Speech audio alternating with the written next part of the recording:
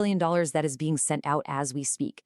This next wave is targeted for about 900,000 more folks whose situations are a little more complicated and, well, they need a real person to review their file. So, if you've been waiting to see a change, this is the money that's on the move right now. So what does this actually look like for you, for an individual person? Well, this number right here is probably the most important one for your financial planning. According to the Social Security Administration, the average one-time lump sum back payment is $6,710. Now remember, that's just an average. For some, it'll be a little less, but for a whole lot of people, it's going to be much, much more. Okay, so you're probably wondering, how on earth did this all happen? We've laid out a roadmap to walk you through it. First, we'll talk about the law that kicked all this off. Then, we'll break down the old, unfair rules that just got tossed out. We'll get into exactly who qualifies for this money, talk about when and how much you can expect, and then finish up with a super important action plan. So let's start at the very beginning. A $21 billion payout doesn't just happen out of the blue.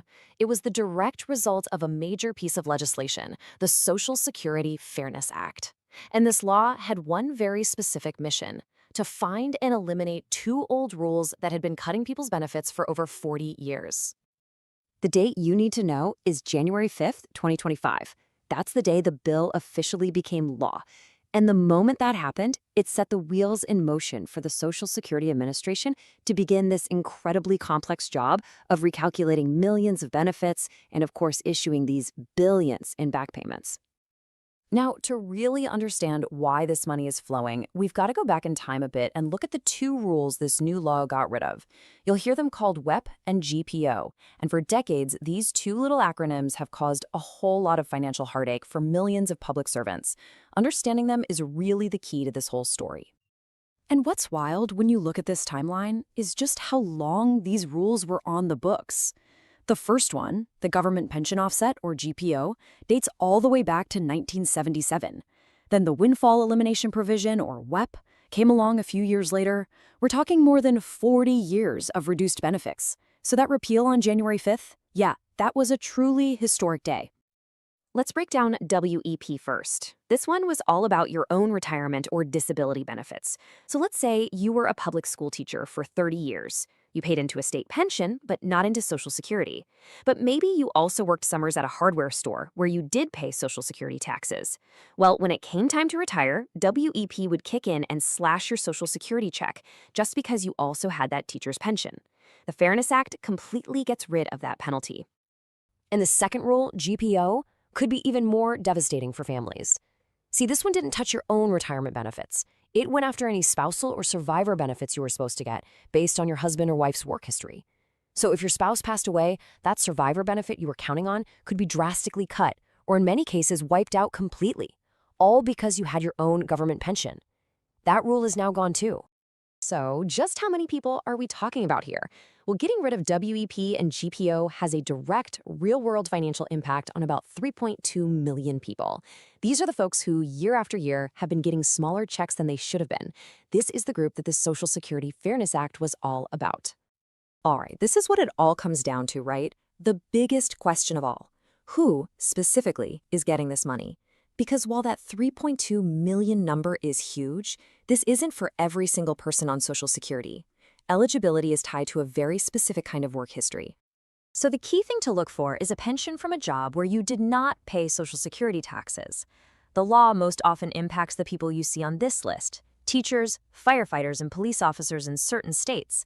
It also covers a lot of federal employees who are under the older CSRS retirement system, and even some people who worked overseas. If your career sounds like one of these, well, this law was written for you. Now, this is a super important point, and honestly, it's where a lot of confusion comes from. A lot of people hear teachers and firefighters, and they just assume that every public employee out there is about to get a big check. And that's just not the case. The Social Security Administration has been really clear about this.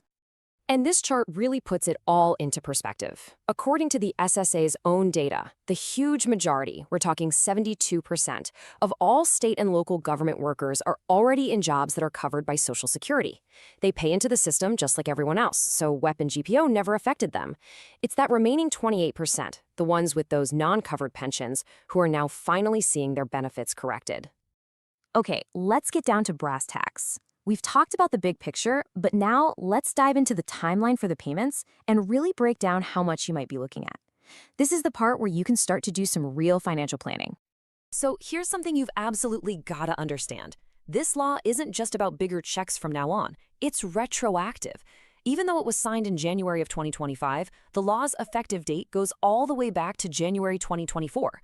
That means those big lump sum payments are designed to catch you up on all the extra money you should have gotten every single month, starting from the beginning of last year. So here's how the actual rollout has been working. The SSA kicked off the automated adjustments back on February 25th. For most of those people, their new, higher monthly payments started to hit their bank accounts in April. But for those roughly 900,000 people with more complicated cases, a manual review is needed. That process is underway right now and is expected to be all wrapped up by early November. And this table really explains why we're seeing two different timelines. The computer system can handle the simple, straightforward cases really fast. But for almost 1 million people, an actual human being at the SSA has to pull up their file and calculate the new payment by hand. It's the only way to make sure it's accurate, but, it just naturally takes more time. They've even pulled staff from other departments just to focus on getting this right. Now let's talk about the increase itself, because the range is massive, and it's all tied to your unique work history. For some people, the old rules only cut their benefit by a little bit, so their monthly increase will also be pretty small. But for others, the ones who were hit the hardest by WEP and GPO, their monthly check could jump by over $1,000. One estimate puts the average monthly increase at around $360. So just imagine that amount multiplied to every month going back to January of 2024. That's exactly how you get to that average lump sum of over $6,700. And that brings us to maybe the most important part of this whole explainer. What do you actually need to do right now? Because depending on your specific situation, there are some actions you should take to make sure you get your money correctly and on time. We've boiled it down to a really clear step-by-step plan. Okay, we've broken this down into 3 simple scenarios. First, if you're already receiving Social Security benefits, your main job is just to verify your info.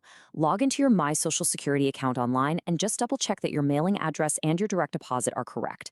Second, and this is so important, if you never applied because you thought WEP or GPO made you ineligible, you need to apply right now. Your back pay is often tied to your application date, so waiting could literally cost you money.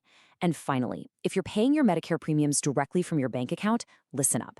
Once your new, higher Social Security check starts, your premiums will probably be deducted automatically. You have to be the one to call Medicare or your bank to stop the old payment. Otherwise, you could end up double paying. And one last absolutely critical piece of advice comes straight from the Social Security Administration itself. Please be on the lookout for scams. Anytime there's news about big government payments, the scammers come out of the woodwork. Just remember, the SSA will never call you, text you, or email you asking for money or personal details to get your benefit. These payments are automatic. If anyone asks you to pay a fee, it's a scam. Full stop. Getting rid of WEP and GPO after a 40-year fight is a huge win for millions of public servants. And it proves that even the oldest, most baked-in parts of Social Security can be re-examined and changed. So it leaves us with a really powerful question for the future. Now that this decades-old problem has finally been fixed, what other parts of the program might be next on the list for a modern update? So you've probably seen the headlines popping up everywhere, right? These stories about massive Social Security payments. We're talking over $6,000 hitting bank accounts as we speak. It sounds incredible, maybe even a little too good to be true. And I bet you're asking, is this for real? And, the most important question, is any of that cash coming my way? Well, that's exactly what we're here to do. We're going to cut through all that noise and get you the real story. I mean, this is the $1,000,000 question, isn't it? Or I guess the $6,000 question. It's the one I'm seeing all over the place, in comments, in messages. How do I get this payment? Where's the sign-up sheet? Is everyone getting this? Look, those are exactly the right questions to be asking, and we are going to answer them. I promise, by the time we're done here, you'll know exactly what this is all about and whether it applies to you. All right, so let's just dive right in. Here's our game plan. First, we're going to tackle that $6,000 rumor you've been hearing. Then, we'll get into the real reason behind it all, something called the Social Security Fairness Act. After that, we hit the most critical part. Who is actually eligible for this money? We'll break down the payment details, the timeline, and finally, we'll talk about what this whole thing really means for Social Security in general. Okay, let's just address the elephant in the room, right? the rumor. For weeks now, the internet's been buzzing about this huge, one-time, retroactive payment being sent out to millions of Social Security beneficiaries. And the numbers being thrown around are big, which is causing a ton of excitement and, let's be honest, a lot of confusion. So is this just some online clickbait, or is there something real going on here? Well, here's the thing. The reports are absolutely based on a real initiative. And this isn't just some rumor or speculation. It was actually confirmed not too long ago by the Social Security Acting Commissioner himself. He came out and verified that, yep, millions of beneficiaries will have, and I'm quoting here, thousands upon thousands of dollars in their bank accounts. So the money is real. The payments are happening. But the story is a whole lot more specific than those headlines are letting on. So let's get to the actual source of these payments. How did this all happen? I can tell you right now, this is not a new stimulus check. It's not some universal cost of living boost. Nope. This entire thing comes from one specific piece of legislation that was designed to fix what a lot of people felt was an unfair part of the Social Security system, and it's called the Social Security Fairness Act. And you know what's really amazing? Just how fast this all moved. Just look at this timeline. The act got through both the House and the Senate in late 2024. Then, boom, signed into law by the president on January 5th of this year. And get this, by the end of February, the Social Security Administration was already sending out the first checks. And now they've set a hard deadline to get every single payment out by the end of this month. For a massive government agency, that kind of speed is, well, it's pretty remarkable. So what does this act actually do? It's really important to get this part. Its whole purpose was to get rid of two old rules, one called the Windfall Elimination Provision, or WEP, and the other called the Government Pension Offset, or GPO. For decades, these rules basically cut the Social Security benefits for millions of public servants. We're talking teachers, firefighters, state employees, people who also earned a separate pension. This new act was designed to fix that and pay back the benefits that were withheld all those years. And that right there brings us to the most important question for you watching at home. Is this payment for you? The answer comes down to one simple thing. Were you one of the people affected by those two provisions we just talked about, WEP and GPO? So let's break it down and figure out exactly who's in that group. You know, this slide really lays it out perfectly. It's so clear. There's no application form you have to fill out. There's no number you have to call. It's all automatic, but, and this is the key, only for a very specific group. If your Social Security benefits were ever cut because of WEP or GPO, then you are eligible for this retroactive payment. If you were never affected by those two rules, then this particular round of payments just doesn't apply to you. That's really the bottom line. Okay, so let's define these terms real quick so you can be sure. First up, the Windfall Elimination Provision, or WEP. This mainly affected people who kind of had two different careers. So, for example, maybe you were a public school teacher for 20 years in a state where you paid into a state pension, not Social Security. But you also worked summers and weekends for 15 years at a different job where you did pay Social Security taxes. WEP is the rule that would have lowered your Social Security retirement benefit because you also had that other government pension. And the Government Pension Offset, or GPO, worked pretty much the same way, but for a different kind of benefits. This rule cut the Social Security spousal or survivor benefits you might have been eligible for through your husband or wife. So if you were supposed to get survivor benefits, but you also had your own pension from a government job that wasn't part of Social Security, GPO would have kicked in and reduced that payment. If either of those situations sounds familiar, then you're definitely going to want to pay close attention to what's coming next. All right, so let's get down to brass tacks, the hard numbers and the important dates. If you are one of the eligible folks, this is what you need to know. We've covered the who and the why, so now let's get into the how much and the when. So that number you've been seeing everywhere, it's the real deal.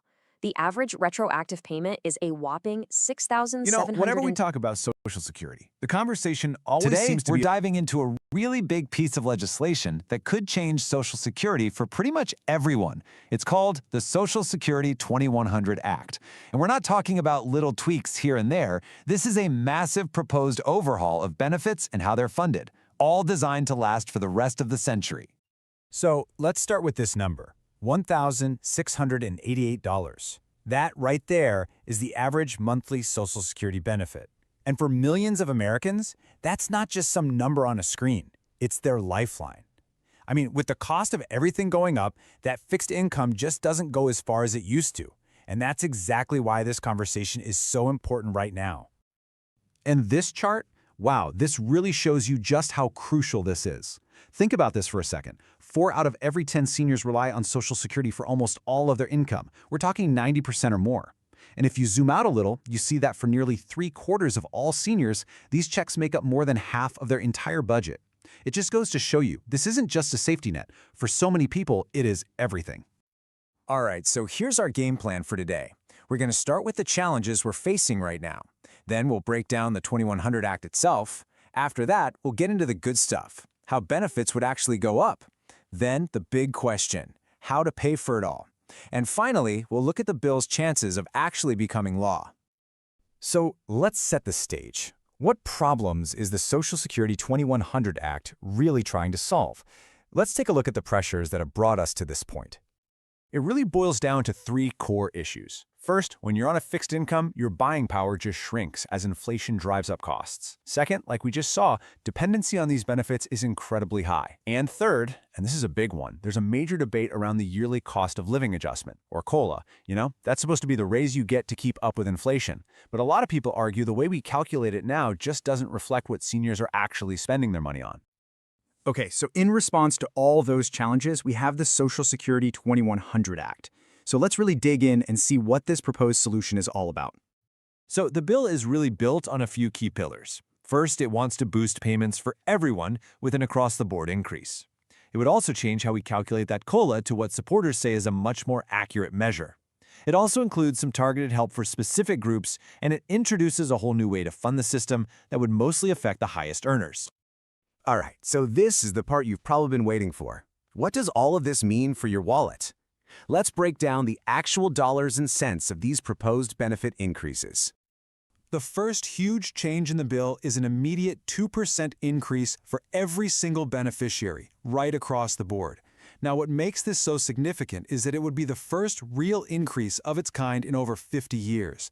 This isn't your normal COLA, it's a fundamental lift to the base benefit itself. And here's where the rubber really meets the road. If you're getting that average benefit of $1,688, that 2% bump means about $34 extra a month. Annually, that's over $400. Now, that might not sound like a life-changing amount of money, but that could be your entire utility bill for the month. It could cover a few prescription copays or several trips to the grocery store. Over 5 years, that's more than $2,000 in extra income, a real cushion that just isn't there today. But the impact goes way beyond just that initial boost. The proposal also wants to change the inflation formula itself. Right now, COLA uses something called the CPIW, which tracks what urban workers are buying. The 2100 Act would switch to the CPIE, the Consumer Price Index for the elderly. And what's so interesting about this is that the CPIE gives more weight to the things seniors actually spend more money on, especially healthcare. Over time, that difference would really add up. For example, in 1 year, the old formula might give you a 3% COLA, but the new one might calculate it at 4%. That means your benefits would grow faster and do a much better job of keeping up with your real expenses. And on top of all that, the bill includes some very specific, targeted support for different groups. It would boost the minimum benefit for seniors with lower incomes. It would improve the benefits for widows and widowers, especially from 2-income households. It would also bring back student benefits up to age 26 for the children of workers who are disabled, deceased, or retired. And it would create something called caregiver credits to make sure that people, and let's be honest, it's mostly women, aren't penalized in retirement for taking time off work to care for a loved one.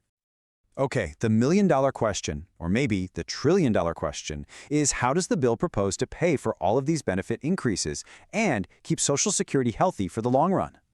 So, to get this, we first need to understand the Social Security tax cap. Right now, you and your employer each pay a 6.2% tax on your earnings to fund Social Security, but only up to a certain point.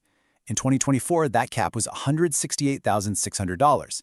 That means someone making that amount pays the exact same number of dollars in Social Security taxes as someone making millions a year. The 2100 Act wants to change that system. So for the vast majority of people, nothing changes at all. You'd keep paying the tax just like you do now. Then there'd be this gap. No Social Security tax on earnings between that cap and $400,000. But, and this is the key, for any income above $400,000, that 6.2% tax would kick back in. So essentially, it's asking the highest earners in the country to contribute more to the system. So we've got the plan, we know how they want to fund it, but what are the odds this thing actually happens? Let's take a look at the bill's outlook. You know, proponents argue this is about way more than just increasing today's benefits. It's about making the entire system stronger. The stated goal is to make sure Social Security can pay out full benefits not just for a few more years, but all the way through the 21st century.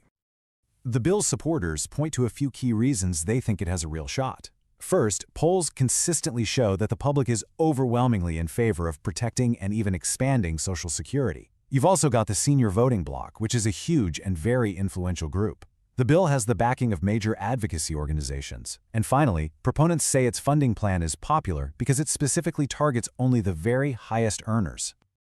And that really gets to the core idea here. This isn't just one little tweak. It's a proposal for a complete overhaul. As one analysis puts it, the approach is holistic. The goal isn't just to raise benefits or just to fix the financing, it's to do both, all while modernizing the whole program for a new century. And all of this leaves us with one final big question, and it's really at the heart of this entire debate. Whether it's through this specific act or some other proposal, the underlying issue is the same. What's the best way forward to make sure this vital program stays strong and provides real financial security for generations to come? Let's dive into something that could be a massive game changer for millions of Americans. We're talking about a bill that could finally give people the freedom to save for their future without the fear of losing the benefits they absolutely need to survive. It's the bipartisan SSI Savings Penalty Elimination Act, and it's aimed at fixing some seriously outdated rules that have kept people in a cycle of poverty for way too long. So here's our game plan for this explainer. First, we'll look at what we're calling the $2,000 savings trap. Then we'll introduce the bill that's designed to fix it. After that, we'll really dig into what it means to have the freedom to plan your future, why there's real hope this time around, and finally, what you can do to help. Let's just start with this question, because it's at the heart of everything.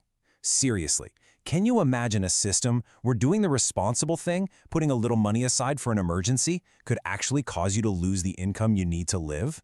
Well, for millions of people on Supplemental Security Income, or SSI, that's not a hypothetical. It is their day-to-day reality. And that reality is basically a trap. It's a trap built on these ancient, outdated rules. You see, right now, anyone who gets SSI benefits is stuck with these asset limits that make it almost impossible to get ahead. It forces you into a really terrible choice. Either live on a financial knife's edge or risk losing everything. $2,000. That is it. For one person. If your countable assets, we're talking about stuff like the cash in your savings account, go one single dollar over that limit, your benefits can be shut off. For a married couple, it's only $1,000 more, just $3,000. These rules literally force people to live in a state of perpetual crisis. And here's the part that's truly mind-boggling. This limit wasn't set 5 years ago, or 10, or 20. It was set in 1989. For over 35 years, it hasn't budged. It has not been updated for inflation, not once. Just to put that into perspective for you, that $2,000 from back in 1989, you'd need more than $5,000 today just to have the same buying power. The rule is stuck in the past, and that's exactly what this new bill is trying to fix. So you've got this huge problem. What's the solution on the table? Well, it's a piece of legislation called the SSI Savings Penalty Elimination Act. This is the bill, with support from both parties, that's designed to finally break this cycle of forced poverty. Okay, so what does the act actually do? It's pretty straightforward. First, it raises those asset limits, a lot. We're talking up to $10,000 for individuals and $20,000 for couples. But here's the other crucial part. It ties these new limits to inflation. That means they would go up automatically with the cost of living, which would make sure we never ever end up in this ridiculous situation again. And a key reason this has a real shot is that it's not a partisan food fight. This quote here is from a Republican co-sponsor in the House, Representative Brian Fitzpatrick. He's saying it plain as day. The current system traps people. It gets in the way of their financial independence. It's a powerful economic argument for making a change. And then you hear the same exact sentiment from the other side of the aisle. Here's Senator Ron Wyden, a top Democratic sponsor over in the Senate. He frames it as giving people the freedom and the dignity to plan for their own lives. When you have this kind of agreement across the political spectrum, well, that's when you know there's a real chance for something to happen. I mean, just look at this side by side. The difference is night and day. The individual limit goes from a measly $2,000 to $10,000. For couples, it's from $3,000 all the way to $20,000. But that last row, that might be the most important part of the whole thing. The inflation adjustment.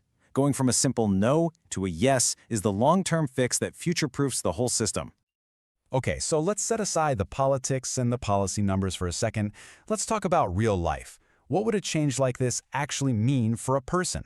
What does having the freedom to plan your future actually look like? $10,000. You know, this isn't just a number. It's a meaningful amount of money that can genuinely change a person's life. It's the difference between lying awake at night with constant anxiety and having a real sense of security. It's the difference between being trapped by your circumstances and having the power to actually make choices about your own life. So what does a $10,000 cushion unlock? Well, it unlocks a real emergency fund, right? Enough to handle a big car repair or a surprise medical bill without everything falling apart. It unlocks a reliable car to get to work or to a doctor's appointment. It unlocks housing security, maybe enough for a deposit on a safer, better apartment. It can unlock critical health care, like dental work that isn't covered, or open up new doors through education. At the end of the day, it unlocks a better quality of life. Simple as that. Let's make this super real. Think about someone like Jessica. She's 35, she's on SSI, her car is always on the fritz, and she wants to take some community college classes to get a better job, but she can't because she's not allowed to save the money for tuition. Under this new bill, she could save up for a dependable car, pay for those classes, and still have a safety net. For her, this bill is a direct path toward more independence. Or take Robert's story. He's 68, living in an apartment with a mold problem that's making his asthma worse. He also needs thousands of dollars in dental work that he just can't afford. Right now, he is completely stuck. But with the freedom to save, he could finally get the health care he desperately needs and save up a deposit to move to a safe, healthy apartment. This is about dignity. It's about letting people take care of their own health and live in a safe place. Now, I know what some of you are probably thinking. This all sounds great, but Congress has known about this for decades. Why would they fix it now? And you know what? I get the skepticism. It's completely valid. But there are some very real reasons to believe that this time could actually be different. It really comes down to momentum. Like we've been saying, there is strong bipartisan support. This isn't being used as a political football. The bill is also really focused. It does one thing and it does it well, which makes it much easier to pass. You add to that the fact that more and more people are aware of this problem, and it's backed by a huge coalition of advocacy groups for seniors and people with disabilities. At its core, it just fixes a fundamental issue of fairness that's really hard to argue against. So, that brings us to the most important part. How can we get this across the finish line?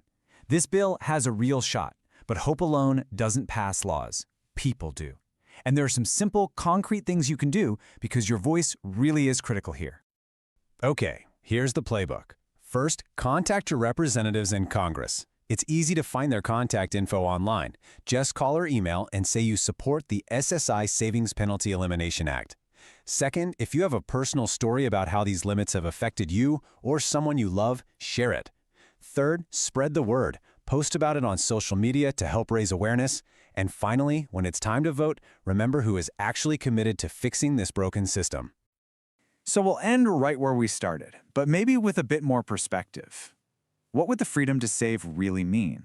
For you, for your family, or for people in your community?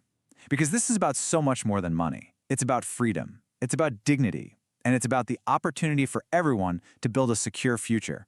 That's what's on the line, and that's why this is such an important fight. Today, we're taking a deep dive into a major proposal to reform Social Security. And we're not talking about small tweaks here and there. This is a complete top-to-bottom plan designed to expand benefits, make sure the system is solid for decades to come, and most importantly, put more money into the pockets of millions of retirees. So let's just start with the headline number, the one that really makes you stop and think. What if your benefits went up by an extra $200 every single month? That adds up, right? That's an extra $2,400 a year. This figure is the absolute cornerstone of this proposal. But to really get why that number is so important, we have to look at what's happening for a lot of folks right now. Right now, the average person on Social Security gets just under $1,700 a month. And you know as well as I do, with the cost of groceries, rent, and healthcare going up and up, that money just doesn't go as far as it used to. In fact, it's pretty staggering. For almost 40% of seniors, Social Security makes up 90% or more of their entire income. That makes things really tight. And that's the exact problem this new plan is trying to solve. So here's how we're going to break it all down. First, we'll look at the big picture, the vision for a more secure future. Then we'll get into the nitty-gritty of the plan's key parts, and of course, how it's all paid for. Then, the part you're probably most interested in, what it could actually mean for your monthly budget, and we'll wrap up with the long-term vision this plan has for retirement in America. Okay, so what's the main goal here? Well, it's really about tackling those financial pressures we just talked about head on. It's about making sure that Social Security can provide real, genuine security, especially when costs are rising. This proposal is one very specific idea for how to get there. The whole plan really rests on three big pillars. First, not just preventing cuts, but actually expanding the benefits people receive. Second, making sure the program is financially sound for the next 75 years. I mean, that's stability for our kids and grandkids. And third, the immediate goal, a direct boost to your monthly income to help you keep up. Okay, so how does this vision become a reality? What are the actual changes? Let's dig into the 5 major benefit expansions that are really the heart and soul of this proposal. Now, this is where it gets really interesting. First, you've got that headline number we talked about, a $200 a month increase across the board for everyone. Then it changes how the annual cost of living adjustment, the COLA, is calculated. It would switch to a formula called the CPIE, which is just a fancy way of saying it would weigh things that seniors spend more money on, like healthcare, more heavily. So your annual adjustments would be more in line with your actual cost. The plan also boosts the minimum benefit to make sure people who worked their whole lives don't retire into poverty. It gives credits to people who had to leave the workforce to be caregivers, and it brings back benefits for students whose parents were disabled or have passed away. Of course, the question on everyone's mind is always, great, but how are you going to pay for it? And this plan has a very specific answer. It proposes a pretty big shift in how Social Security is funded, with the goal of having the wealthiest Americans contribute more while leaving taxes the same for almost everybody else. So here's how the money part works. Right now, there's a cap on how much of your income is taxed for Social Security. This plan would keep that cap, but start applying the tax again on all wages over $250,000. It would also apply the tax to some investment income, but only for very high earners. And now, look at that third point. This is a huge benefit for a lot of retirees. It would get rid of federal income taxes on Social Security benefits completely. For many, that means more money in their pocket, plain and simple. And this number really says it all. According to the analysis of the plan, 93% of households, get this, would not see their taxes go up by a single penny. The main takeaway here is that the money needed to pay for all these expanded benefits and to secure the system would come from asking only the very top earners to chip in more. Okay, now for the part that really hits home. We've talked about the big ideas, but what would this plan actually do for you and your wallet? Let's get really specific and break down the numbers to see the real-life impact these changes could have. Let's look at what this could mean for an average person on Social Security. First, you get that $200 a month benefit increase. That's straightforward. But then, you've got to remember that about 40% of people right now pay federal income tax on their benefits, and it averages out to about $150 a month. By getting rid of that tax, they'd get to keep that money. So you add the $200 boost to the $150 in tax savings, and suddenly you're looking at a potential increase of $350 every single month. So just think about that for a second. $350. For a lot of people, that is a game changer. That's the difference between just scraping by and actually feeling secure. It's the difference between delaying a doctor's visit and being able to afford the care you need. Let's look at some real costs. This table really puts it all into perspective. That monthly Medicare Part B premium, it's about $170. This $350 increase covers that, and you've still got money left over. What about going to the dentist for a cleaning, which Medicare usually doesn't cover? That's about $100. Covered. The average senior spends about $100 a month on prescriptions. Covered. Need a new pair of glasses? That can easily be $300. Covered. We're not just talking about covering one expense. This is enough to potentially cover several essential costs each month. To really see the difference, let's look at an example they gave. This is Margaret, a 72-year-old widow. Before the plan, after she pays all her essential bills, she has about $580 left for everything else. But after the plan, with that extra $200 benefit and the $150 she saves on taxes, her extra income jumps to $930. That's a huge shift. That's the difference between a really tight budget and having the flexibility to afford dental work, new glasses, and even travel to see her family. So if we pull the lens back from the monthly budget, what's the long-term vision here? Well, this plan is also about providing some lasting peace of mind and building a system that really reflects what the public wants to see. And it's really important to see where public opinion is on this. A recent survey found that a massive majority, 79% of American adults, say that Social Security benefits should not be reduced, not in any way. And that support crosses all political and demographic lines. People want the program protected. You hear this word solvency thrown around all the time in debates about Social Security.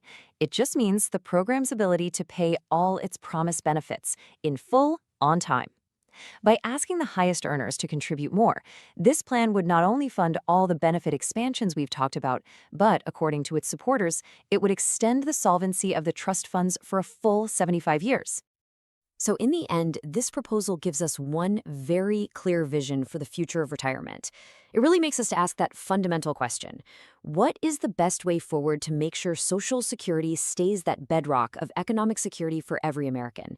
Not just today, but for generations to come. Today we are talking about some really big, potentially life-changing news for millions of people who get Supplemental Security Income, or SSI.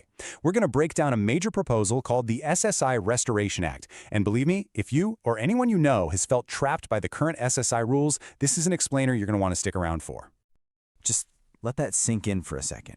Imagine being told you can't build a real emergency fund, that you can't save up for a decent car to get to the doctor. Imagine that if you fall in love and decide to get married, your income actually gets cut. This isn't some hypothetical situation. For millions of older and disabled Americans, this is their reality every single day. But there's a serious plan on the table to change all of it. So to really get why this new act is such a big deal, we first have to understand the problem it's trying to fix.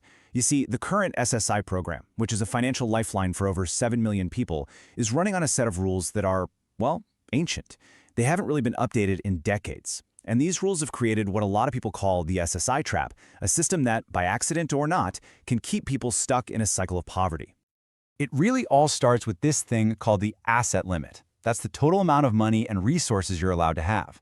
Right now, for one person, that limit is just $2,000. If you're married and both of you get SSI, it's only $3,000 combined. If your savings go $1 over that limit, you could lose your benefits. All of them. This forces people to live right on the financial edge, completely unable to prepare for even a small emergency. And get this, the last time Congress updated these limits was 1989. 1989. To give you some perspective, that $2,000 from back then, it would be worth almost $5,000 today just because of inflation. So by leaving these limits frozen in time for over 30 years, the rule has gotten tighter and tighter, making it pretty much impossible to build any kind of safety net in today's world. But here's the good news. There's a big push for a major overhaul, and that brings us to the SSI Restoration Act. Now, this isn't just a minor tweak here or a small adjustment there. Nope. This is a full-blown, comprehensive bill designed to drag the entire SSI program into the 21st century and fix the core problems that have been holding people back for so long. And the goals of the act are super clear. It's all about updating the financial rules so they actually make sense in today's economy. The whole point is to give people a real shot at financial security and, maybe most importantly, to restore a sense of dignity and choice for the millions who depend on these benefits to live. Okay, so what would actually change? Let's get into the nitty-gritty, because the numbers we're about to talk about are a huge deal. We're going to break down the biggest financial upgrades that are the heart and soul of the SSI Restoration Act. We're talking asset limits, benefit amounts, the whole shebang. First up, the big one, the asset limits. The Act proposes to increase the limit for an individual from that old $2,000 cap all the way up to $10,000. That's a five-fold increase. This is probably the most talked about part of the bill, and it's easy to see why. It directly attacks that core problem of forcing people to live with zero financial cushion. When you see these two bars side by side like this, it really hits you, right? This isn't some tiny little change. It is a complete rethinking of what it means to allow someone to have a safety net. The massive gap between these two bars, that's the difference between always being one car repair away from a crisis and actually being able to save and plan for your future. And for couples, it's just as big of a deal. Their combined limit would jump from $3,000 to $20,000. But honestly, the most important part of this whole thing might be that little phrase at the end, indexed to inflation. This is the game changer. It means that these new limits would automatically go up each year with the cost of living, so we'd never end up in this mess again, with rules that are 30 years out of date. It's a permanent fix. Now, beyond just savings, the Act also looks at the monthly check itself. Right now, the maximum federal SSI benefit, which is $943 a month in 2024, leaves a person living at about 75% of the federal poverty level. Think about that. You can get the absolute maximum benefit and still officially be living in poverty. The SSI Restoration Act would raise that base benefit up to 100% of the poverty level, and that would mean a pretty significant raise in that monthly check for every single person on SSI. Next up is a rule that many people find, frankly, just cruel. It's called the marriage penalty. The way it works now, if two people on SSI get married, their combined benefit isn't just their two checks added together. Oh no. The program actually cuts their total income by 25%. The SSI Restoration Act says no more. It would get rid of this penalty completely so people could get married without taking a huge financial hit. Let's make this super clear with a quick example. Let's say we have Sarah and James. If they're not married, they each get their $943 benefit. Together, that's $1,886 coming into their household. But if they get married, the current rules slash their combined check down to just $1,415. That's a loss of $471 every single month. That's over $5,600 a year just gone, simply for getting married. Eliminating this penalty would mean couples like Sarah and James get to keep that money and build a life together. So, we've gone through the policy, the numbers, the percentages, but what does all of this actually mean in a person's real life? How do these changes on paper translate into actual relief and new opportunities? Let's talk about the real world, day-to-day impact these reforms could have. Because this is the most important question, isn't it? An extra few $100 a month or being able to save a few $1,000s sounds nice, but what does that empower you to actually do? What doors does it open that right now are locked tight? Let's really dig into the possibilities. With a $10,000 asset limit, you can finally breathe. You can actually plan for the future. Think about it. You could build a real emergency fund for when the water heater breaks. You could save up for a security deposit to move to a safer apartment or a place that's more accessible. You could save for a reliable used car, buy a computer, or even invest in some job training. These aren't luxuries. These are the basic tools for a stable life that are out of reach for so many right now. And what about that bigger monthly check? Well, that extra cash flow could mean finally being able to afford dental work or new glasses or hearing aids that aren't covered by other programs. It could mean being able to afford prescriptions that Medicaid doesn't cover or buying healthier, more nutritious food. It could just mean being able to afford a bus pass to get around town. Every single one of these things is a huge boost to someone's quality of life. So when you put all these pieces together, you start to see a real pathway emerging. It starts with just being able to save money without being punished for it. That creates a stable foundation. And with that stability, you can afford better housing and better health care. From there, you can actually invest in yourself, in education, in tools for work. What this shows is that this proposal isn't just about giving people more money. It's about creating a ramp that can lead from dependency towards real financial security and opportunity. It could turn SSI from a trap into a stepping stone. And that really brings us to the final, most important point. Beyond all the numbers and the charts, at its heart, this whole proposal is about dignity. It's about treating people not as a line item on a budget, but as human beings with hopes and dreams. How does allowing someone to save for their own future or marry the person they love without a penalty, how does that change their sense of self-worth? The SSI Restoration Act basically argues that fixing these financial rules isn't just about economics. It's about doing what's right, and that can have a profound impact on millions of lives. So, there's a new proposal making the rounds in Congress that could add an extra $200 to every single Social Security check every single month. It's called the Social Security Expansion Act, and today we're going to break down exactly how it would work, who'd pay for it, and really what it could mean for your financial peace of mind. Okay, let's kick things off with just one number, $1,688. Right now, that's the average Social Security benefit people receive each month. And for millions of retirees, let's be clear, this isn't just some extra spending money, it's the absolute foundation they rely on to live. And that reliance, it's huge. Just look at this chart. Almost 3/4 of seniors depend on Social Security for more than half of their total income. This isn't just a safety net. For a whole lot of folks, it's pretty much the primary lifeline. Okay, so here's how we're going to tackle this. First, we'll look at the financial pressures people are facing right now. Then we'll dive into the Expansion Act itself. After that, we'll get into the nitty-gritty of how it works, what that extra $200 a month could really mean, and finally, where the bill goes from here. All right, first up, let's talk about the why. Why is this even a conversation? Well, for anyone on a fixed income, rising costs can create some really intense financial strain. So think about it. You've got this average benefit, which isn't huge to begin with. Then you see that a huge number of people rely on it for most or even almost all of their income. You throw in inflation and healthcare costs going up, and suddenly that money just doesn't stretch as far. That's the financial squeeze, and it's the core problem this act is trying to fix. Okay, so that's the problem. What's the proposed solution? It's a piece of legislation called the Social Security Expansion Act, and it has some very, very specific goals. So at its core, this act is trying to do three big things. First, give a direct boost to monthly benefits. Second, make sure those benefits actually keep up with the real cost of living. And third, shore up the whole system for the next 75 years. So how does this whole thing actually work under the hood? It's not just one simple change. It's a pretty comprehensive plan that's built on three key pillars. They all work together to boost those benefits and make the system more secure. Let's break each one down. The first pillar is the one that gets all the headlines. It's a direct increase of $2,400 a year. That breaks down to an extra $200 every single month, and this isn't for some select group. We're talking about every single current and new Social Security recipient. Doesn't matter if you're on retirement, disability, or survivor benefits, this increase would apply across the board. All right, the second big piece of this puzzle, and this one's a real game changer for the long run, is all about how we calculate the cost of living adjustment, or COLA. Right now, we use a formula based on what working age people buy. The problem, they spend way less on things like healthcare than retirees do. This proposal says, let's switch to the CPI-E, which is the Consumer Price Index for the elderly. It's based on what people 62 and older actually buy, so it gives more weight to those big-ticket items like healthcare. The whole point is to have a COLA that actually reflects the cost of living for seniors. Okay, the big question, right? How do you pay for all this? Well, here's the plan.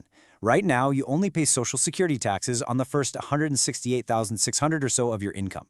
This proposal keeps that, but it adds the tax back on for all earnings above $250,000. So there's this gap, this sort of donut hole in the middle that stays completely untouched.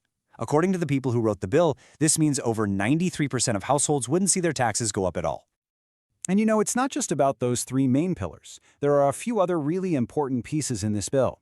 For people who worked for many years in low-wage jobs, it bumps up the special minimum benefit. It also brings back benefits for students up to age 22 if their parents were disabled or have passed away. And of course, the big one, all these funding changes are designed to keep the entire Social Security Trust Fund solvent for another 75 years. Okay, let's get down to brass tacks. What does an extra $200 a month really mean for a family's budget? I mean, it's not just a number. Over a year, that's $2,400. And over 10 years, that's $24,000. Let's look at the real-world difference that kind of money could make. And you know, supporters of this bill will tell you it's not really about the money. It's about what the money represents. It's dignity. It's security. It's having that little bit of a cushion so you're not forced to choose between buying medicine or buying food. It's about peace of mind. Let's take healthcare, for example. It's a huge one, right? One of the biggest and most unpredictable costs for seniors. Well, that extra $200 a month could more than cover the standard Medicare Part B premium. Just think about that for a second. That premium just gone, covered. Or it could handle the average cost of prescription drugs. It could pay for dental care, which Medicare usually doesn't touch, or a new pair of glasses. These aren't luxuries, they're absolute necessities. And of course, it doesn't stop with healthcare. That ripple effect touches pretty much every part of daily life. In housing, $2,400 a year could be a huge help with property taxes or insurance. For transportation, it could cover a whole year of car insurance or buy a lot of gas. And at the grocery store, it means having the freedom to choose healthier foods instead of just whatever's cheapest. It provides flexibility where, for many, there currently is none. All right, so this all sounds pretty significant. But what's the reality? Where does this bill actually stand right now? Because it's one thing to have a great plan on paper, but it's a whole other thing to get it passed into law. Right now, this is a bill in Congress, but what's really interesting here is the public mood around it. Poll after poll shows that most Americans, from all political backgrounds, believe Social Security benefits should be protected and maybe even expanded. That kind of widespread agreement puts a lot of political pressure on lawmakers to do something, especially as more and more people reach retirement age. And really, that's what this all boils down to. As our country gets older and the cost of everything keeps climbing, the conversation about Social Security is more important than ever. So, proposals like this one, they're more than just bills. They're forcing us to ask some really big questions about what we want retirement security to look like for ourselves and for the generations that come after us. The debate itself is shaping our future. What if the government just stopped taxing your Social Security benefits? I mean, completely. For millions of retirees, that could actually happen. Today, we're breaking down a new bill in Congress called the You Earned It, You Keep It Act. And yeah, it's a proposal to make your Social Security income entirely tax-free. All right, here's how we're going to tackle this. First, we need to understand how things work right now. Then, we'll get into the new proposal, see how they plan to pay for it, and then the big one, what it could mean for your wallet. Finally, we'll look at why supporters are pushing so hard for this change. Okay, first things first, let's get a really clear picture of the system we have right now. You might be surprised at just how many people are paying federal taxes on the benefits they've worked their whole lives to earn. So, who's actually paying taxes on their benefits as we speak? Well, it turns out it's about 40% of everyone who gets them. And whether you're in that group or not, it all comes down to a special IRS calculation called your combined income. Now check out how these income levels work. If you're a single filer, a combined income as low as 25 grand can trigger taxes on up to half your benefits. But then if you cross just 34,000, bam, suddenly up to 85% of your benefits could be taxed. The numbers are a little higher for married couples, but it's the exact same principle.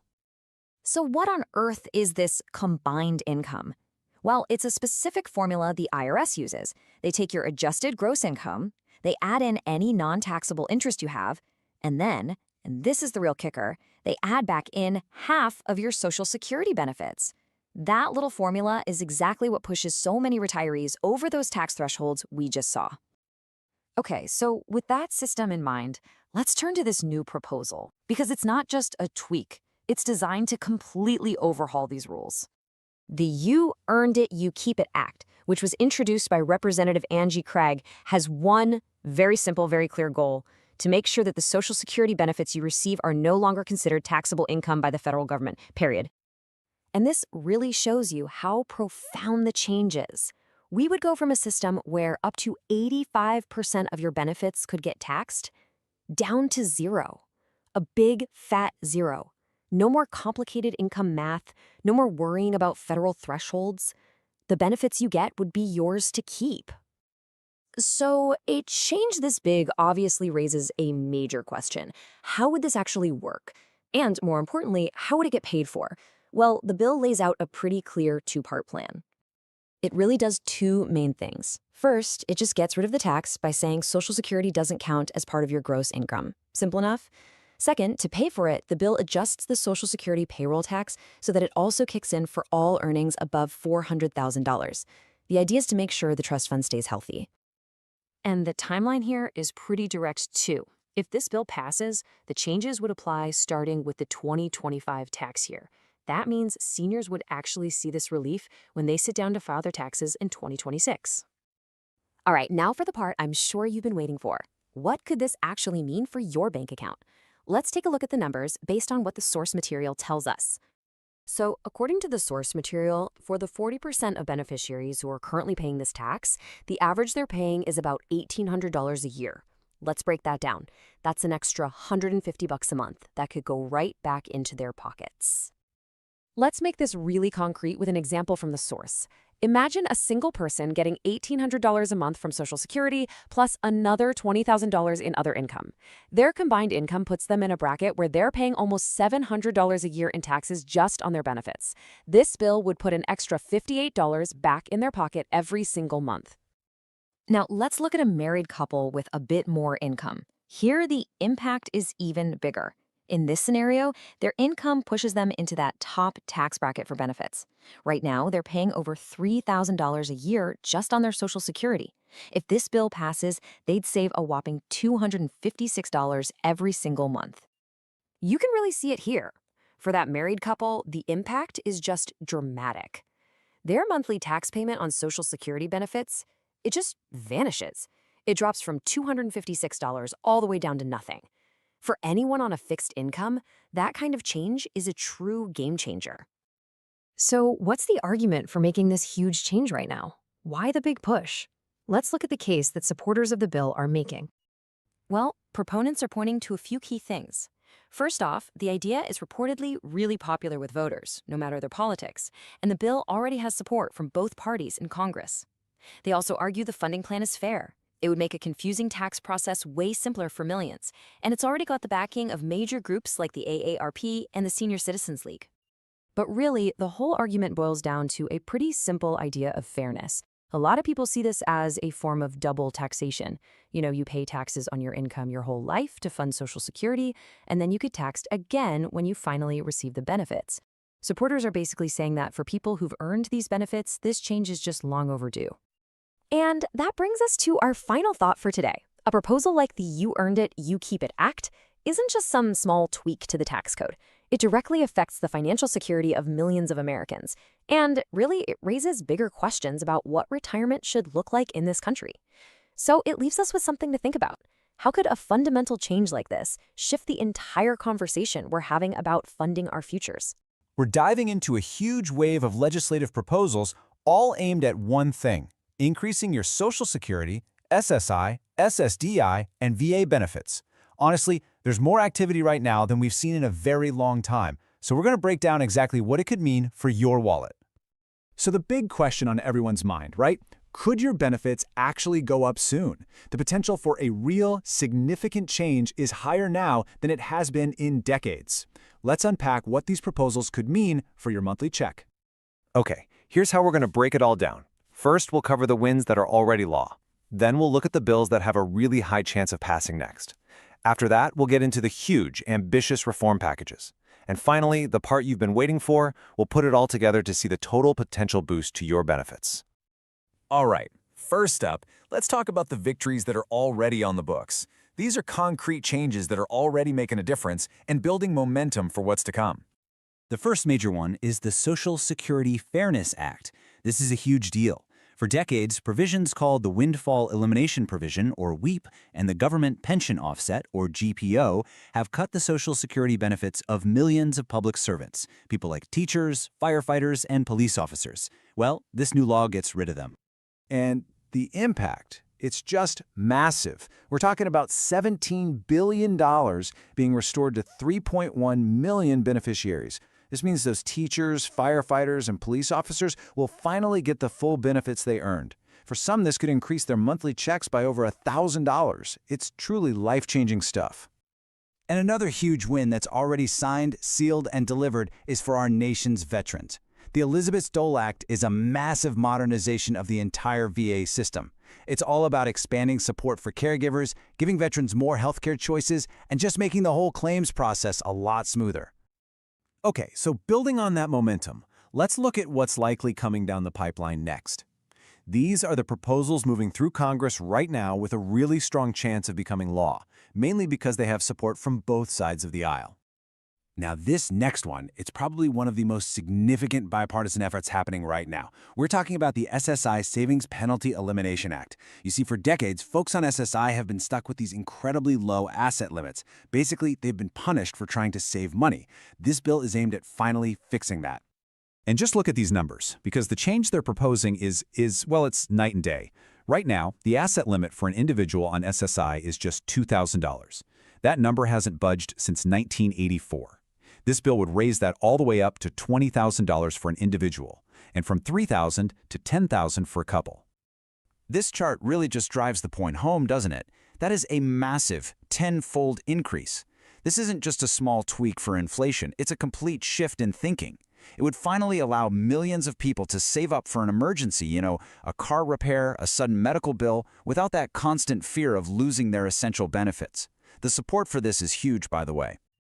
And for our veterans, there are a few other key bills that have a really high chance of passing. First is the Annual Cost of Living Adjustment Act. This is pretty much a tradition, and it just makes sure VA disability pay keeps up with inflation. Then you've got two bills to fix the process. One to stop claims from being denied just because a veteran missed an exam, and another to help cut through the red tape for family caregivers trying to appeal a decision. Okay, now let's shift gears and talk about the really big picture stuff. These aren't just small tweaks. These are proposals for major reform. They outline a bold new vision for the future of Social Security and SSI. This quote from Senator Bernie Sanders really says it all. Expand Social Security, don't cut it. That single idea is the foundation of his signature bill, the Social Security Expansion Act. The core principle is simple. With so many people facing a retirement crisis, benefits need to go up, not down. So how would his bill actually do that? Well, it's got 4 key parts. First, a straight-up $200 monthly increase for every single beneficiary. Second, it changes how the annual COLA is calculated to a formula called the CPIE, which does a better job of tracking healthcare costs for seniors. It also boosts the minimum benefit and pays for all of this by making sure the wealthiest Americans pay their fair share. And he's not the only one pushing for big changes. Congressman John Larson has been on this for years, and he uses this phrase, fierce urgency of now, to really emphasize that we're past the point of small fixes. A big, comprehensive solution is needed, and it's needed now. His bill is called the Social Security 2100 Act. So Larson's bill, the Social Security 2100 Act, takes a slightly different angle. It also includes an immediate benefit increase, but it's a percentage, a 2% bump for everyone, which would actually be the first increase like that in over 50 years. It also adds some cool new things, like a 5% boost for people who've been on benefits for 15 years or more, and it creates caregiver credits to help folks who took time out of the workforce to care for a loved one. This table makes it super easy to see the two approaches side by side. You've got the flat $200 increase from the Expansion Act versus the 2% bump from the 2100 Act. But notice where they agree. Both want to switch the COLA calculation to the more accurate CPIE. And the 2100 Act adds that unique boost for long-term beneficiaries. All right, now for another huge idea that's getting a ton of buzz, especially with senior advocacy groups. The You Earn It, You Keep It Act. And its goal is about as simple and powerful as it gets. Completely stop the federal government from taxing Social Security benefits, period. Yeah, a lot of people are actually shocked when they find out their benefits can be taxed at all. But as this chart shows, if your income is over a certain amount, up to 85% of your benefits can be hit with federal income tax. This act would just wipe that out completely, putting hundreds, maybe even thousands of dollars a year right back into your pocket. Okay, now for the 7 million Americans on Supplemental Security Income, or SSI. There's a proposal on the table that is, and I don't say this lightly, absolutely transformational. It's called the SSI Restoration Act, and its vision is to finally lift SSI benefits out of deep poverty by setting them at 100% of the federal poverty level. So what does that actually mean in dollars and cents?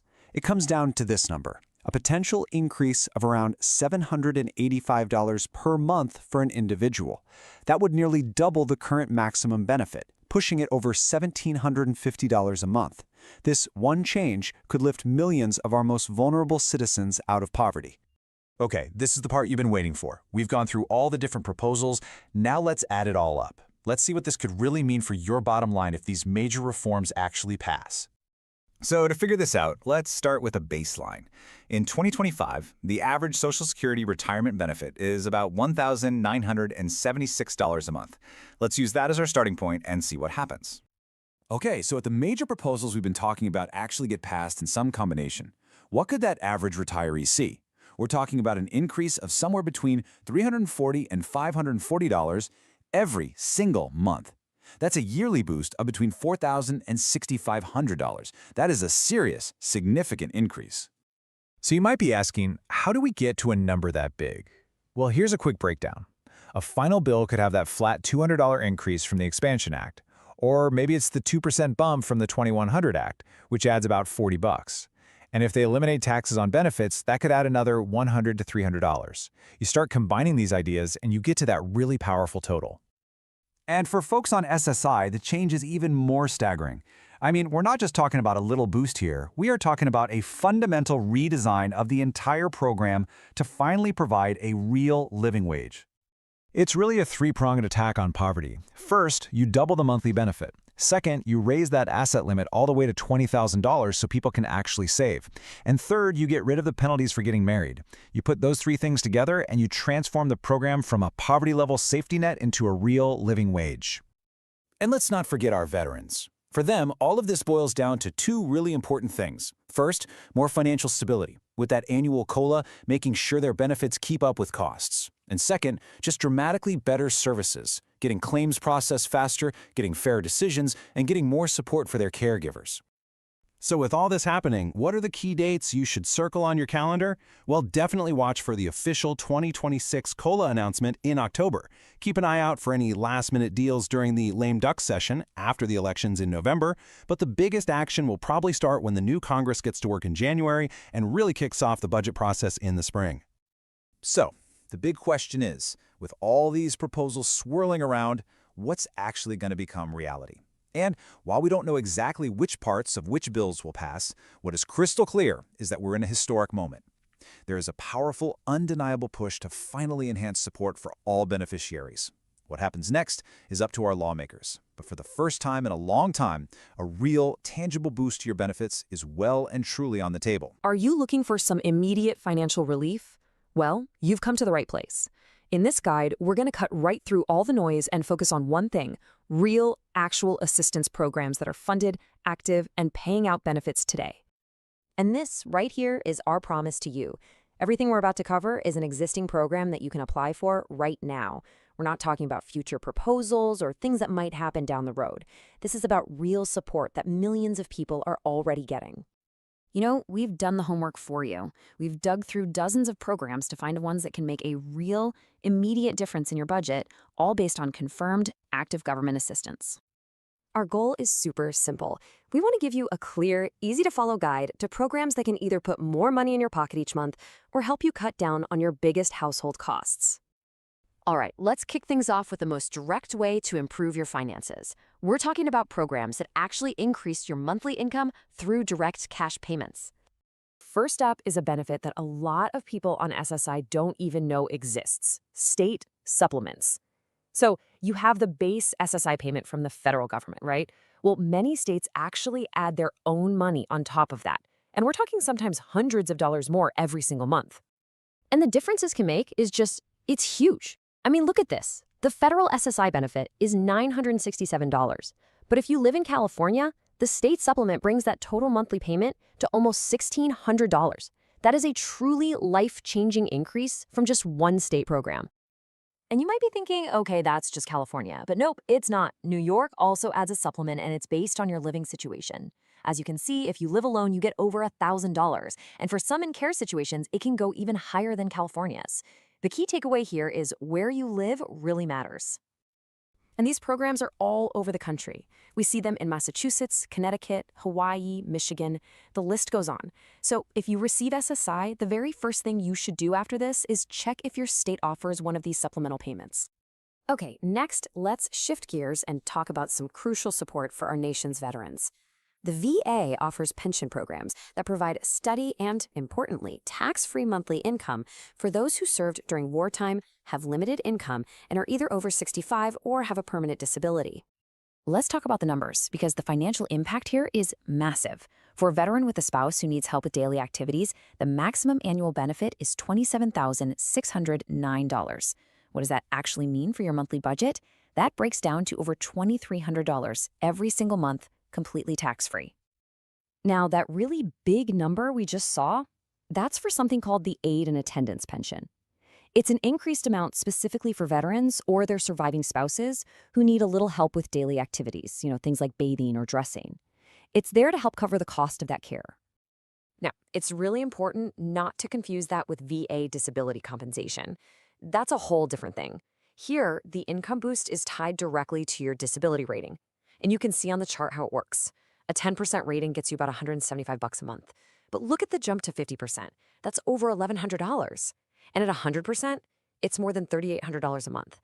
And that's for a veteran alone, before adding dependents. Now let's talk about those other essential household bills that just always seem to add up, right?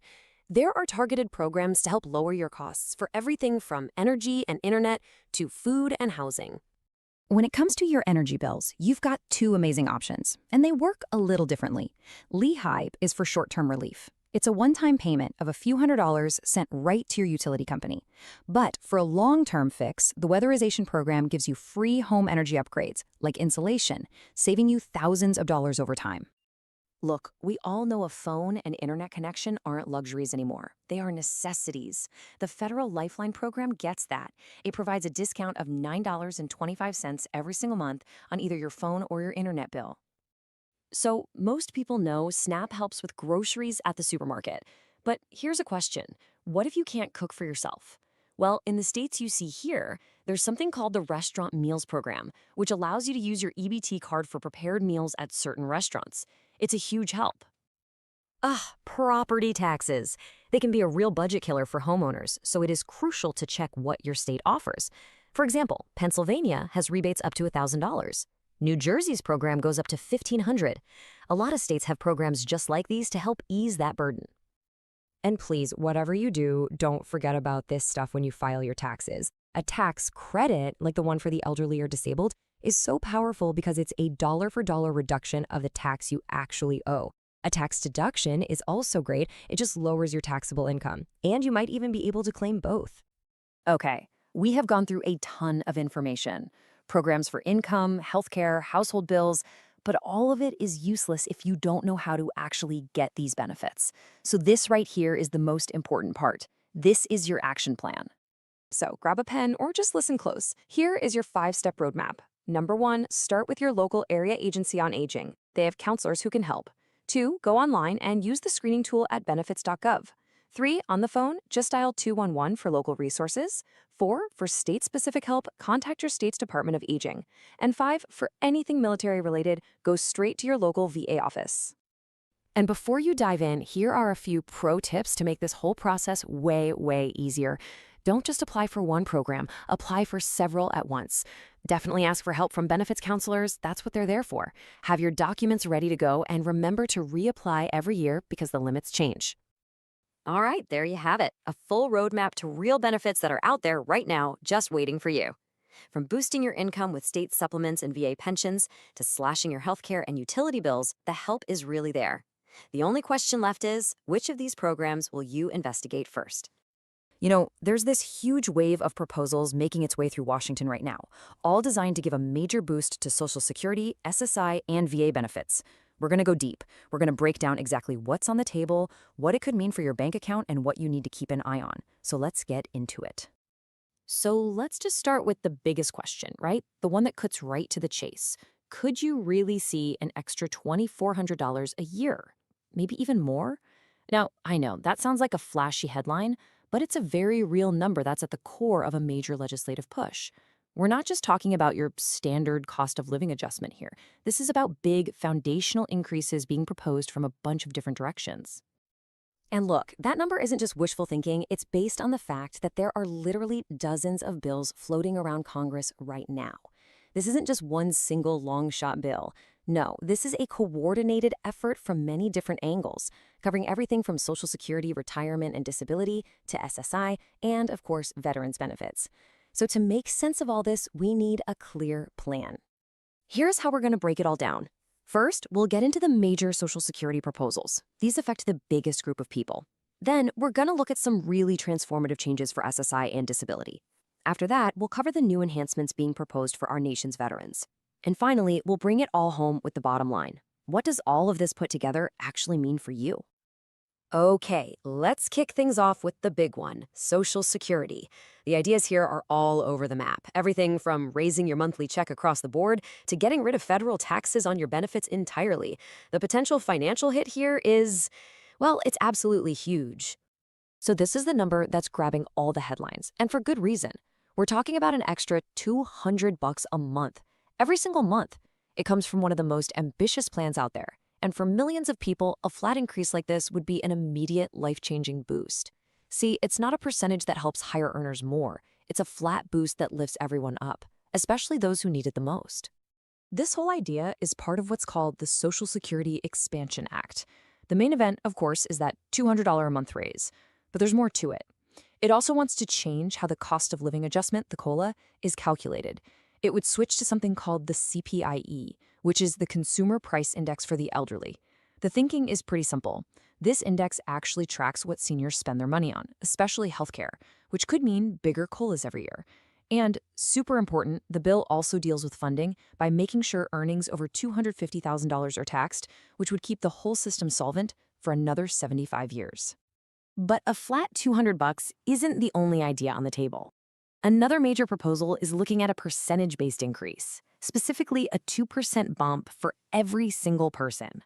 Now, 2% might sound small, but it's a really big deal because it would be the first across-the-board increase like this, totally separate from the annual COLA, in more than 50 years. It's basically an admission that benefits just haven't kept up. This one is called the Social Security 2100 Act, and it's got a few different parts. So first, you have that immediate 2% bump for everyone. Then it adds another 5% boost for people who've been on Social Security for 15 years or more, recognizing that savings tend to run out later in life. Just like the other bill, it also wants to use that more accurate CPIE for COLAs. But maybe the most interesting part is the introduction of caregiver credits. This fixes a huge inequity, giving Social Security credits to people, mostly women, who had to step out of the workforce to care for a kid or a sick family member. It makes sure they aren't punished for doing that vital work. So, besides just adding more money to your check, how about letting you keep more of the money you already get? And that brings us to a number I think everyone can get behind, 0%. We're talking about the federal income tax that a lot of retirees have to pay on their Social Security. This plan would mean more take-home pay without even changing your benefit amount. A lot of people are actually surprised to learn this, but depending on your total income, up to 85% of your Social Security benefits can be taxed by the federal government. Well, the You Earn It, You Keep It Act would just get rid of that tax completely. For a ton of middle-income retirees, we're talking about hundreds, maybe even thousands of dollars back in their pockets every year. And it's paid for in a similar way to the other plans, by applying the payroll tax to incomes over $250,000. Okay, let's shift gears and talk about supplemental security income, or SSI, and disability benefits.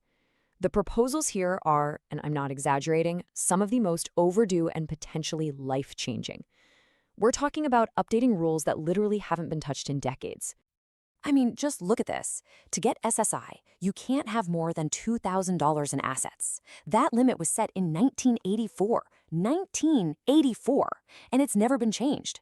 It's a rule that basically traps people in poverty, making it impossible to save for an emergency like your car breaking down. The proposed new limit? $20,000.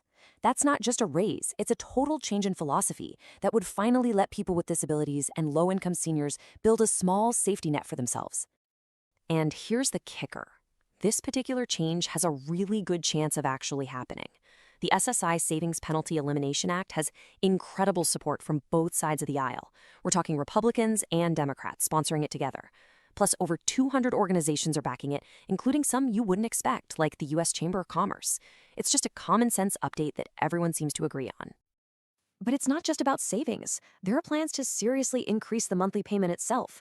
Right now, the average SSI benefit is around $967, which leaves people way below the federal poverty line. The SSI Restoration Act wants to fix that by raising the benefit to 100% of the poverty level. That jump to over $1,700 a month, that's the difference between barely scraping by and actually having enough for rent, food, and basic necessities. And this quote really just says it all, doesn't it? It's not a small tweak. For the millions of Americans on SSI, this would be a complete transformation. It's about moving from a system that basically just manages poverty to one that offers a way out of it, closer to something like a living wage. And finally for this section, we've got the marriage penalty. This is one of those rules that just makes you scratch your head. Right now, if two people on SSI get married, their combined benefit gets cut by 25%. They literally get less money as a married couple than they did as two single people. It's a rule that actively punishes partnership. So there are two bipartisan bills that want to fix this outdated, frankly unfair policy and just stop penalizing people for getting married. All right, now let's turn our attention to the folks who have served our country. When we talk about veterans' benefits, there's a pretty consistent, reliable annual increase, but there are also some new ideas designed to make the whole support system work better. For veterans, one of the most dependable numbers to watch is that annual COLA. For 2025, the projection is sitting at around 2.5%. While all these other proposals get debated back and forth, this is the one increase that veterans can usually count on to make sure their disability compensation and other benefits keep up with rising costs. It's really the foundation of their financial planning for the year ahead. And that's really the key word here, reliability. Unlike some of the more controversial bills we've talked about, the Veterans COLA Act is basically an annual tradition in Congress. It has wide, unwavering support from both parties. It's one of the few things that veterans and their families can pretty much bank on passing every single year. But it's not just about the COLA. Other bipartisan bills are focused on just making the system work better. For example, the Review Every Veteran's Claim Act would stop the VA from denying a claim just because a veteran missed a doctor's appointment. It forces the VA to do its homework. And the Veterans Caregiver Appeals Modernization Act is all about cutting the red tape for family caregivers trying to get support. Both of these are about making the system more fair and efficient. Okay, we have covered a ton of ground. Social Security, SSI, VA benefits. So let's pull all of this together and really look at the bottom line. What could all these different proposals, if they passed, actually mean for your future? So let's lay it all out. You can see the bills with a high chance of passing, like the Veterans COLA and that SSI savings update. Those have that strong bipartisan support we keep talking about. Then you've got the ones with a moderate chance, like the Social Security 2100 Act, that have a lot of support but will take some serious negotiation. And then you have the really ambitious ones, like the Expansion Act, which faces a tougher fight but also offers the biggest payday. So, to see how this could really play out, let's just imagine a hypothetical retiree.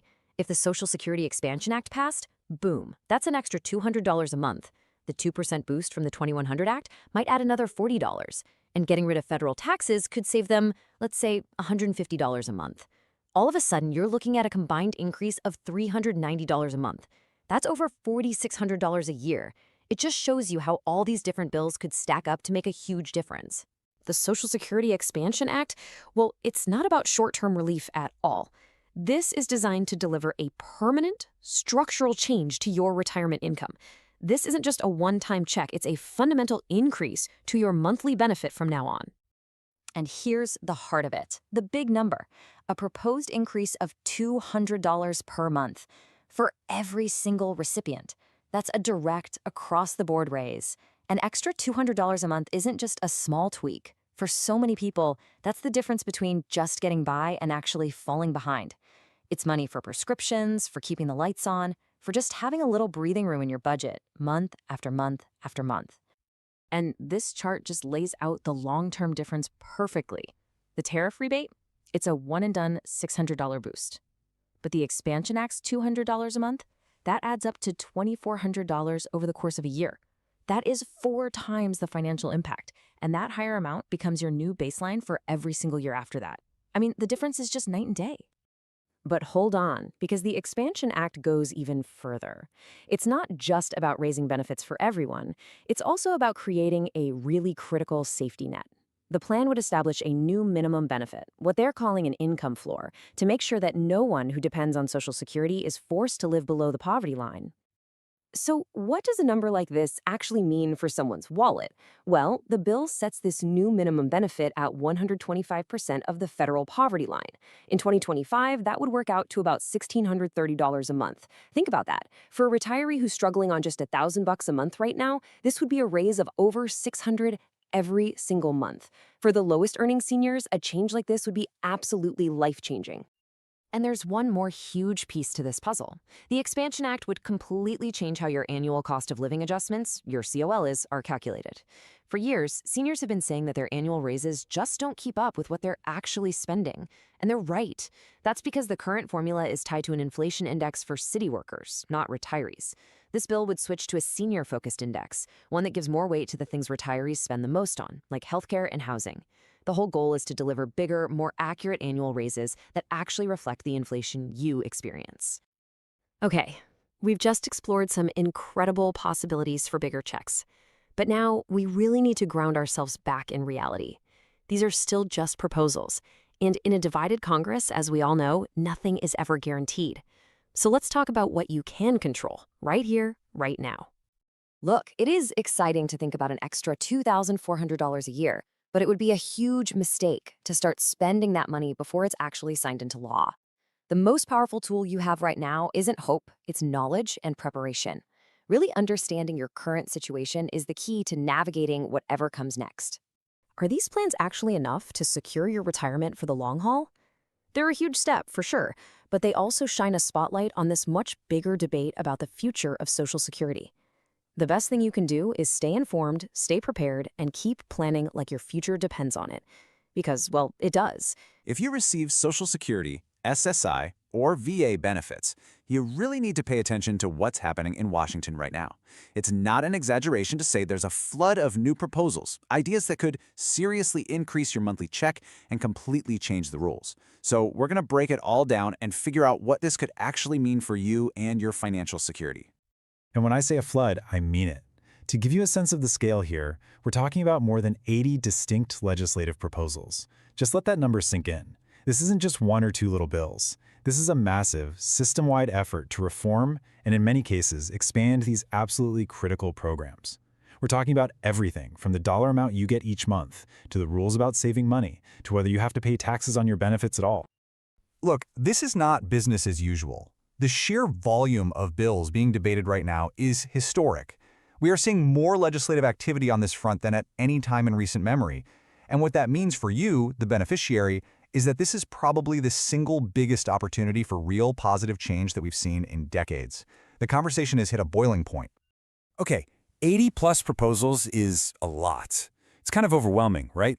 So the big question, really the only question that matters, is which of these ideas could actually put more money in your pocket? Which bills have a real shot of making it across the finish line, and how would they directly impact your monthly check? Well, that's exactly what we're here to do, to cut through all that noise and focus on the proposals that could genuinely change your financial future. All right, let's dive in. And before we even get to what's being proposed, it's super important to talk about the progress that's already been made. This isn't just talk. This movement is already delivering real results, with some major laws already signed, sealed, and delivered. These two wins really show that the momentum is real. First up, the Social Security Fairness Act. This is a huge deal for about 3.1 million public servants. We're talking teachers, firefighters, police officers. For years, their benefits were cut by these two really frustrating rules called WEP and GPO. Well, this law gets rid of those, restoring their full earned benefits. Second, there's the Elizabeth Dole VA Act, which is a major overhaul of the VA system. It expands support for caregivers and, crucially, helps get benefits to veterans much, much faster. The key thing here, these aren't just ideas anymore. They are the law of the land. So, with those wins officially on the books, the stage is now set for even bigger changes. Let's sift through that massive mountain of proposals and pull out the true game changers, the ones that are being seriously debated right now that have the biggest potential to affect your benefits. You can really boil all this legislative chaos down to three main ideas, three big goals. The first one is the most straightforward, just putting more money directly into your pocket each month. The second is all about fixing old, frankly ancient rules that actually penalize you for trying to save money. And the third is a really popular one, the idea of making your benefits completely tax-free. Okay, so let's tackle that first category, boosting your check. The biggest and most direct proposal here is called the Social Security Expansion Act. The concept is incredibly simple. The headline is a $200 per month increase for every single beneficiary. That works out to an extra $2,400 a year. But the bill actually goes further. It also wants to change how the annual cost of living adjustments are calculated, switching to something called the CPIE, which is an inflation index specifically for seniors, designed to be more accurate about their real costs. Now, beyond those direct payment increases, there's a huge focus on modernizing Supplemental Security Income, or SSI, and this is absolutely essential for the 8 million Americans who rely on it. And one of the biggest, most frustrating problems with the program is what's known as the savings penalty. And it's exactly what it sounds like. The rules are so out of date that they literally punish people for trying to save a little money for an emergency, effectively trapping them in a cycle of poverty. You want to know how outdated we're talking about? The current limit on how much an individual can have in savings is just $2,000. That limit was set in 1984. It has never once been updated for inflation. Think about that. So if your car breaks down or you have an unexpected medical bill, you're just stuck. Well, a bipartisan proposal called the SSI Savings Penalty Elimination Act wants to fix this. It would raise that limit all the way to $20,000. That's a game changer. It's not about getting rich. It's about giving people the dignity to handle one of life's emergencies without losing their lifeline. So when it comes to reforming SSI, there are really two different schools of thought moving through Congress right now. The first one, that bipartisan bill we just talked about, is laser-focused on fixing the savings problem, on letting people build a small safety net. But there's a second, more ambitious approach called the SSI Restoration Act. This bill has a different focus. It says, let's not just tweak the rules, let's radically increase the monthly payment itself, with the goal of lifting recipients well above the federal poverty line once and for all. And that brings us to our third big category of reform, taxes. You know, it catches a lot of people by surprise when they retire. The fact that your Social Security benefits can actually be taxed by the federal government. Well, there's a proposal with a fantastic name, the You Earn It, You Keep It Act, that aims to put a stop to that. The philosophy behind it is just simple common sense. You paid into the system your entire working life, so you shouldn't have to pay taxes on it again when you finally get your benefits back. So how would it actually work? Well, it's a pretty straightforward two-part plan. Part 1, it would completely eliminate all federal taxes on Social Security benefits, period. For millions of seniors, that's an immediate direct increase in their net income. But of course, that has to be paid for. So Part 2 is the funding mechanism. Right now, there's a cap on how much of your income is subject to the Social Security payroll tax. This bill would apply that tax to all earnings over $250,000, making sure higher earners contribute more to keep the system solvent for decades to come. Okay, we've gone through the past wins and we've walked through the major proposals on the table. Now for the part I know you've been waiting for, the bottom line. What could this all mean for your monthly check? Let's put some actual numbers to these ideas and visualize the potential impact. So take a look at this. For the average Social Security retiree, the impact would be huge. The current average benefit is just under $2,000 a month. If these major proposals were to become law, you could see that jump up past $2,500. That's a potential increase of anywhere from 17 to 27%. This isn't just a tiny cost of living adjustment. This is a substantial, meaningful difference in your monthly income. And if you think that's a big deal, look at what could happen for SSI recipients. This is where it goes from a significant increase to a complete, life-altering transformation. The current maximum federal benefit is just below $1,000 a month. Well, the SSI Restoration Act aims to push that up to over $1,750. We are talking about nearly doubling the benefit. This would fundamentally change the program from one of just barely surviving to one of actual stability and dignity.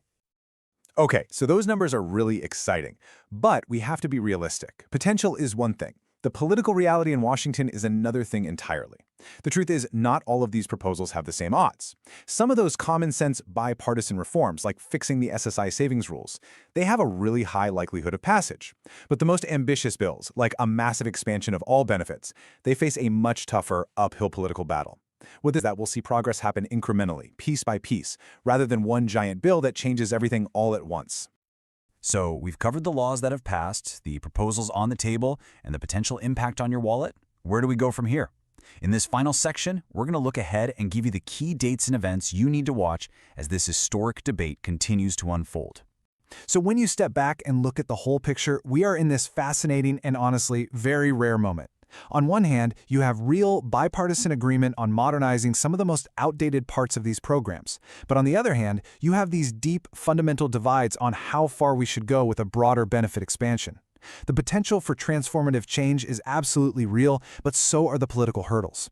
And so the crucial question for millions of Americans remains, which one of these potential futures will become our reality? Hey everyone, if you get Social Security, SSI, or VA benefits, I bet you've been hearing a lot of chatter lately about big plans to boost your payments. And let me tell you, it is way more than just talk. Right now, we are seeing a wave of new laws being proposed like we have never seen before, all aimed at putting more money in your pocket. And I'm not kidding about that number. We've counted over 80, yes, 80 different bills and proposals floating around Washington right now. From tiny little adjustments to massive system-wide overhauls, the sheer number of ideas being kicked around is just incredible. Honestly, there's more action on this front than we've seen in a very, very long time. So, with all that noise, how do you figure out what's real? Which of these 80-plus ideas are serious and which are just, well, political noise? Which ones actually have a fighting chance of becoming law? And what would they really mean for your monthly check? That is exactly what we are going to break down today. We're going to cut through all the static and find the signal. So, here's how we're going to tackle this. First up, we'll dig into the big proposals that would affect pretty much every single person on Social Security. Then we're going to pivot to some really huge, potentially life-changing ideas for supplemental security income, or SSI. After that, we'll cover what's new for our nation's veterans. And finally, and this is super important, we'll do a reality check on which of these plans have the best shot at actually happening. All right, let's get into it. Okay, so we're starting with the big one, Social Security. These next few proposals are the real heavy hitters. We're talking about the ones that aim for huge, sweeping changes that would touch the lives of tens of millions of people. These are some of the boldest visions out there for the future of the program. So let's kick things off with probably the most ambitious plan on the whole list, the Social Security Expansion Act. The main idea here is super straightforward, a $2,400 a year raise for every single person getting benefits. That works out to an extra $200 in your check every single month. And notice, it's not a percentage, it's a flat dollar amount. That means it's designed to give a major lift to everyone, especially folks with lower monthly benefits. And this quote right here, from the bill's biggest champion, Senator Bernie Sanders, really gets to the heart of it. The philosophy is simple. With costs going up for everybody, the answer isn't to trim benefits, it's to make them stronger. And the bill also pays for it by making sure that all income over $250,000 a year gets taxed for Social Security, asking the wealthiest Americans to chip in more. Now for a different take, we've got the Social Security 2100 Act. This has been a long-term project for Congressman John Larson. Its big headline is an immediate 2% benefit increase for everybody. And just to put that into perspective, if that passed, it would be the first time Congress has passed a law for an across-the-board raise in over 50 years. But wait, there's more. It also adds another 5% bump for people who've been getting benefits for 15 years or more, recognizing that folks who've been retired longer often face the toughest financial squeeze. Okay, this next one comes at the problem from a totally different direction, taxes. A lot of people don't realize that depending on your total income, up to 85% of your Social Security benefits can actually be taxed by the federal government. Well, the You Earn It, You Keep It Act would get rid of that completely. It would eliminate all federal taxes on Social Security benefits, period. For millions of retirees, this would mean a direct boost in their take-home pay. We're talking hundreds, maybe even thousands of dollars a year back in their pockets. Now, before we go any further, there's this one term you gotta know, CPIE. You'll see it pop up in a ton of these bills. It stands for the Consumer Price Index for the Elderly. See, right now, the annual cost of living adjustment, the COLA, is based on how working people spend their money. But seniors have totally different costs, right?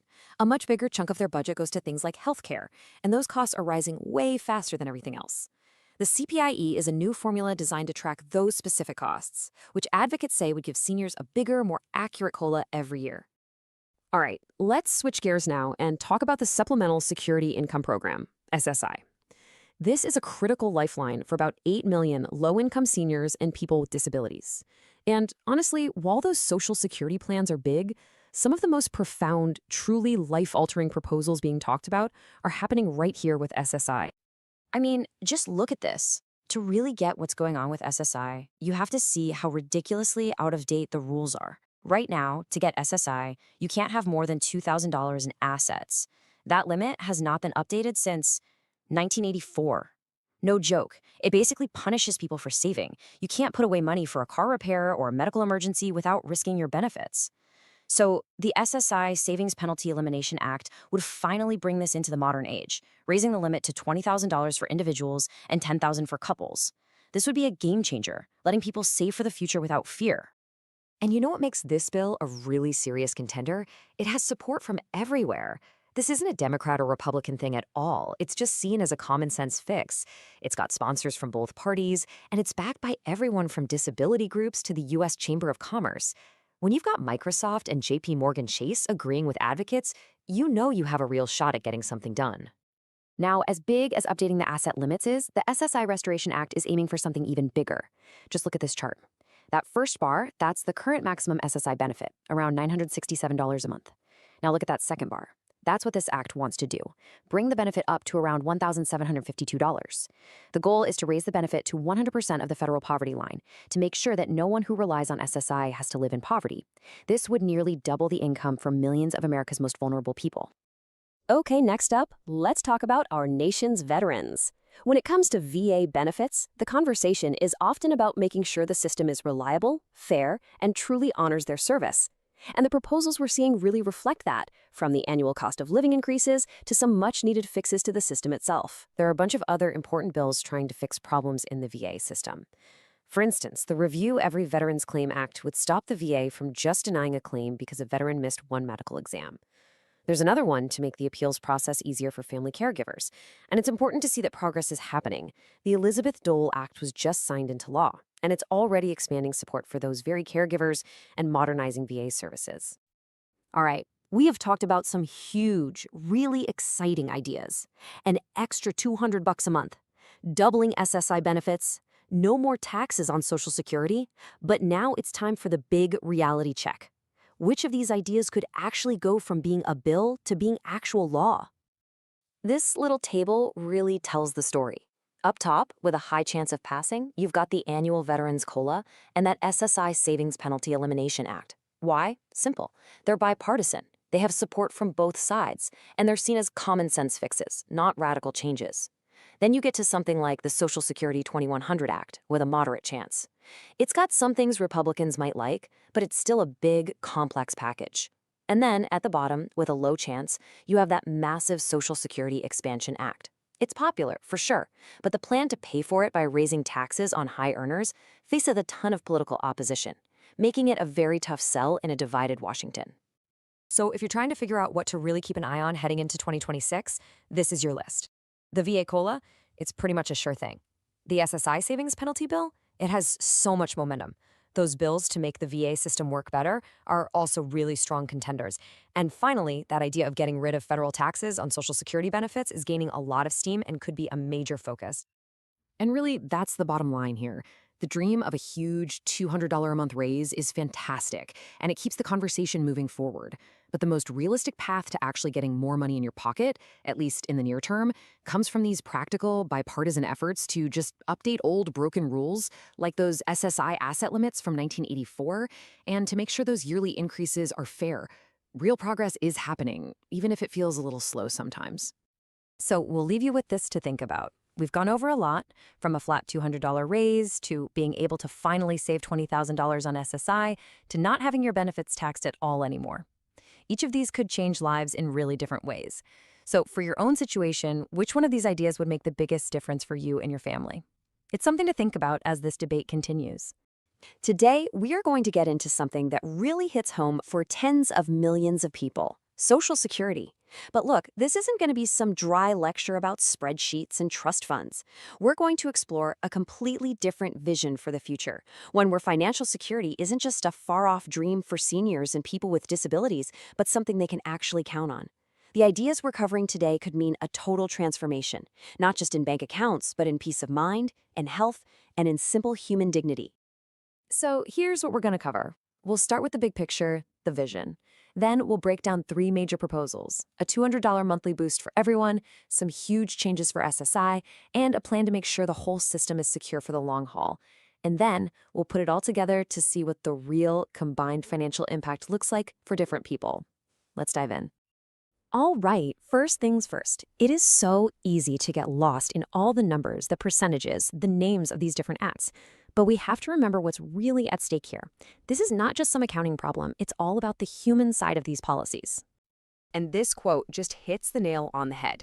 You know, behind every single number we're about to talk about, there's a real person, a senior who's trying to decide if they should buy groceries this week or pay for their prescription, a person with a disability who literally can't save a dime for an emergency because they're afraid of losing their benefits, a couple that can't get married because the system would actually punish them financially. So as we go through all the details, just keep this idea in your head. This is about letting people finally breathe a little easier. Okay, let's get into the first big proposal, the Social Security Expansion Act. You've probably heard about this one. Its core idea is super direct, really easy to grasp. It's all about providing immediate and widespread help to every single person who gets a Social Security check. So the heart of this act is a $200 a month increase for every beneficiary, straight up. But what does that really mean? You know, a flat $200 has a very different impact depending on where you're starting from. So let's look at the real numbers for real people. For your average individual retiree, this boost takes their monthly check from about $1,838 to over that $2,000 mark. That's an extra $2,400 a year. For someone on the minimum benefit, it's an even bigger deal. We're talking a 21% increase. And for a married couple, that's almost $5,000 extra every single year. This is real, tangible help that shows up in the bank account right away. So what can you actually do with that extra money? I mean, $2,400 a year isn't just some number. It's freedom. It's the freedom from having to make impossible choices. It could mean finally affording to go to the dentist, you know, getting cleanings, fillings, maybe even new dentures, which has a huge impact on your overall health. It's getting new glasses so you can actually read a book or see your grandkids' faces clearly. It's the start of an emergency fund, so a flat tire doesn't turn into a total financial disaster. It could cover your whole utility bill every month or a big chunk of your groceries. It's the difference between being stuck at home and actually having the money to travel and see family. That's what we call quality of life. But hold on, because the Social Security Expansion Act has another piece to it. It's a little more technical, but over the long run, its impact could actually be even bigger than that flat $200 raise. It's all about how your benefits keep up with the rising cost of living year after year. Okay, so right now, the annual cost of living adjustment, or COLA, is calculated using something called the CPIW. The big problem is that index tracks what younger working people are buying. It doesn't really get what seniors actually spend their money on, and for them, a much bigger chunk goes to healthcare. So the proposal is to switch to something called the CPIE, the Consumer Price Index for the elderly. This one is specifically designed to track senior spending. It gives a much more accurate picture of their costs. And what that means is a slightly higher COLA each year, usually about 0.2 to 0.3% higher. Now, I know that sounds tiny, but just wait. Let's see how that little change builds up over time. And this is where you see the magic of compounding. Let's say we have a retiree who's getting $2,000 a month after that $200 boost. Okay, fast forward 10 years. That tiny little difference in the COLA formula means their monthly check is now $72 higher than it would have been. Now, let's go to year 20. The difference has grown to an extra $181 a month. And when you add it all up over those 2 decades, that small technical tweak puts an extra $22,000 into that retiree's pocket. For someone planning a 30-year retirement, that is a massive, massive improvement in their long-term security. Now, while that across-the-board increase and the COLA change help pretty much everyone, the Social Security Expansion Act has one more provision that is absolutely life-altering for one group in particular, people who were lifelong low-wage workers. We're talking about folks who spent 30-plus years in tough, low-paying jobs and are now facing a retirement in poverty. 57.9%. Just let that number sink in for a second. That's the proposed increase for the minimum Social Security benefit. It's a complete game changer for the people who need it the most. Let's see what that looks like in actual dollars. Okay, here's the reality check. Right now, the minimum benefit is about $950 a month, which is way below the poverty line. The proposal here is to set a brand new floor, tying the minimum benefit to 125% of the federal poverty level. That would immediately boost it to $1,500 a month. That is an extra $550 every single month. That's $6,600 a year. This one change literally lifts people who worked their entire lives, home health aides, farm workers, people who worked in childcare, out of poverty and gives them a shot at a life with some basic dignity. It's basically saying that a lifetime of work is worth more than poverty. All right, next up, let's shift our focus to another, even more vulnerable group, people who receive Supplemental Security Income, or SSI. These are some of the lowest income Americans, and many have severe disabilities. The SSI Restoration Act is all about modernizing this critical safety net, which, frankly, has been falling apart after decades of being ignored. So, just like with the Social Security minimum benefit, the first big goal here is just to get people out of poverty. Right now, the max SSI benefit for a single person is $943 a month. That's below the federal poverty line. This act would raise that benefit to 100% of the poverty line, which would increase it to over $1,250 a month. That's an immediate boost of more than $300 a month, over $3,700 a year. And you can see for couples, the increase is also pretty big. This is a direct infusion of cash so people can afford their most basic needs. Now, this might be the most profound change in the SSI Restoration Act, the asset limits. They have not been updated since 1984. Seriously, think about that. For 40 years, a person on SSI couldn't have more than $2,000 to their name, or they'd lose their benefits. This proposal raises that limit to $10,000 for an individual and $20,000 for a couple. This is a revolutionary shift. For the very first time, it allows people to actually save for an emergency, to put money aside for a car, to get to the doctor, or to handle a leaky roof without being terrified of losing their only source of income. It's a move from forced poverty to actual financial empowerment. But there's another piece of this SSI puzzle, and it's a particularly cruel one. It's something called the marriage penalty. The way the rules are set up right now, the system actually punishes people on SSI if they decide to get married. A married couple gets way less in combined benefits than two single people who are just living together. It literally forces people to choose between the person they love and their own financial survival. Let's put a hard number on that. Every year, a married couple on SSI loses $5,652. That is the price tag, just for being married.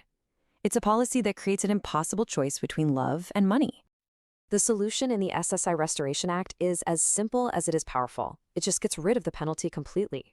Gone. Under the new rules, a married couple would get the exact same total benefit as two single individuals.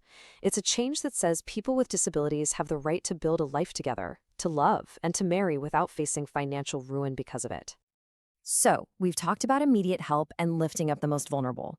Now let's turn to the third major proposal, the Social Security 2100 Act.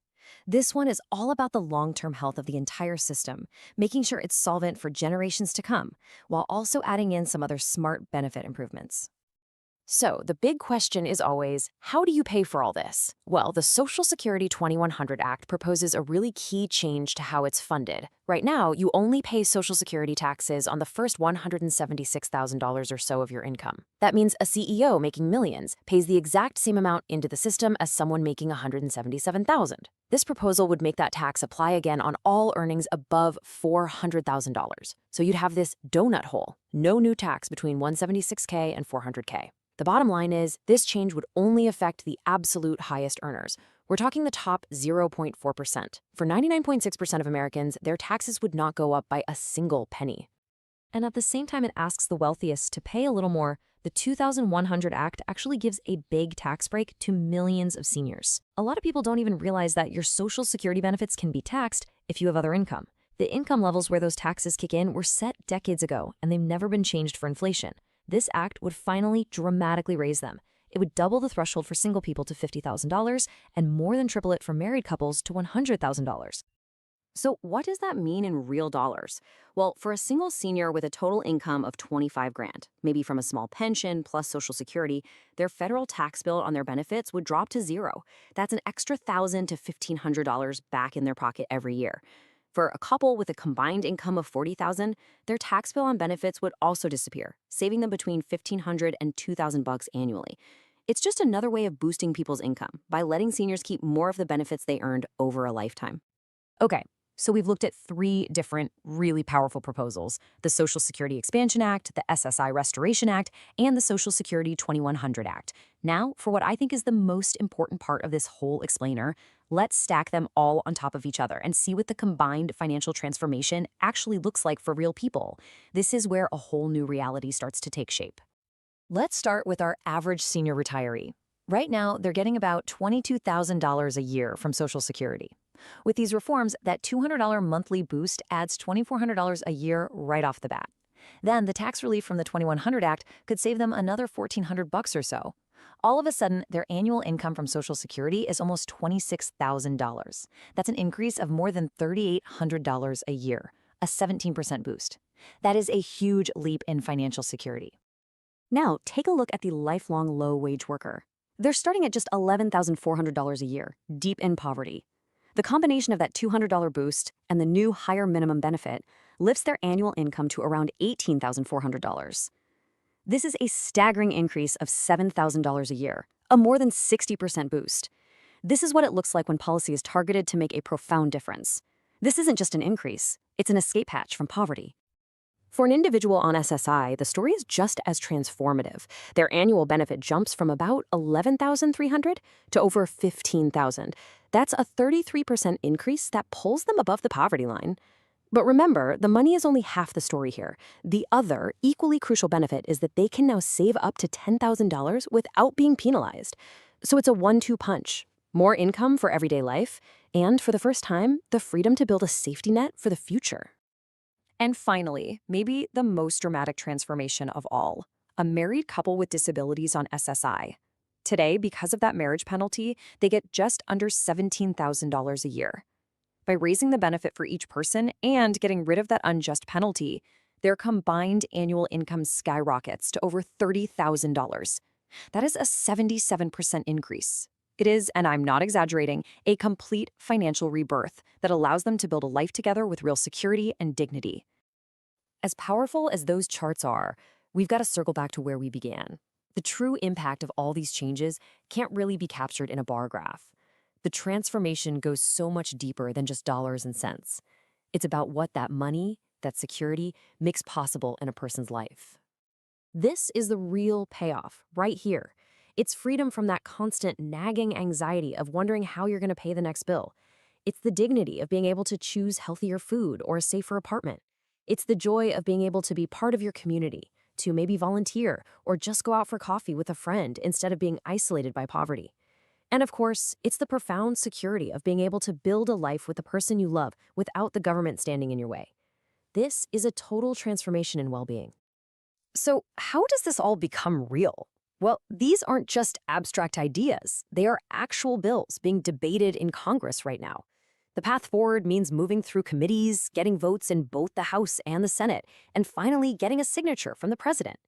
But look at step 3 on this slide. That might be the most important one: public support.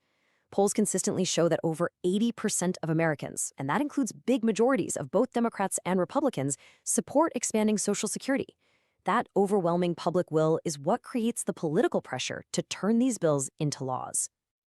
And that really brings us to the final thought I want to leave you with. This whole debate isn't just about budget priorities. It's a question of our national values. The cost of doing nothing is measured every single day in human suffrage, in seniors cutting pills in half, in people with disabilities trapped in poverty, in love being penalized. These proposals offer a different path. And so the real question is, as a country, can we afford not to take it? We're about to do a really deep dive into some major proposals that could seriously increase your monthly income. And this is about way more than just numbers on a page. It's about what those numbers actually mean for your day-to-day life. We're talking about more security, a lot less stress, and just, well, more peace of mind. So let me just ask you this straight up. Is your monthly check really enough to live on without that constant nagging worry? For millions and millions of people, the honest answer is just no. Life becomes this endless juggling act, right? Choosing between buying groceries or getting your prescription filled, paying the electric bill, or finally fixing that noise the car is making. That kind of daily stress, it just grinds you down. This whole explainer is about the plans that are aiming to change that exact reality. This quote, I think, just gets right to the heart of the whole thing. It's about moving from a state of financial anxiety to one of real stability. It's the promise that one unexpected bill doesn't have to spiral into a full-blown crisis. And that promise, well, that's the ultimate goal of the very real proposals we're about to break down piece by piece. Okay, let's dive right in. The first major proposal we're going to look at is called the Social Security Expansion Act. Now, this one is designed to give an immediate and very noticeable boost to the monthly checks that millions of people receive.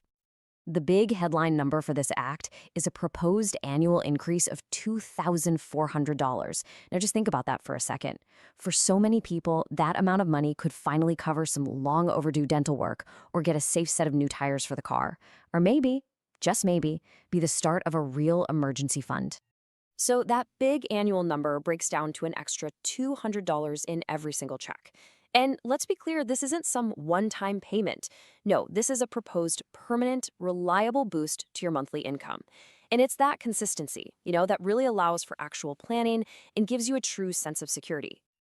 So what does an extra $200 a month actually mean in real life? Well, as you can see here, it could cover a whole week of fresh, healthy groceries. It could take care of your prescription costs. It could mean paying the utility bills in full and on time. It's gas money for the month. It's the freedom to handle one of life's little emergencies without blowing up your entire budget. But the proposal actually goes beyond just that flat increase. It would also reform the annual cost of living adjustment, the COLA. Right now, the COLA often just doesn't keep up with the things that seniors spend the most on, especially healthcare. This reform would tie that adjustment to an index that better reflects those real costs, helping your benefits hold on to their buying power year after year. Okay, next up, let's turn our attention to supplemental security income, or SSI. Because for folks on SSI, the proposed changes are, frankly, even more transformative. These proposals aren't just about increasing payments, they're about rewriting some really unfair rules that have been on the books for decades. So the SSI Restoration Act is a big one. Its main goal is to lift recipients above the federal poverty line, and you can see it right here on the chart. The proposal would raise the average monthly benefit from $943 to $1,255. That's an increase of more than $300 every single month. And what does an extra $312 a month really represent? Let's be honest, it's not a luxury. It is the ability to afford 3 square meals a day. It could be the difference in finding safer housing or just being able to cover the copays for necessary doctor visits. In short, it provides the resources for basic health and human dignity. This proposal also takes aim at something critics call the marriage penalty. It's a pretty wild rule. Currently, when two people who both receive SSI get married, their combined benefit is actually cut by about 25% compared to what they got when they were single. It makes no sense. The SSI Restoration Act would get rid of this rule completely. Just look at this table. The difference is absolutely staggering. Right now, a married couple on SSI gets a combined $1,415. Under this proposal, they would get to keep their two full individual benefits for a total of $2,510. That's a difference of over $1,000 a month. Just incredible. And there's another major change here targeting asset limits. The current SSI rule says you can't have more than $2,000 in assets. Now get this, that number has not been updated since 1984. It's basically impossible to build any kind of emergency savings. This proposal would raise that limit to $10,000 for an individual, finally allowing people to build a small safety net without being penalized. So let's step back for a second and put all of this together. We've talked about some pretty significant monthly increases, and we've talked about fixing some really outdated rules. But what would all of this combined actually mean for your day-to-day life? Let's try and paint a picture of that new financial reality. On top of the monthly increases, some of these proposals also include a one-time payment of $1,400. Now, this is really designed to provide some immediate relief, to help people catch up on bills and other expenses that have been piling up.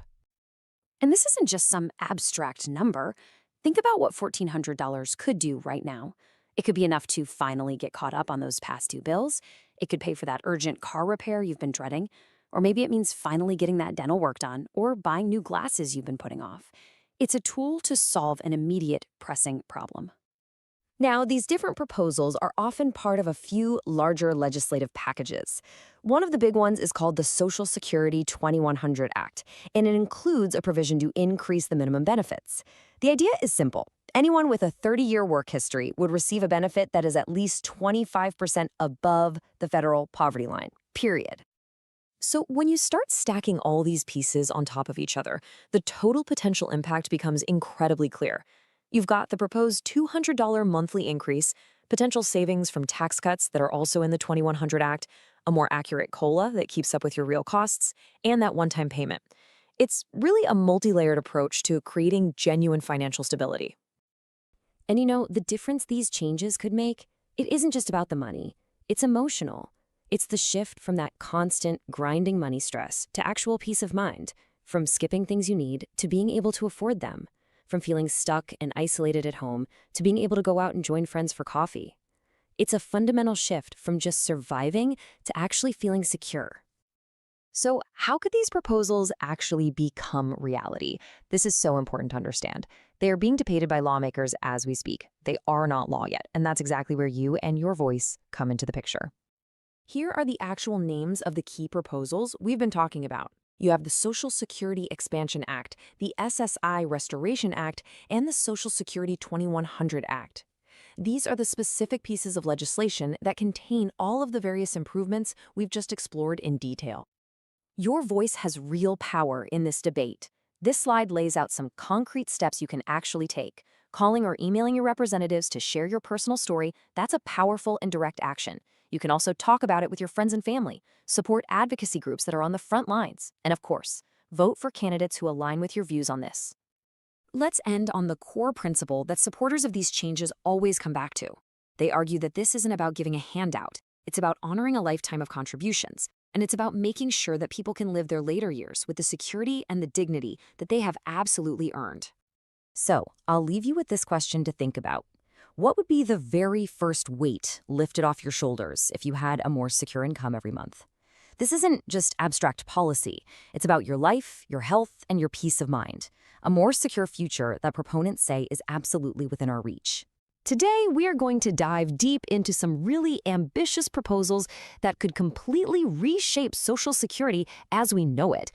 And listen, These aren't just minor tweaks we're talking about. This is a fundamental reimagining of what financial security looks like for tens of millions of people in America, from retirees to those with disabilities. We're going to get right into the numbers, the mechanics, and what this all could mean for real people. And that quote right there really gets to the heart of all this, doesn't it? This isn't just about spreadsheets and policy debates in Washington. It's a human story. It's about giving people a life of dignity, about easing that daily anxiety so many feel, and making sure that after a lifetime of hard work, people can actually retire with some real security and peace of mind. So here's our roadmap for today. We'll kick things off with the big picture, that core vision. Then we'll break down 3 major legislative proposals, piece by piece. After that, we'll see what happens when you put them all together, the combined financial impact on real people. And finally, we'll look at what it takes to turn this vision into reality. Okay, so before we jump into the dollar amounts and percentages, I think it's really important to understand the why behind all of this. These reforms are aiming to solve a problem that goes so much deeper than just what's in a person's bank account. You know, financial insecurity is this crushing weight. It's that constant nagging anxiety. You know, that voice in your head asking, can I afford my rent and my medication this month? It means not having dignified choices, like having to buy the cheapest food, not the healthiest. It can even lead to social isolation because you can't afford to go out and see friends or family. And all that stress, it leads to very real health problems. So as we get into the numbers, let's just remember, this is the human cost we're really trying to fix. All right, let's get into the first major proposal. This one is called the Social Security Expansion Act, and it's designed to give immediate, widespread relief with a really direct and, honestly, powerful approach. So, to put it simply, this act is all about boosting monthly checks for everyone right away, while also making some key adjustments to make sure the system stays strong for years to come. Let's start with the biggest, most immediate change it proposes. This is the big headline, a simple, straightforward $200 a month increase for every single person receiving Social Security. There are no complex formulas here, no means testing. It doesn't matter if you're a retired teacher, a former construction worker, or someone getting disability benefits. This is an immediate, universal boost to your monthly income. Now let's see how that $200 really adds up. For your average individual, it pushes their monthly check over that $2,000 mark, which means an extra $2,400 a year. For a couple, you double that. That's $4,800 annually. And look at the person getting the minimum benefit. For them, this is a massive 21% jump in their income. That is a truly significant boost. So what does $2,400 a year actually mean? For most people, this isn't about fancy vacation money. It's life-changing. It could cover essential dental work that's been put off for years. It could mean finally getting a new pair of glasses without having to worry about the cost. Or maybe, for the very first time in their life, it could let someone build a small emergency fund for when the car inevitably breaks down. It's the difference between constant stress and just a little bit of breathing room. The Expansion Act also makes this really crucial kind of under-the-hood change that has huge long-term effects. It changes how the annual cost of living adjustment, or COLA, is calculated. Right now, the formula is based on the spending habits of younger working people. This proposal would switch to something called the CPIE, which is specifically designed to track the costs that seniors actually face, like their typically higher healthcare and housing bills. And this chart shows you exactly why that little technical change is so powerful. It might not seem like a big deal year to year, but because of compounding, the impact over time is enormous. Let's say someone starts with a $2,000 a month benefit. After 20 years, this new CPIE formula would mean their monthly check is $181 higher than it would be under the old system. That's over $2,100 extra every year, just from this one small tweak. The Act also creates a new, much more robust minimum benefit for people who worked for decades but were always in low-wage jobs. It sets the minimum benefit at 125% of the federal poverty level. That would boost the current minimum from about $950 a month all the way up to a much more stable $1,500. Just let that sink in for a second. 57.9%. For someone who's spent 30 years as a home health aide or a farm worker or a childcare provider, this is a nearly 58% increase in their retirement income. It's a direct lifeline. It moves them from deep poverty, not just to the poverty line, but securely above it. This is one of the most powerful anti-poverty measures in any of these proposals. All right, next up, we're going to look at Supplemental Security Income, or SSI. Now, this is a separate program that supports the most financially vulnerable among us. low-income seniors, and people with disabilities. And the SSI Restoration Act aims to completely overhaul this critical safety net. First thing it does is raise the benefit itself. Here's a crazy fact. Right now, the maximum federal SSI benefit is actually below the federal poverty line. This proposal fixes that, plain and simple, raising the individual benefit to 100% of the poverty level. And as you can see, for a single person, that's an increase of over $300 a month. That totals almost $3,800 extra per year. Now this is frankly revolutionary. The current asset limits for people on SSI, they haven't been updated since 1984. Can you believe that? They basically force people into poverty and punish them for saving any money at all. The proposed change would increase the limit for an individual by 400%, from just $2,000 to $10,000. And for a couple, it's an even bigger jump to $20,000. So what does that mean in the real world? It means someone on SSI could finally build a small emergency fund without being terrified of losing their benefits. It means they could save up for a reliable used car to get to their doctor's appointments. It means they could handle a major home repair without going into debt. It allows for a basic foundation of security that's just impossible right now under these ancient rules. And now we have to talk about one of the cruelest parts of the current SSI system, the marriage penalty. It's exactly what it sounds like. If two people on SSI get married, their combined benefit is slashed by a full 25%. The system literally forces people to choose between a committed relationship and their own financial survival. And let's put a hard number on that. If two people who are each getting the maximum SSI benefit get married, their monthly income is cut by $471. That's over $5,600 a year that they lose, just for formalizing their relationship. It's a direct financial punishment for love and commitment. It's absurd. The SSI Restoration Act does exactly what its name says it does. It restores dignity by completely getting rid of this penalty. A married couple would get the same total benefit as two individuals living together. There would be zero financial penalty for getting married. Simple as that. So we've seen these big proposals to increase benefits right now. But the big question is always, how do we make sure the system stays strong for generations to come?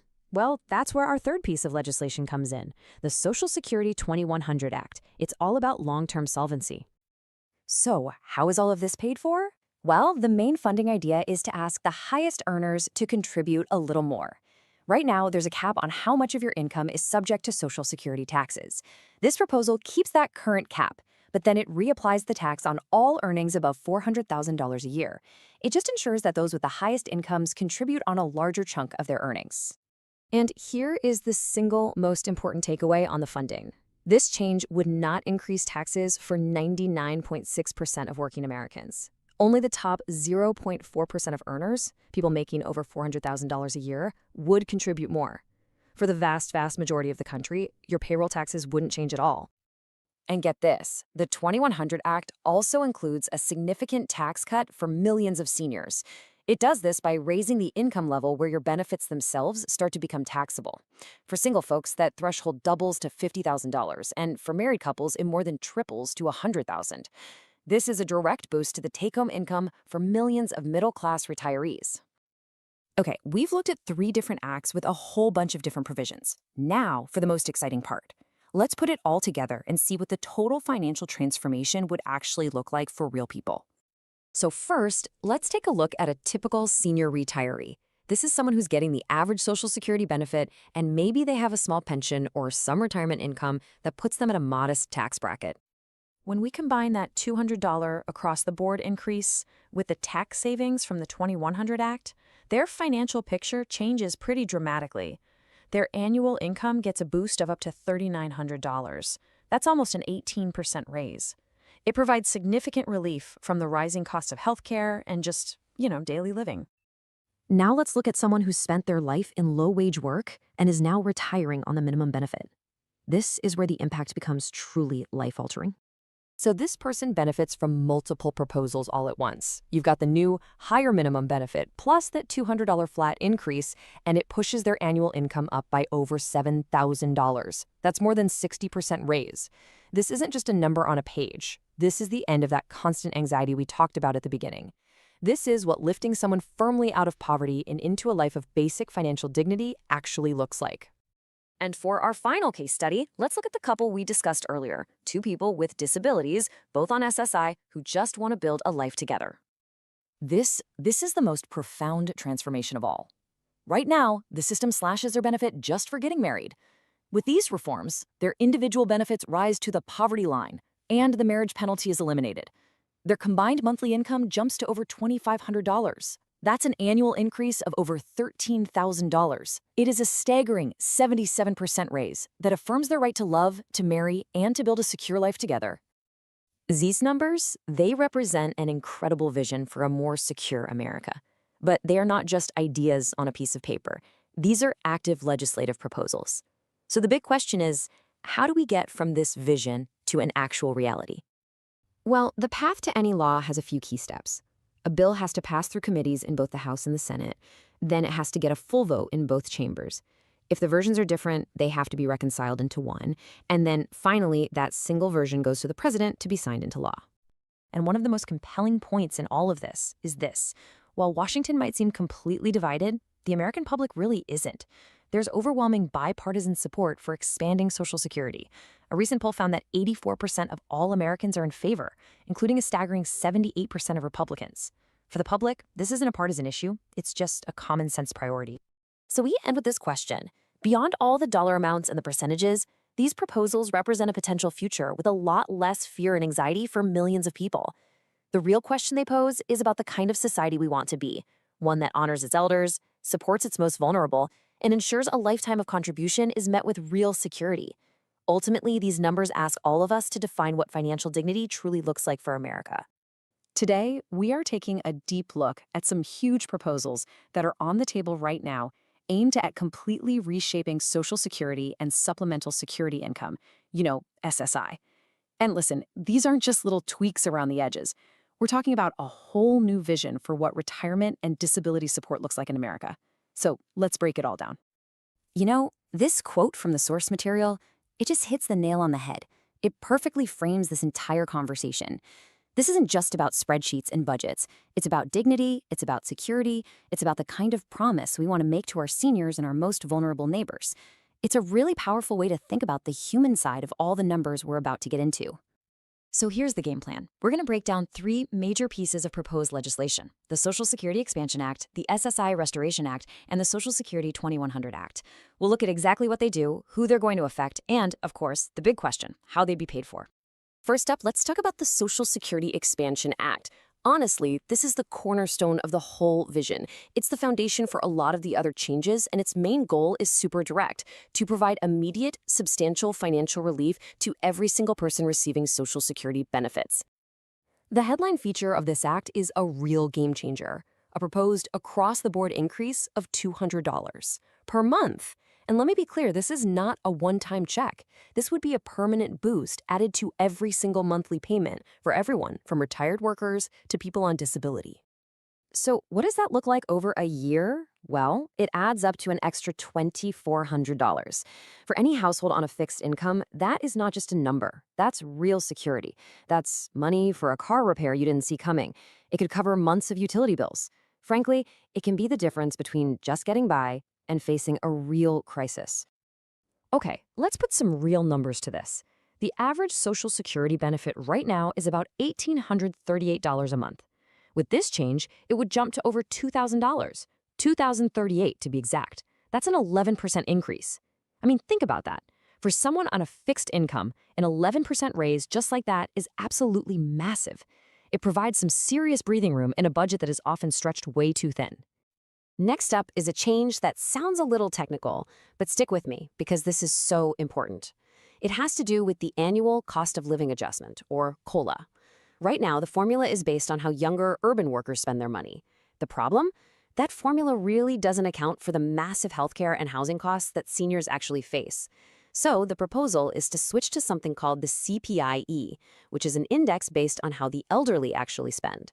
This would make sure benefits keep up with the real inflation seniors are experiencing. And over a long retirement, that could mean thousands and thousands of extra dollars. This is another truly transformative part of the Expansion Act. It sets up a brand new, much stronger minimum benefit. And the goal here is simple: But it's profound. If you work for 30 years, paying into the system your whole life, you should not retire into poverty, period. The new minimum would be set at 125% of the federal poverty level. For millions of people who've spent their lives in tough, low-wage jobs, this would be an absolute lifeline, ensuring a basic level of dignity they've earned. Okay, let's shift gears now to the SSI Restoration Act. This one is all about modernizing the rules for supplemental security income. SSI is a critical safety net for about 8 million of our most vulnerable Americans, but a lot of its rules are just wildly out of date. We're talking decades old. The first big change here is a direct, substantial increase in the benefit itself. The current maximum federal SSI benefit is just $943 a month, which means recipients are actually living below the poverty line. This proposal would raise that benefit all the way up to 100% of the federal poverty level, which is about $1,255 a month. That's an extra $312 every single month, a 33% boost designed to pull people out of poverty, full stop. Now, this proposal also tackles one of the most ridiculous SSI rules on the books, the asset limit. And I'm not exaggerating when I say this. It has not been updated since 1984. 1984. The current limit of just $2,000 makes it literally impossible to save for an emergency. This proposal raises it to $10,000 for an individual and $20,000 for a couple. For the first time, this would allow people to build a small safety net without being punished for it.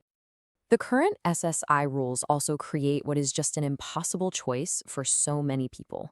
It's because of something known as the marriage penalty. Right now, if two people who both receive SSI benefits decide to get married, their total combined benefit gets cut by nearly 25%. I mean, can you imagine? It forces countless couples to choose between getting legally married and their own financial survival. So, the SSI Restoration Act has a very clear, very compassionate solution. Just get rid of the marriage penalty completely.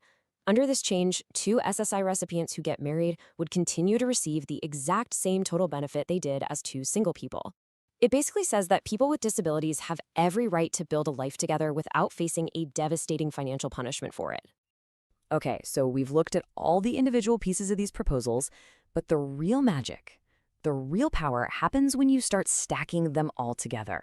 This is where you can truly see the combined financial impact these changes could have on people's everyday lives.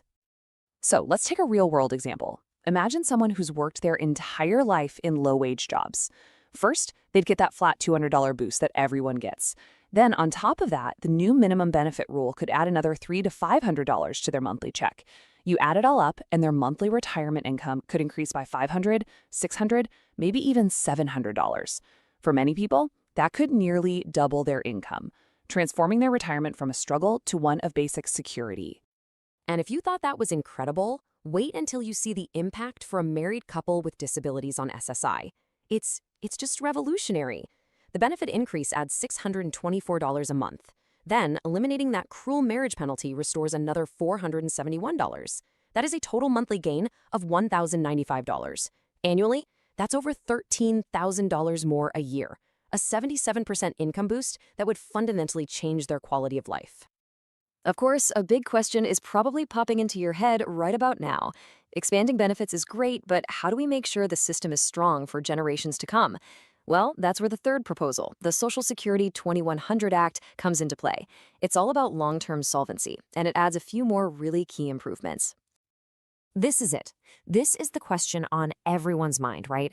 A major expansion of benefits like this needs a serious plan to pay for it, not just for today, but for decades to come. And the Social Security 2100 Act proposes a very specific way to do just that. Okay, here's how the funding would work, and it's actually pretty straightforward. Right now, there's a cap on the income that's subject to Social Security payroll taxes. This proposal would keep everything the same for most people, but it would reapply the tax on all earnings above $400,000 a year. Let me be super clear about this. For 99.6% of Americans, taxes would not change at all. This plan only affects the top 0.4% of earners, asking them to contribute more to secure the system for everyone. And get this, the 2100 Act also includes a tax cut for millions of Social Security beneficiaries. Right now, your benefits can be taxed if your total income is over just $25,000. This proposal would double that threshold to $50,000 for individuals and more than triple it to $100,000 for married couples.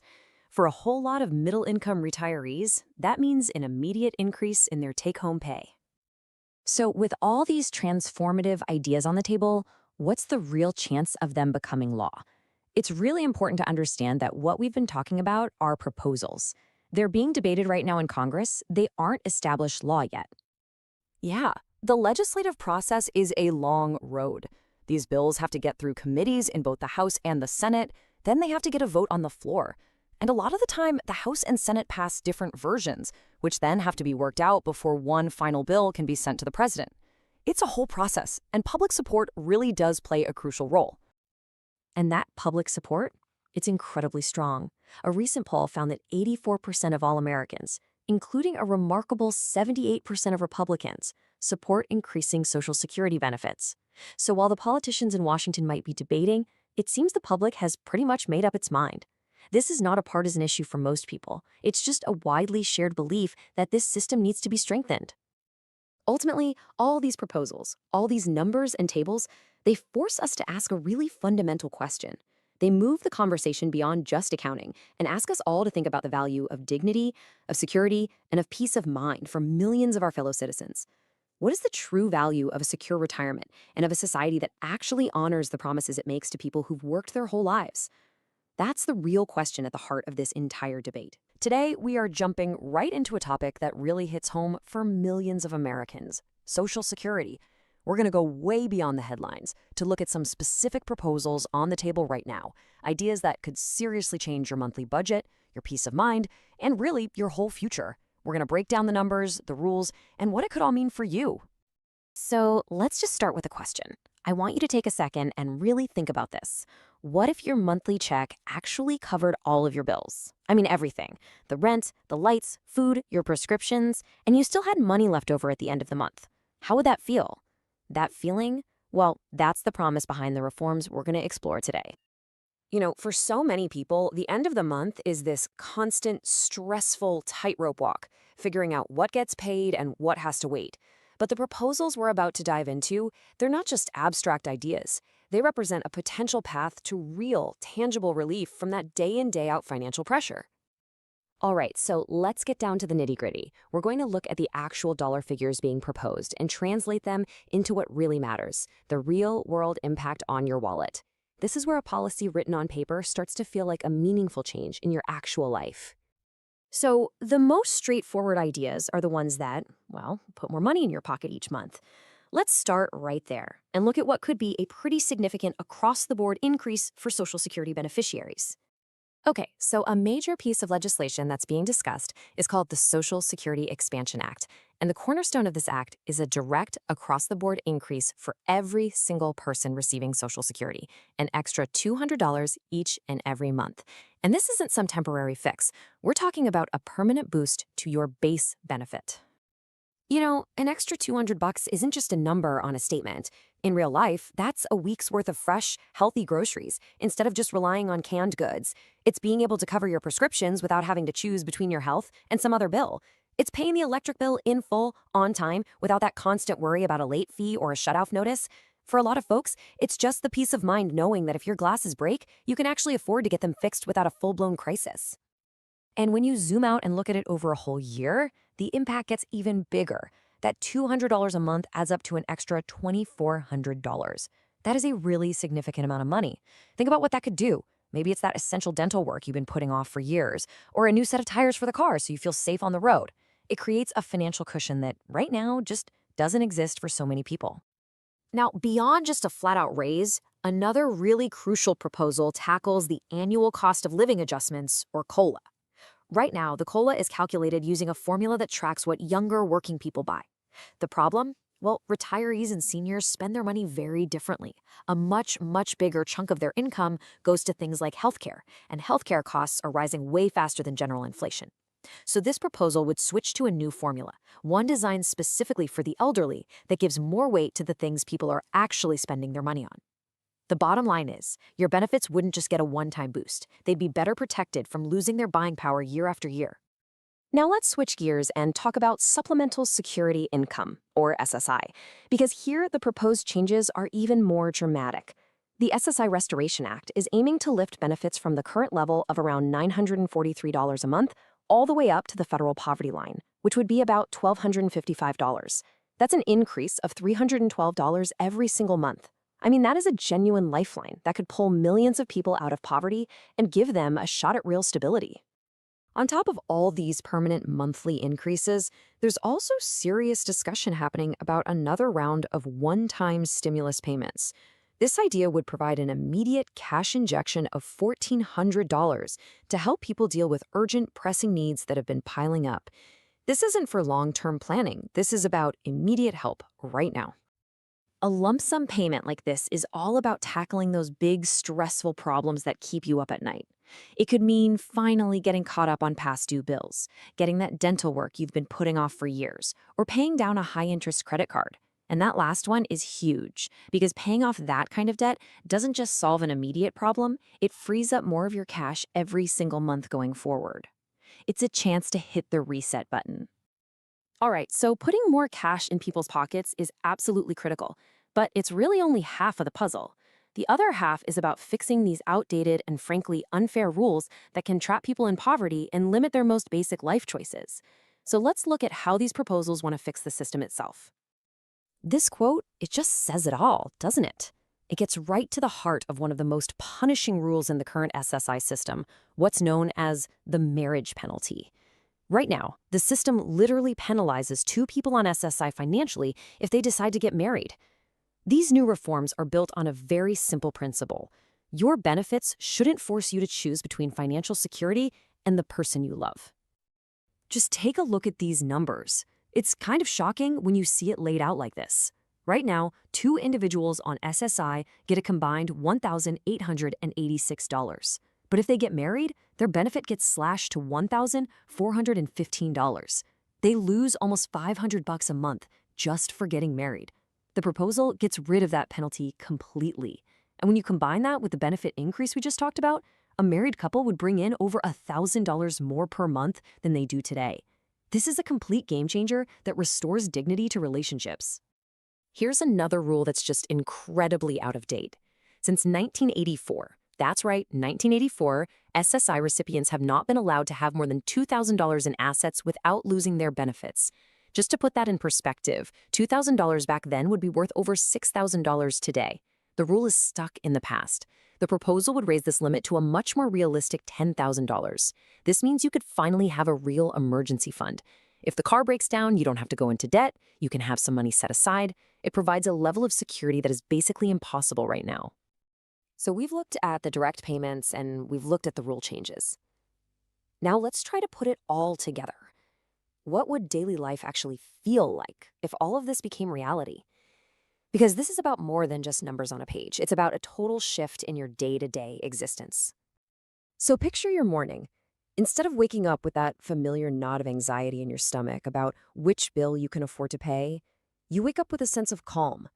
You can take your medicine on time without worrying about the cost of the refill. You can have a healthy breakfast because you actually had the money to buy fresh groceries. The entire tone of your day changes before you've even had your first cup of coffee. And that feeling of security carries right through your afternoon. A trip to the grocery store becomes about choosing nutritious food, not just what's cheapest. You have the freedom to say yes when a friend asks you to go grab a cup of coffee. You can make a doctor's appointment without dreading the copay. All these little freedoms add up to a life that feels less isolated and more connected, healthier, and just fuller. And at night, that constant grinding worry that keeps so many people awake can finally start to fade. Just knowing you have a small savings account for an emergency, knowing your income is stable and will actually keep up with rising costs, that financial security is directly tied to better physical and mental health. It means you can actually rest, and that's absolutely essential for your well-being. And this quote really sums up the entire goal here. For far too long, the system has forced millions of people into a state of just barely surviving, where every single day is a struggle just to get by. These reforms are all about making a crucial shift, from just surviving to actually living.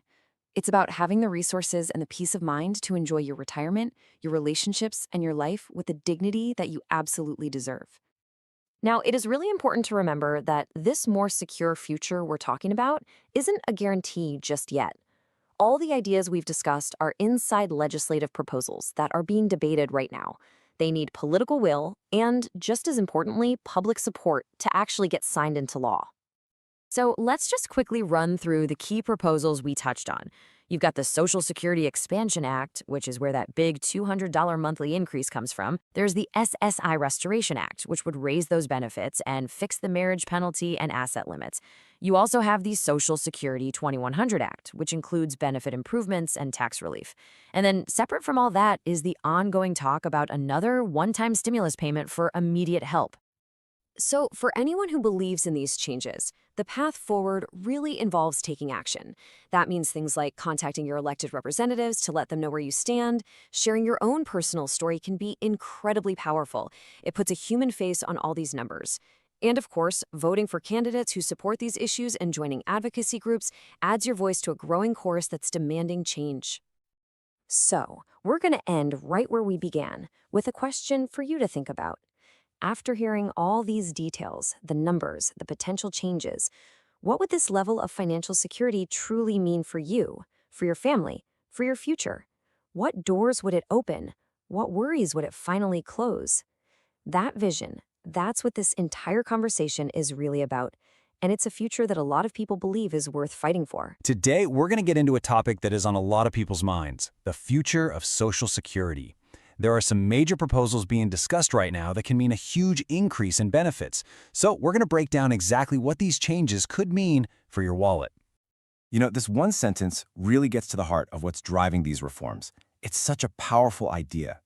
It frames this whole conversation not just as policy talk, but about the kind of society we actually want to live in.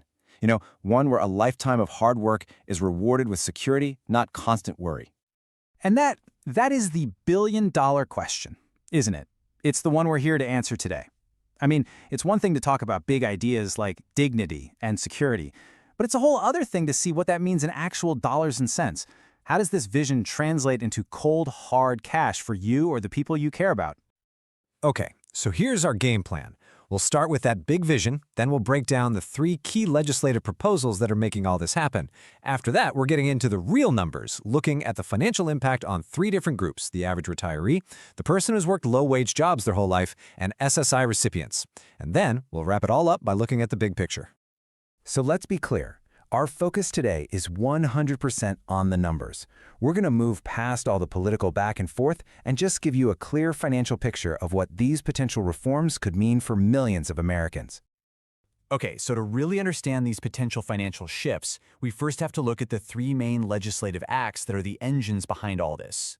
Each one tackles a different part of the system, but when you put them together, well, they create a pretty comprehensive overhaul. All right, first up is the Social Security Expansion Act. The main feature here is super simple and super powerful. A direct, across-the-board increase of $200 a month for every single beneficiary. That's an extra $2,400 a year. For the average person on Social Security, that's like getting an 11% raise overnight. A huge deal for anyone on a fixed income. Next, we have the SSI Restoration Act. Now, this one is laser-focused on the 8 million Americans, the elderly, blind, and disabled, who rely on supplemental security income. Right now, the maximum federal benefit actually leaves people living below the poverty line. This act would change that, period. It would raise benefits to 100% of the federal poverty level. And the third piece of this puzzle is the Social Security 2100 Act. This one kind of takes the long view. It has a bunch of improvements, but for our purposes, there are 2 key things to know. It creates a new, much stronger minimum benefit for folks who've worked in low-wage jobs their whole lives, and it provides some significant tax relief for beneficiaries. Okay, now this is where it gets really interesting, because these proposals aren't mutually exclusive. Their effects can actually be combined. So let's start by looking at what this combination of reforms could mean for an average retiree. We're talking about a real transformation in their financial reality.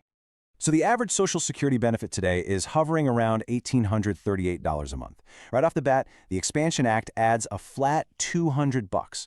On top of that, a proposed change to how cost of living adjustments are calculated could add another, say, $10 to $15. And then the tax relief from the 2100 Act could put another $50 to $75 back in their pocket. You add it all up, and the average retiree could see their monthly income jump by about $300. And listen, this is not a small change. That $300 a month adds up to $3,600 over the course of a year. For someone living on about $22,000 a year, that is a 16% increase in their total income. That is genuinely transformative. So what does an extra $3,600 a year actually buy you? It buys you peace of mind. It means you no longer have to choose between refilling your prescriptions and buying a full cart of groceries. It means when the car gets a flat tire, it doesn't automatically become a financial crisis that sends you into debt. It's the difference between just getting by and having the breathing room to maybe save a little, go visit the grandkids, or just enjoy a hobby. It's about restoring dignity. So, if the impact on the average retiree is significant, for people who have spent a lifetime in physically demanding, low-wage jobs, well, it's nothing short of revolutionary. These are the folks who have so often fallen through the cracks of the system as it is. It's a harsh reality that right now, someone can work for 30 years in a low-wage job and still retire into poverty. These proposals would completely flip that script. They'd get that same $200 bump from the Expansion Act, but then the new minimum benefit from the 2100 Act could add another $300 to $500 per month. With tax relief on top, we're talking a total monthly increase of between $530 and $750. For a lot of these folks, that could nearly double their retirement income. Seriously, let's just pause on that number for a second. An annual increase of up to $9,000. This isn't just about a little financial relief. This is a fundamental shift. It's the difference between retiring into poverty and retiring with a basic level of security and dignity that actually honors a lifetime of work. This changes everything. It means having enough money for healthy food and to actually see a doctor when you need to. It means having a small cushion for emergencies instead of being one unexpected bill away from total disaster. For millions of people, home health aides, farm workers, childcare providers, this provides a level of security in their later years that was probably unimaginable before. Now let's turn to the 8 million Americans on supplemental security income. We're talking about some of our nation's most vulnerable citizens, the elderly, the blind, and the disabled. And for this group, these proposed changes would be absolutely life-altering. The current max federal SSI benefit is $943 a month, which, yes, is below the poverty line. The SSI Restoration Act would boost that to $1,255. That's an immediate $312 extra every single month. That's a 33% raise that lifts people out of poverty in one single move. Over a year, that's an increase of more than $3,700. And again, this isn't just a number on a spreadsheet. It represents the very real, tangible difference between living in poverty and living with a baseline of dignity, free from that constant grinding anxiety of never having enough. But the changes here go even deeper than the monthly check. And this one is just incredible. The SSI Restoration Act also fixes one of the system's most outdated, punishing rules, the asset limit. For 40 years, since 1984, recipients couldn't have more than $2,000 in savings. This proposal raises that limit 5 times over, to $10,000, finally allowing millions to build a small emergency fund without the fear of losing their benefits. And it also gets rid of another major, frankly inhumane problem, the marriage penalty. As it stands now, if 2 people on SSI get married, their combined benefits get cut by almost 25%. It forces this impossible choice between having a relationship and financial survival. This proposal ends that. A married couple's benefit would go from that penalized $1,415 a month to a full $2,510. That is a 77% income increase. It's about affirming the right to build a life with someone you love without being punished for it.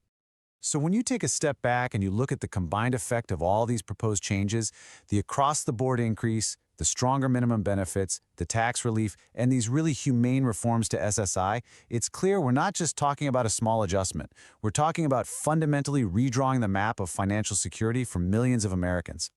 And that really is the big story here. This whole suite of reforms is designed to move millions of people from a state of just surviving to a state of stability. It's about replacing anxiety with confidence and desperation with dignity. It's about giving people the financial breathing room to not just get through the day, but to actually plan for tomorrow, for next year, for the rest of their lives.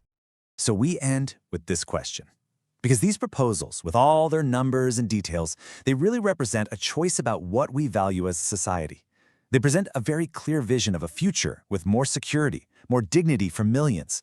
And the question that leaves for all of us is, what kind of future will we choose to build? Today, we are jumping right into the future of Social Security. There's a huge package of reforms being discussed that could literally transform the financial lives of millions of Americans. So, we're going to focus on the one question that really matters. What could these changes actually mean for your bank account? Let's get into it. You know, this quote right here, it really gets to the heart of what all of this is about. This isn't just about tweaking some numbers in a government program. It's about a bigger vision, about rethinking what security and quality of life should look like for our seniors and our most vulnerable citizens. It really sets the stage for everything we're about to cover. Okay, so a big vision is great, but let's get real. How does that lofty goal actually translate into dollars and cents? That's what we're here to do. We're going to break down the exact proposals to give you a super clear financial picture of what these increases could look like, month by month and year by year. All right, here's our roadmap for today. We'll start with that big vision, then we'll break down the 3 key proposals that make it happen. After that, we'll get into the real numbers, looking at the financial impact on average retirees, low-wage workers, and SSI recipients. And finally, we'll zoom out and look at the bigger picture. So for this entire explainer, I want to be crystal clear. We are going to focus entirely on the proposed increases in benefits. Now, I know there are always complex debates about how to pay for things, but for right now, our goal is to show you the numbers, to clarify what the potential upside could look like in your pocket. We want you to see how this could be a really significant financial shift for millions. To really understand the potential impact, you first have to know where it's all coming from. There are basically 3 key bills at the center of this whole effort. So let's quickly break down what each one is trying to accomplish. First up, we've got the Social Security Expansion Act. Think of this as the foundation. Its biggest, most powerful feature is super simple: a $200 a month across-the-board increase for every single beneficiary. That's an extra $2,400 a year. For an average person, that's like getting an 11% raise overnight. It's a foundational lift for absolutely everyone. Next is the SSI Restoration Act. Now, this one is laser-focused on the 8 million elderly, blind, and disabled Americans who rely on supplemental security income. Right now, the maximum benefit actually leaves people living below the poverty line. So this act aims to fix that, straight up, by raising the benefit to 100% of the federal poverty level. It's about providing immediate, substantial relief. And the third piece of the puzzle is the Social Security 2100 Act.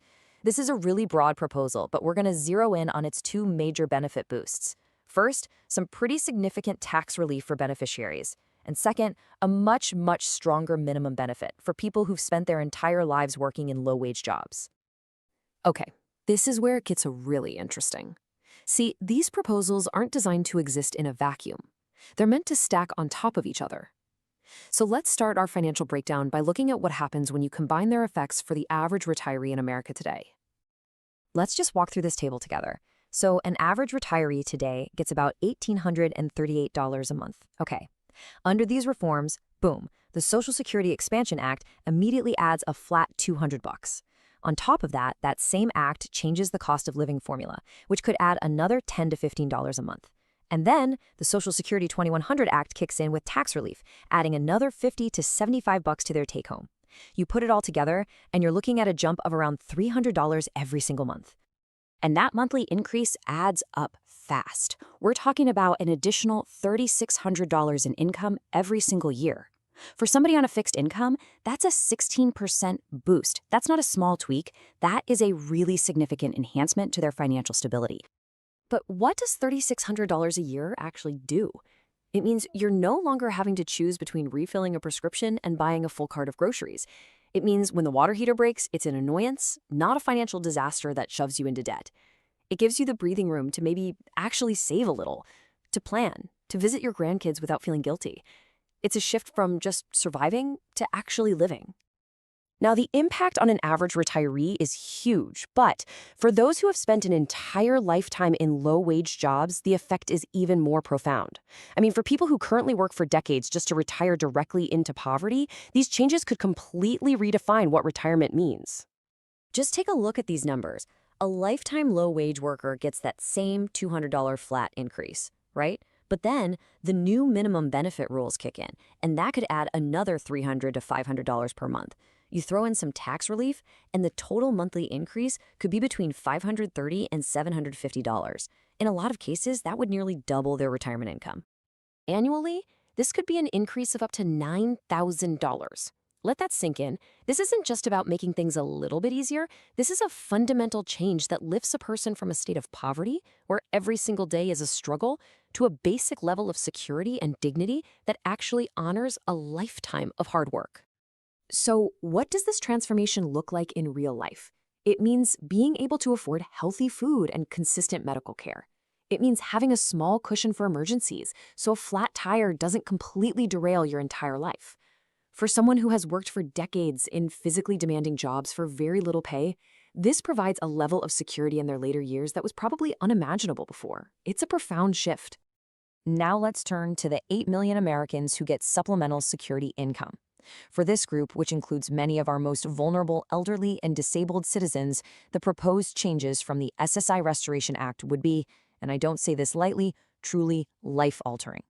The most direct change is a big benefit increase. The current max benefit is $943 a month, which is below the poverty line. The proposal would raise that to $1,255. That's an immediate increase of $312 a month, a 33% boost, specifically designed to lift recipients up to 100% of the federal poverty level. This annual increase of over $3,700 represents the financial line between living in poverty and having a basic level of dignity. It provides the resources for stable housing, for consistent nutrition, things that are a constant struggle for so many people right now. But the proposed changes go way beyond the monthly check. This one is huge. The current asset limit for SSI recipients is just $2,000, a number that hasn't changed since 1984. You're basically penalized for saving. The proposal raises this limit to $10,000 and ties it to inflation. This is a monumental shift, allowing people to build a real emergency fund for the first time without the fear of losing their essential benefits. And then there's this other major change, which addresses the marriage penalty. Right now, it's wild. If two people on SSI get married, their combined benefit gets cut by about 25%. It forces this horrible choice between a partnership and financial survival. This proposal just eliminates that penalty completely. So a married couple's benefit could jump from a penalized $1,415 a month to a full $2,510. That's a 77% increase. It affirms the right to build a life together without financial punishment. So, when you step back and you look at all these proposed changes together, the across-the-board increases, the stronger minimum benefits, the relief for SSI recipients, the potential impact is just immense. The entire financial security landscape in America could be fundamentally redrawn for millions and millions of people. Ultimately, the theme here, the big idea, is a shift in perspective. These reforms are all about moving people from a state of constant financial anxiety, just trying to make it through the day or the week, to a place of stability. It's about restoring dignity, choice, and the ability for millions to look ahead with a measure of confidence instead of fear. In the end, all these numbers and policies, they really lead to a much bigger question. These proposals are more than just policy tweaks. They represent a choice about our national priorities. They ask what kind of society we want to be, one that ensures dignity for people who've worked their whole lives and for those who are most vulnerable among us. So the real question is, what kind of future will we choose to build? So what if every single person on Social Security got an extra $200 a month?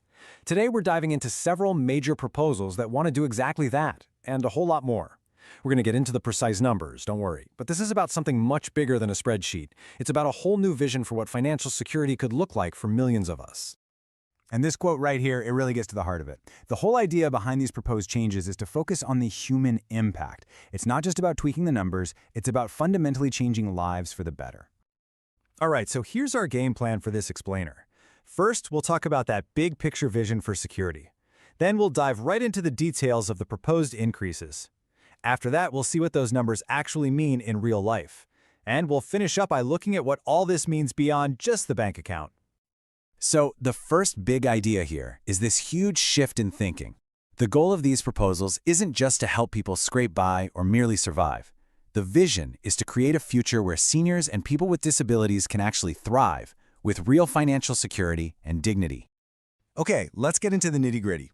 We're going to break down the key parts of three major proposals. That's the Social Security Expansion Act, the SSI Restoration Act, and the Social Security 2100 Act. We're talking about the exact dollar amounts they want to bring to the table. Let's start with the Social Security Expansion Act. One of its core ideas is super straightforward: a flat increase of $200 a month for every single Social Security beneficiary. No strings, just a direct boost. Now, what does that flat $200 actually look like? Well, for an average person, it's about an 11% raise. But here's where it gets really impactful. For someone getting the minimum benefit, that same $200 is more like a 21% increase. And for a retired couple, you're looking at an extra $4,800 a year. That is significant. But it's not just a one-time boost. The Act also wants to change the formula for the annual cost of living adjustment, or COLA, to something called the CPIE. It's designed to better track the costs seniors actually face, like healthcare. And the effect of this just grows over time. After 10 years, it's an extra $72 a month. But fast forward 20 years, and it's an extra $181 a month. That adds up to about $22,000 in extra benefits over 2 decades. And this next part is a really big deal. Another key goal is to pull people out of poverty by setting a brand new, higher minimum benefit for folks who've worked their whole lives at low wages. The proposal would set this new floor at 125% of the federal poverty level. That means going from about $950 a month to $1,500. That is a nearly 58% jump. Huge. Okay, now let's shift gears a bit and talk about Supplemental Security Income, or SSI. This is the program that supports some of our most vulnerable Americans, and the SSI Restoration Act is proposing some major updates here. So this proposal really tackles 2 massive issues. First, it would raise the monthly benefit up to the federal poverty line.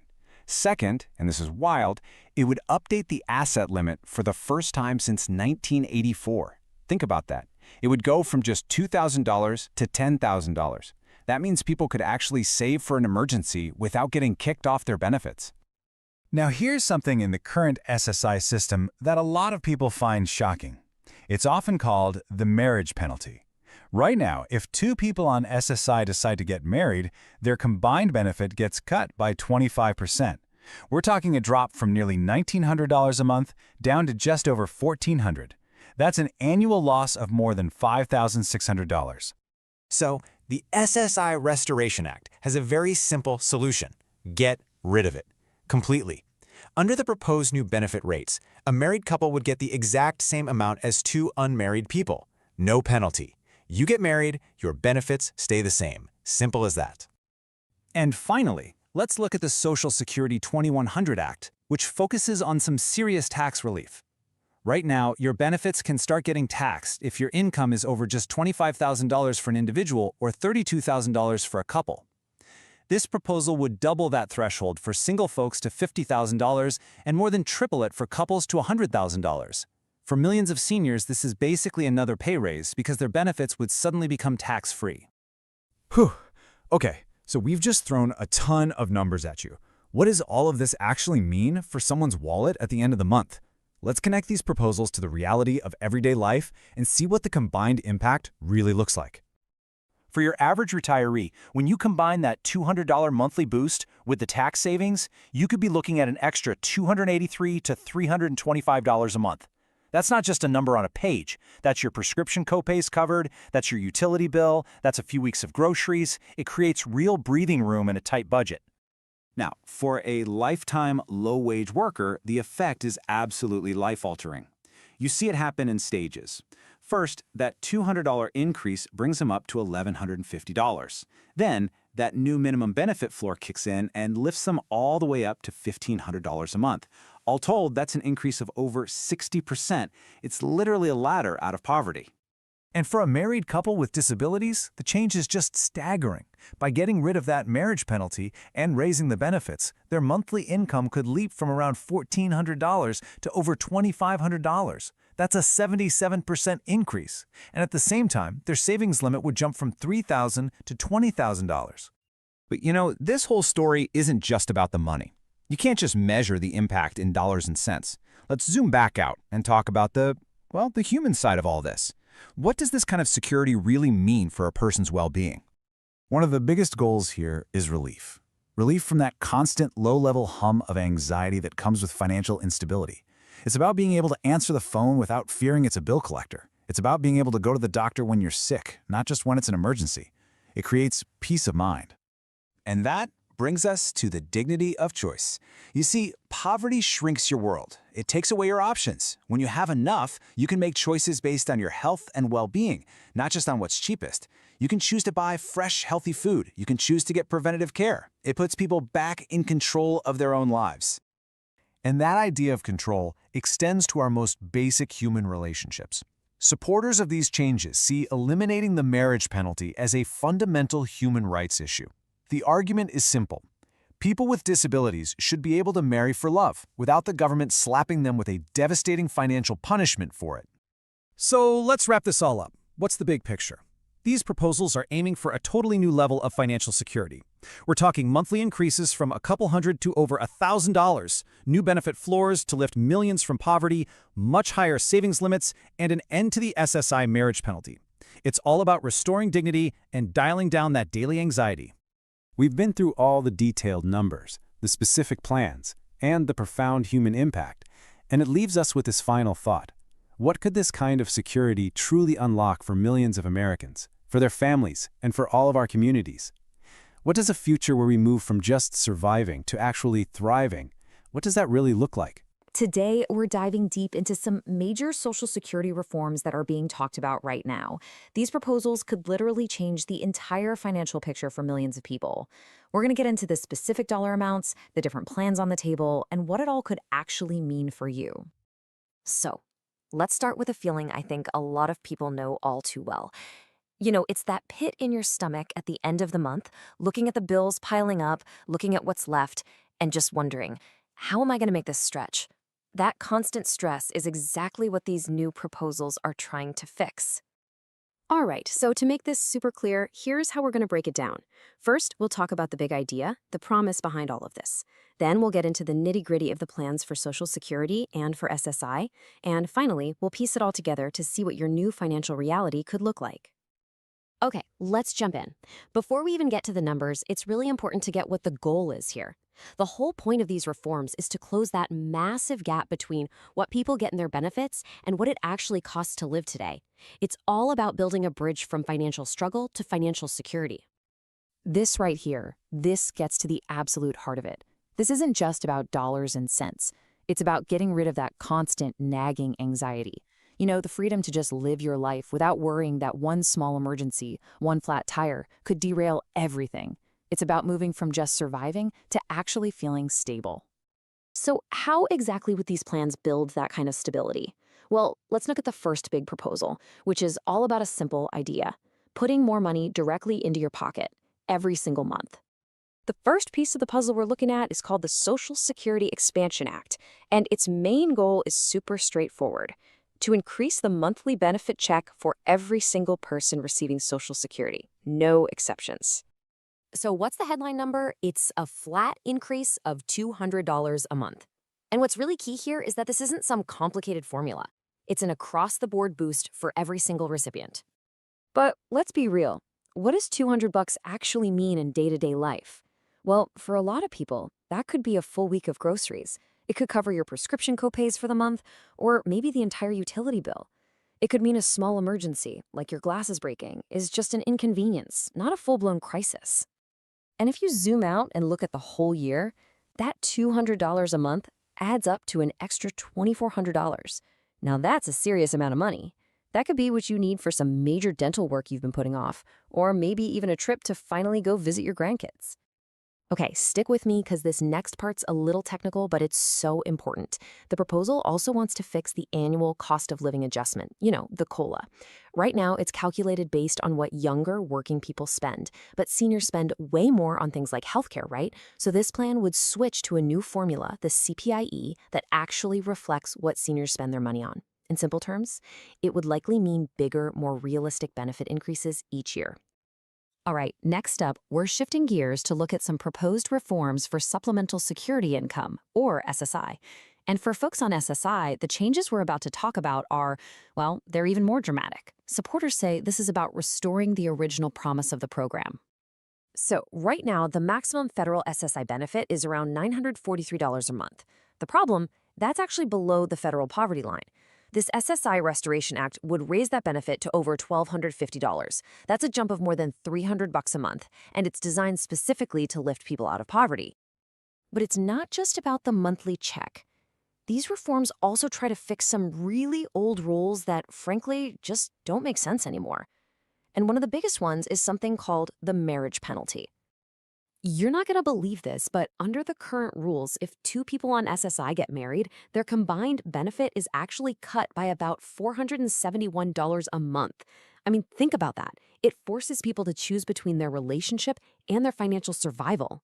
The proposal? It's simple. It gets rid of that penalty completely. And here's another rule that feels like it's stuck in the past: the asset limit. Right now, a person on SSI can't have more than $2,000 in assets. That limit hasn't been updated since 1984. The proposal would raise it to $10,000, which would let people actually save up a real emergency fund for when life happens. Okay, so beyond those direct benefit boosts, there's a third major proposal in the mix. It's called the Social Security 2100 Act, and it takes a much broader look at the whole system. It's about strengthening Social Security for decades to come, while also making some really important tweaks to benefits and taxes. First off, it focuses on people who worked their whole lives in really essential but low-wage jobs. This act would create a new, higher minimum benefit. The bottom line is, if you have 30 years of work under your belt, you'd be guaranteed a retirement benefit that's actually above the poverty line. And second, this is a big one. It would mean a pretty significant tax cut for a lot of beneficiaries. Under this plan, if you're single and your total income is under $50,000 a year, or if you're married and it's under $100,000, you wouldn't have to pay any federal income tax on your benefits. Now, to pay for all this, the act would also have the Social Security payroll tax apply to earners over $400,000. Okay, that was a lot of information, I know. We've talked about the Expansion Act, the SSI Restoration Act, and the 2100 Act. So what happens when you start to put all these pieces of the puzzle together? What could life actually look like? See, these proposals aren't necessarily an either-or situation. You can think of them as different layers of a much stronger financial safety net. You've got the extra $200 a month from the Expansion Act, you've got the huge upgrades to SSI, and the tax cuts from the 2100 Act. And there's actually one more piece that's been talked about for some more immediate help. On top of all those permanent changes, there has also been serious discussion about a one-time stimulus payment of $1,400. This would be for immediate relief, money to help people finally catch up on those past due bills, handle a major car repair, or get some medical care they've had to put off. This table really brings it all home. The goal of all these proposals is to create a massive shift from a life where you're just struggling to get by to one with real stability. Moving from a world where covering the basics is a daily fight to one where the bills get paid with less stress, where you can actually have a cushion for the unexpected, and where you can look to the future with some security. And that gets us back to the ultimate goal here. Yeah, the numbers are important. That extra money could be a game changer, but the intended impact goes so much deeper. It's about lifting that heavy weight of constant financial stress, which we all know can impact your health, your sleep, your relationships, everything. So, we'll leave you with this to think about. Now, it's super important to remember, these are all just proposals for now. They have a long way to go before becoming law, but they do paint a picture of a very different future, one where retirement and disability don't have to mean poverty and stress, but instead could mean the security and dignity that their supporters believe everyone truly deserves. Today, we are going to get into something that really hits home for tens of millions of people: Social Security. But look, this isn't going to be some dry lecture about spreadsheets and trust funds. We're going to explore a completely different vision for the future, one where financial security isn't just a far-off dream for seniors and people with disabilities, but something they can actually count on. The ideas we're covering today could mean a total transformation, not just in bank accounts, but in peace of mind, and health, and in simple human dignity. So here's what we're going to cover. We'll start with the big picture, the vision. Then we'll break down three major proposals: a $200 monthly boost for everyone, some huge changes for SSI, and a plan to make sure the whole system is secure for the long haul. And then we'll put it all together to see what the real combined financial impact looks like for different people. Let's dive in. All right, first things first. It is so easy to get lost in all the numbers, the percentages, the names of these different acts. But we have to remember what's really at stake here. This is not just some accounting problem. It's all about the human side of these policies. And this quote just hits the nail on the head. Behind every single number we're about to talk about, there's a real person, a senior who's trying to decide if they should buy groceries this week or pay for their prescription, a person with a disability who literally can't save a dime for an emergency because they're afraid of losing their benefits, a couple that can't get married because the system would actually punish them financially. So as we go through all the details, just keep this idea in your head. This is about letting people finally breathe a little easier. Okay, let's get into the first big proposal, the Social Security Expansion Act. You've probably heard about this one. Its core idea is super direct, really easy to grasp. It's all about providing immediate and widespread help to every single person who gets a Social Security check. So the heart of this act is a $200 a month increase for every beneficiary. Straight up. But what does that really mean? A flat $200 has a very different impact depending on where you're starting from. So let's look at the real numbers for real people. For your average individual retiree, this boost takes their monthly check from about $1,838 to over that $2,000 mark. That's an extra $2,400 a year. For someone on the minimum benefit, it's an even bigger deal. We're talking a 21% increase. And for a married couple, that's almost $5,000 extra every single year. This is real, tangible help that shows up in the bank account right away. So what can you actually do with that extra money? $2,400 a year isn't just some number. It's freedom. It's the freedom from having to make impossible choices. It could mean finally affording to go to the dentist, getting cleanings, fillings, maybe even new dentures, which has a huge impact on your overall health. It's getting new glasses so you can actually read a book or see your grandkids' faces clearly. It's the start of an emergency fund, so a flat tire doesn't turn into a total financial disaster. It could cover your whole utility bill every month or a big chunk of your groceries. It's the difference between being stuck at home and actually having the money to travel and see family. That's what we call quality of life. But hold on, because the Social Security Expansion Act has another piece to it. It's a little more technical, but over the long run, its impact could actually be even bigger than that flat $200 raise. It's all about how your benefits keep up with the rising cost of living year after year. Okay, so right now, the annual cost of living adjustment, or COLA, is calculated using something called the CPIW. The big problem is that index tracks what younger working people are buying. It doesn't really get what seniors actually spend their money on, and for them, a much bigger chunk goes to healthcare. So the proposal is to switch to something called the CPIE, the Consumer Price Index for the elderly. This one is specifically designed to track senior spending. It gives a much more accurate picture of their costs. And what that means is a slightly higher COLA each year, usually about 0.2 to 0.3% higher. Now, I know that sounds tiny, but just wait. Let's see how that little change builds up over time. And this is where you see the magic of compounding. Let's say we have a retiree who's getting $2,000 a month after that $200 boost. Okay, fast forward 10 years. That tiny little difference in the COLA formula means their monthly check is now $72 higher than it would have been. Now, let's go to year 20. The difference has grown to an extra $181 a month. And when you add it all up over those 2 decades, that small technical tweak puts an extra $22,000 into that retiree's pocket. For someone planning a 30-year retirement, that is a massive, massive improvement in their long-term security. Now, while that across-the-board increase and the COLA change help pretty much everyone, the Social Security Expansion Act has one more provision that is absolutely life-altering for one group in particular, people who were lifelong low-wage workers. We're talking about folks who spent 30-plus years in tough, low-paying jobs and are now facing a retirement in poverty. 57.9%. Just let that number sink in for a second. That's the proposed increase for the minimum Social Security benefit. It's a complete game changer for the people who need it the most. Let's see what that looks like in actual dollars. Okay, here's the reality check. Right now, the minimum benefit is about $950 a month, which is way below the poverty line. The proposal here is to set a brand new floor, tying the minimum benefit to 125% of the federal poverty level.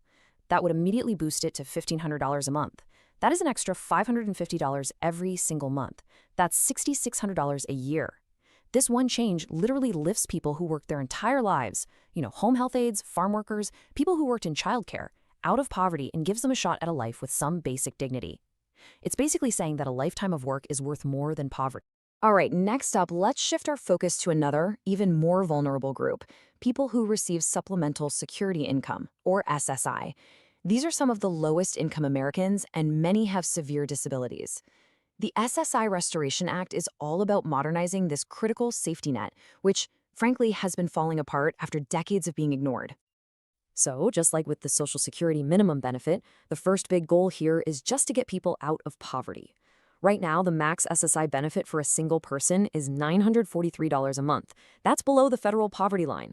This act would raise that benefit to 100% of the poverty line, which would increase it to over $1,250 a month. That's an immediate boost of more than $300 a month, over $3,700 a year. And you can see for couples, the increase is also pretty big. This is a direct infusion of cash so people can afford their most basic needs. Now, this might be the most profound change in the SSI Restoration Act, the asset limits. They have not been updated since 1984. Seriously, think about that. For 40 years, a person on SSI couldn't have more than $2,000 to their name, or they'd lose their benefits. This proposal raises that limit to $10,000 for an individual and $20,000 for a couple. This is a revolutionary shift. For the very first time, it allows people to actually save for an emergency, to put money aside for a car, to get to the doctor, or to handle a leaky roof without being terrified of losing their only source of income. It's a move from forced poverty to actual financial empowerment. But there's another piece of this SSI puzzle, and it's a particularly cruel one. It's something called the marriage penalty. The way the rules are set up right now, the system actually punishes people on SSI if they decide to get married. A married couple gets way less in combined benefits than two single people who are just living together. It literally forces people to choose between the person they love and their own financial survival. Let's put a hard number on that. Every year, a married couple on SSI loses $5,652. That is the price tag, just for being married. It's a policy that creates an impossible choice between love and money. The solution in the SSI Restoration Act is as simple as it is powerful. It just gets rid of the penalty completely. Gone. Under the new rules, a married couple would get the exact same total benefit as two single individuals. It's a change that says people with disabilities have the right to build a life together, to love, and to marry without facing financial ruin because of it. So, we've talked about immediate help and lifting up the most vulnerable. Now let's turn to the third major proposal, the Social Security 2100 Act.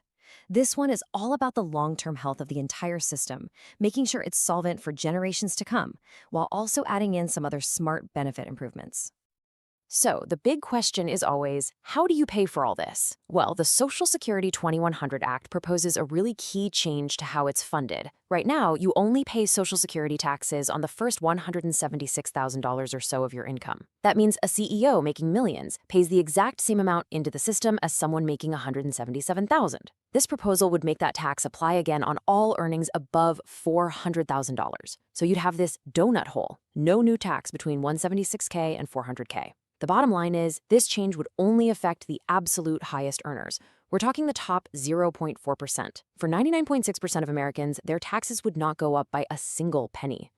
And at the same time it asks the wealthiest to pay a little more, the 2100 Act actually gives a big tax break to millions of seniors. A lot of people don't even realize that your Social Security benefits can be taxed if you have other income. The income levels where those taxes kick in were set decades ago, and they've never been changed for inflation. This act would finally dramatically raise them. It would double the threshold for single people to $50,000 and more than triple it for married couples to $100,000. So what does that mean in real dollars? Well, for a single senior with a total income of $25,000, maybe from a small pension plus Social Security, their federal tax bill on their benefits would drop to zero. That's an extra $1,000 to $1,500 back in their pocket every year. For a couple with a combined income of $40,000, their tax bill on benefits would also disappear, saving them between $1,500 and $2,000 annually. It's just another way of boosting people's income by letting seniors keep more of the benefits they earned over a lifetime. Okay, so we've looked at three different, really powerful proposals: the Social Security Expansion Act, the SSI Restoration Act, and the Social Security 2100 Act. Now, for what I think is the most important part of this whole explainer, let's stack them all on top of each other and see what the combined financial transformation actually looks like for real people. This is where a whole new reality starts to take shape. Let's start with our average senior retiree. Right now, they're getting about $22,000 a year from Social Security. With these reforms, that $200 monthly boost adds $2,400 a year right off the bat. Then the tax relief from the 2100 Act could save them another $1,400 or so. All of a sudden, their annual income from Social Security is almost $26,000. That's an increase of more than $3,800 a year, a 17% boost. That is a huge leap in financial security. Now, take a look at the lifelong low-wage worker. They're starting at just $11,400 a year, deep in poverty. The combination of that $200 boost and the new higher minimum benefit lifts their annual income to around $18,400. This is a staggering increase of $7,000 a year, a more than 60% boost. This is what it looks like when policy is targeted to make a profound difference. This isn't just an increase, it's an escape hatch from poverty. For an individual on SSI, the story is just as transformative. Their annual benefit jumps from about $11,300 to over $15,000. That's a 33% increase that pulls them above the poverty line. But remember, the money is only half the story here. The other, equally crucial benefit is that they can now save up to $10,000 without being penalized. So it's a 1-2 punch. More income for everyday life, and for the first time, the freedom to build a safety net for the future. And finally, maybe the most dramatic transformation of all, a married couple with disabilities on SSI. Today, because of that marriage penalty, they get just under $17,000 a year. By raising the benefit for each person and getting rid of that unjust penalty, their combined annual income skyrockets to over $30,000. That is a 77% increase. It is, and I'm not exaggerating, a complete financial rebirth that allows them to build a life together with real security and dignity. As powerful as those charts are, we've got to circle back to where we began. The true impact of all these changes can't really be captured in a bar graph. The transformation goes so much deeper than just dollars and cents. It's about what that money, that security, makes possible in a person's life. This is the real payoff, right here. It's freedom from that constant nagging anxiety of wondering how you're going to pay the next bill. It's the dignity of being able to choose healthier food or a safer apartment. It's the joy of being able to be part of your community, to maybe volunteer or just go out for coffee with a friend instead of being isolated by poverty. And of course, it's the profound security of being able to build a life with the person you love without the government standing in your way. This is a total transformation in well-being. So how does this all become real? Well, these aren't just abstract ideas. They are actual bills being debated in Congress right now. The path forward means moving through committees, getting votes in both the House and the Senate, and finally getting a signature from the president. But look at step 3 on this slide. That might be the most important one. Public support. Polls consistently show that over 80% of Americans, and that includes big majorities of both Democrats and Republicans, support expanding Social Security.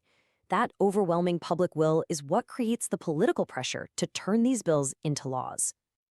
And that really brings us to the final thought I want to leave you with. This whole debate isn't just about budget priorities. It's a question of our national values. The cost of doing nothing is measured every single day in human suffrage, in seniors cutting pills in half, in people with disabilities trapped in poverty, in love being penalized. These proposals offer a different path. And so the real question is, as a country, can we afford not to take it? We're about to do a really deep dive into some major proposals that could seriously increase your monthly income. And this is about way more than just numbers on a page. It's about what those numbers actually mean for your day-to-day life. We're talking about more security, a lot less stress, and just, well, more peace of mind. So let me just ask you this straight up. Is your monthly check really enough to live on without that constant nagging worry? For millions and millions of people, the honest answer is just no. Life becomes this endless juggling act, right? Choosing between buying groceries or getting your prescription filled, paying the electric bill, or finally fixing that noise the car is making. That kind of daily stress, it just grinds you down. This whole explainer is about the plans that are aiming to change that exact reality. This quote, I think, just gets right to the heart of the whole thing. It's about moving from a state of financial anxiety to one of real stability. It's the promise that one unexpected bill doesn't have to spiral into a full-blown crisis. And that promise, well, that's the ultimate goal of the very real proposals we're about to break down piece by piece. Okay, let's dive right in. The first major proposal we're going to look at is called the Social Security Expansion Act.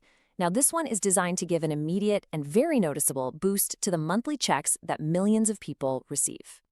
The big headline number for this act is a proposed annual increase of $2,400. Now just think about that for a second.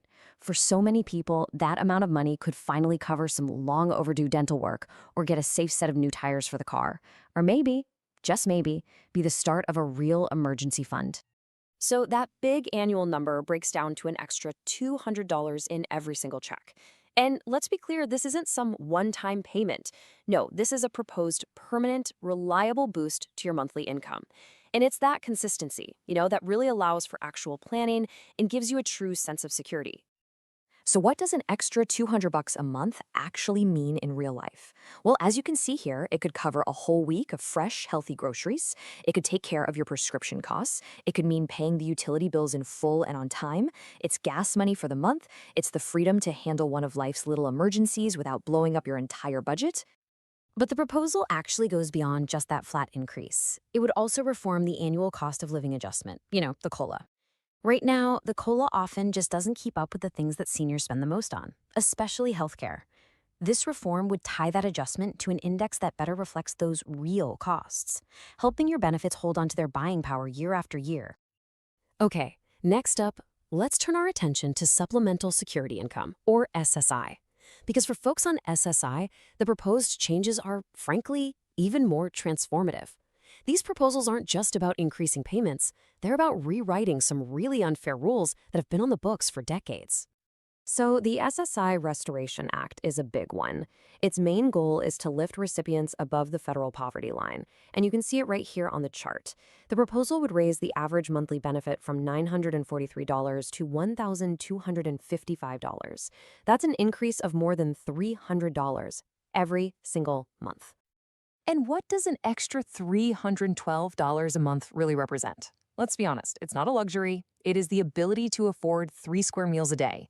It could be the difference in finding safer housing or just being able to cover the copays for necessary doctor visits. In short, it provides the resources for basic health and human dignity. This proposal also takes aim at something critics call the marriage penalty. It's a pretty wild rule. Currently, when two people who both receive SSI get married, their combined benefit is actually cut by about 25% compared to what they got when they were single. It makes no sense. The SSI Restoration Act would get rid of this rule completely. Just look at this table. The difference is absolutely staggering. Right now, a married couple on SSI gets a combined $1,415.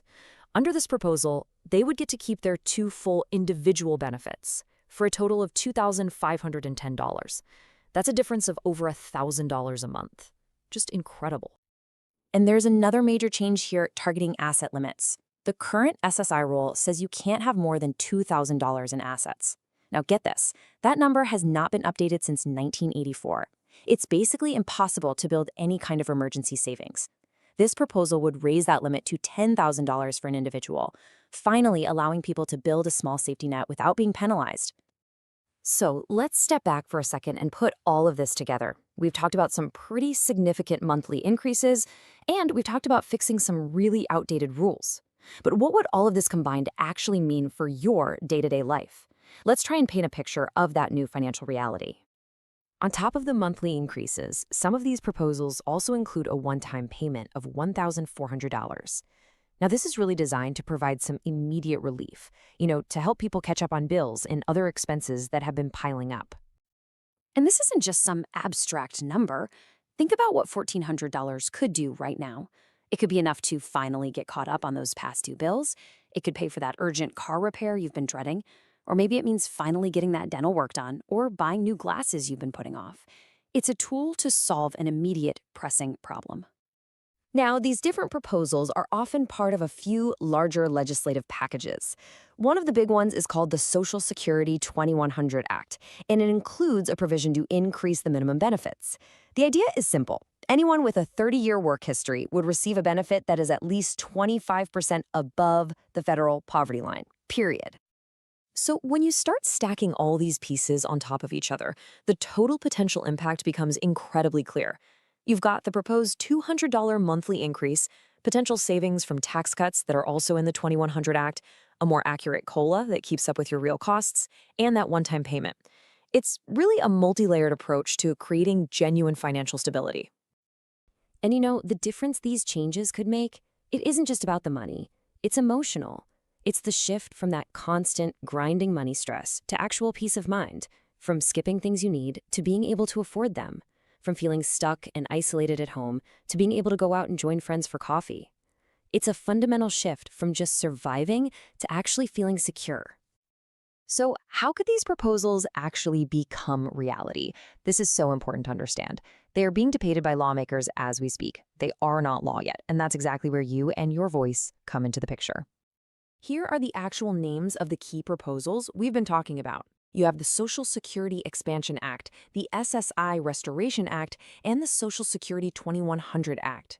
These are the specific pieces of legislation that contain all of the various improvements we've just explored in detail. Your voice has real power in this debate. This slide lays out some concrete steps you can actually take. Calling or emailing your representatives to share your personal story, that's a powerful and direct action. You can also talk about it with your friends and family, support advocacy groups that are on the front lines, and of course, vote for candidates who align with your views on this. Let's end on the core principle that supporters of these changes always come back to. They argue that this isn't about giving a handout. It's about honoring a lifetime of contributions, and it's about making sure that people can live their later years with the security and the dignity that they have absolutely earned. So, I'll leave you with this question to think about. What would be the very first weight lifted off your shoulders if you had a more secure income every month? This isn't just abstract policy. It's about your life, your health, and your peace of mind. A more secure future that proponents say is absolutely within our reach. Official numbers are in for the 2025 Social Security Cost of Living Adjustment. You know it as the COLA. So in this deep dive, we're going to break down exactly what this means for your retirement, your disability, SSI, or VA benefits. We'll get right into the dollars and cents and what you need to know. Let's jump in. So let's get right to it. The main question on everybody's mind, right? With the price of pretty much everything always in flux, how much of a boost are you actually going to see in that monthly check for 2025? The official cost of living adjustment for 2025 is 2.5%. That's the number. This is what's going to be used to calculate the increase for millions of people across all Social Security and related benefit programs for the entire year. And just to be crystal clear, this isn't some estimate or projection. Nope, this 2.5% is the final official number announced by the Social Security Administration. The whole point of the COLA is to help your benefits keep up with inflation, so your buying power doesn't get chipped away over time. Now, you might be thinking, 2.5%, that feels a little low. And you're not wrong, especially if we look back at the last couple of years. In 2023, we saw that massive 8.7% increase. I mean, that was the biggest one in 40 years. Then in 2024, it was 3.2%. Okay, so a percentage is one thing, but what does it really mean for the actual money that hits your bank account every month? Well, that's what we're going to get into right now. We are going to translate that 2.5% into real, hard dollars and cents for a bunch of different benefit levels. Let's start with some pretty common Social Security retirement benefit amounts. If you're currently getting, say, $1,000 a month, you'll see a $25 increase. That brings your new monthly total up to $1,025. Over a whole year, that's an extra $300. If your benefit is $1,500, your increase is $37.50 a month for a new total of $1,537.50. That adds up to $450 more a year. And for the average retiree, who's getting around $1,976, you're looking at an increase of almost $50 a month. That's nearly $600 extra over the course of the year. Now, for those of you with higher benefit amounts, and this could be many people on retirement or on Social Security Disability, or SSDI, the increase just scales right up. A $2,000 monthly check will go up by $50. Somebody getting $2,400 a month will see a $60 increase. And if you're at the higher end, say $3,000 a month, that's a $75 boost. That adds up to $900 extra over 12 months. The key thing to remember is that the dollar amount of your raise is directly tied to your current benefit. Okay, now for folks receiving Supplemental Security Income, or SSI, the math works a little differently. For you, the COLA gets applied to the maximum federal payment rate. So for an individual, that max payment will increase by $24 a month, going from $943 up to $967. For a couple, the max payment goes up by $35, from $1,415 to $1,450. And here's a really important note. These new SSI payments actually start a little bit earlier, on December 31st, 2024. And for our nation's veterans, it's really important to know that your VA disability and pension benefits are also adjusted by this very same 2.5% COLA. So what does that mean?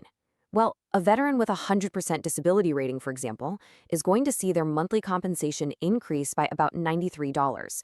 And just like with SSI, these increases kick in a bit sooner, starting on December 1st, 2024. The entire COLA calculation comes down to this one key metric, the CPIW. It stands for the Consumer Price Index for urban wage earners and clerical workers. Is the CPIW actually the right tool for the job? I mean, it's based on what urban workers buy. Many advocates argue, pretty convincingly, that retirees spend their money very differently. They often spend a much bigger chunk of their income on things like healthcare and housing, two areas where costs have been climbing really fast. There was an alternative index called the CPIE, the E is for elderly, that gives more weight to those exact costs. And if the CPIE were used instead, it would almost certainly lead to higher COLA adjustments most years. And now for what is maybe the single most important thing to remember in all of this. Ready? This increase is 100% automatic. You don't have to apply for it. You don't need to fill out a form, call anybody, or click some special link to activate it. If you're eligible for benefits, you will get the adjustment, period. This is so critical for what we're about to talk about next. The Social Security Administration itself gives you the #1 golden rule for spotting a scam. Just burn this into your memory. You will never need to pay a fee or provide personal information to activate your increase. The government will never ever charge you for a benefit you are already supposed to receive. It's a scam if they ask you to pay a fee.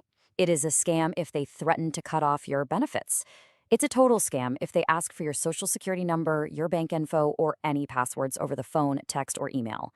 It is definitely a scam if they tell you to activate or apply for your COLA, and it's a scam if they pressure you, saying you have to act right now. You know, when Social Security was first created way back in 1935, benefits were fixed. Can you imagine that? Retiring at getting the same exact dollar amount for 20 or 30 years while the cost of everything goes up around you? That's the huge problem Congress finally fixed in 1972 when they created automatic COLAs. The first one kicked in 1975, but it doesn't always go up. In years with really low inflation like 2010, 2011, and 2016, the COLA was actually zero. It just shows you how directly tied this whole thing is to the economy, from the flat years all the way up to that recent 40-year high of 8.7%. We're about to jump into one of the most important financial updates of the year, the 2025 Cost of Living Adjustment. Now, for millions of you, retirees, veterans, people with disabilities, this is way more than just a percentage point. This is a crucial piece of the puzzle for your budget, your planning, and frankly, your peace of mind. So let's get right into what this all means for your wallet. Now, you might be looking at that 2.5% and thinking, hey, that feels a bit lower than the last few years. And you're not wrong. Let's put it in context. In 2023, we saw that massive 8.7% jump because inflation was just soaring. Then, in 2024, it leveled out to 3.2%. So yeah, 2.5% is more modest, but it's still a really meaningful boost that's meant to provide some real relief and protect your buying power as prices continue to creep up. Okay, now for the part I know you've been waiting for. What does this 2.5% actually mean for you, for your bank account? Let's translate this percentage into actual dollars and cents. We're going to break it down by different benefits and different amounts so you can get a really clear, solid estimate of the extra money you'll be seeing. Have a look at this table with me. This is for Social Security retirement benefits. Just find your current monthly payment in that first column or the number closest to it. So for example, if you're getting about $1,500 a month, you're looking at an extra $37.50. And check out that last column because it really adds up. That's an extra $450 over the course of a year. If you're getting $3,000, we're talking about an extra $900 in your pocket annually. That's significant. So what does this look like for the average person? Well, the typical Social Security retiree is going to see an increase of about $49.40 a month. Let's just call it nearly $50. Over a full year, that works out to more than $590. Now think about that for a second. What could that cover for you? A couple of utility bills, a big chunk of your prescription costs for the year, a few big trips to the grocery store? It's a real, tangible amount that can make a difference. And it's so important to remember this isn't just about retirement. For people receiving Social Security Disability Insurance, or SSDI, the average person is going to see about $38 more each month. And for Supplemental Security Income, SSI, the increase bumps up the maximum federal payment. That means an individual will see their payment go up by $24 to $967 a month. For a couple, it's a $35 increase, bringing them to $1,450. This is absolutely critical support. This is huge. That same 2.5% COLA also applies to our nation's veterans through their VA disability compensation. And as you can see here, the dollar amount goes up with the disability rating. A vet with a 10% rating will get about $4.28 more. But look at a veteran with a 50% rating. That's an extra $46.72 every single month. And for a veteran with a 100% disability rating, the increase is substantial, about $93.45 more per month. That adds up to over $1,100 a year. You know, numbers on a chart are one thing, but what does this actually look like in the real world? The true story of the COLA is how it hits home, how it affects people's day-to-day lives. So let's look at a few stories that show how this increase translates into actual real-world relief. Let's talk about Mary. She's 72, a retiree, and her increase comes out to about $50 a month.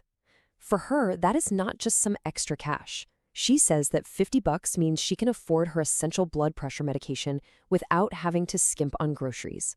Her quote just says it all, doesn't it? For so many people on a fixed income, these seemingly small amounts have a massive impact on their health and well-being. Or let's take a look at John, a 58-year-old disabled vet on SSDI. His $45 increase is directly tied to his ability to manage his health. He says it literally covers the copays for his doctor's visits. It removes a huge financial stressor and means he doesn't have to choose between seeing his doctor and eating well at the end of the month. And this story just shows how these adjustments can create waves of opportunity for whole families. The Rodriguez couple is on SSI, and their benefit is going up by $35 a month. To them, that $35 is a new door opening for their daughter. It covers the fee for her school's science club, something they just couldn't swing before. It's a powerful reminder that the COLA isn't just about survival. Sometimes it's about giving people a chance to thrive. Okay, so you know the increase is on its way, and you've got a good idea of how much it'll be. So now, let's get down to the nuts and bolts. How does this money actually show up? And, this is just as important, how do you protect yourself from the scammers that always seem to crawl out of the woodwork around this time? Okay, I need you to listen very closely because this is the single most important practical thing you need to know. Your COLA increase is 100% automatic. Let me say that again. It's automatic. You don't have to apply, you don't have to fill out a single form, you don't need to call anyone, and you certainly don't need to click on anything. The Social Security Administration handles it all. The higher payment will just arrive, plain and simple. Today, we are going to break down exactly what this new increase means for you, how much you can expect, how you'll get it, and what it really means for your budget. So let's just dive right in. All right, so to really get why this increase is such a big deal, we've got to start with the reality of what's happening with our wallets right now. You know, it's a simple sentence, but man, it's something we're all feeling, isn't it? The cost of pretty much everything, we're talking groceries, rent, gas, medical bills, it's all going up. And that's putting a real strain on household budgets, especially for anyone on a fixed income. When you rely on that same check every month, even a small price jump can totally throw things off and force some really tough choices. This inflation hits retirees, disabled individuals, and low-income families the hardest, because a bigger chunk of their money goes to just covering the basics. And this quote right here, this really gets to the heart of it. This isn't just about numbers on a spreadsheet. It's about real life. It's about hopefully making fewer of those impossible choices that nobody should ever have to make. You know, deciding between buying food for the week or picking up a vital prescription. This financial pressure is the reason why the announcement we're about to talk about is so important. So yeah, that's the problem we're all facing. But the system actually has a way to respond to these kinds of pressures. So let's get to the good part, the help that's coming. So here's the big question, right? With prices for everything going up, how does the system make sure that the benefits millions of people count on don't just, fade away and become worthless over time? First up, let's talk about the biggest group, Social Security retirees. We're talking about tens of millions of seniors who've worked their entire lives, paid into the system, and for them, that Social Security check is the absolute bedrock of their monthly budget. Okay, so right now, the average retirement benefit is about $1,976 a month. So you apply that 2.5% increase, and that works out to an extra $49.40 each and every month. Now, that might not sound like a life-changing amount, but hey, that adds up. We're talking almost $600 extra over the course of a year. That's real money that can cover a lot of groceries, or handle a few copays, or just ease the burden of the utility bills. Okay, next up is Supplemental Security Income, or SSI. And this program is so critical because it's specifically there to help low-income seniors and disabled adults and children who have very limited resources. For folks receiving SSI, literally every single dollar counts. So with this adjustment, the maximum federal SSI payment is going to go up to $967 a month for an individual. And for an eligible couple, it's going to go up to $1,450. This is absolutely vital support that can be the difference maker in paying the rent on time or keeping the lights on. And the good news doesn't stop there. This increase also applies to two other really important groups: people getting Social Security Disability Insurance, or SSDI, and of course, our nation's veterans receiving VA benefits. Both of these groups are going to see their payments go up by that same 2.5%.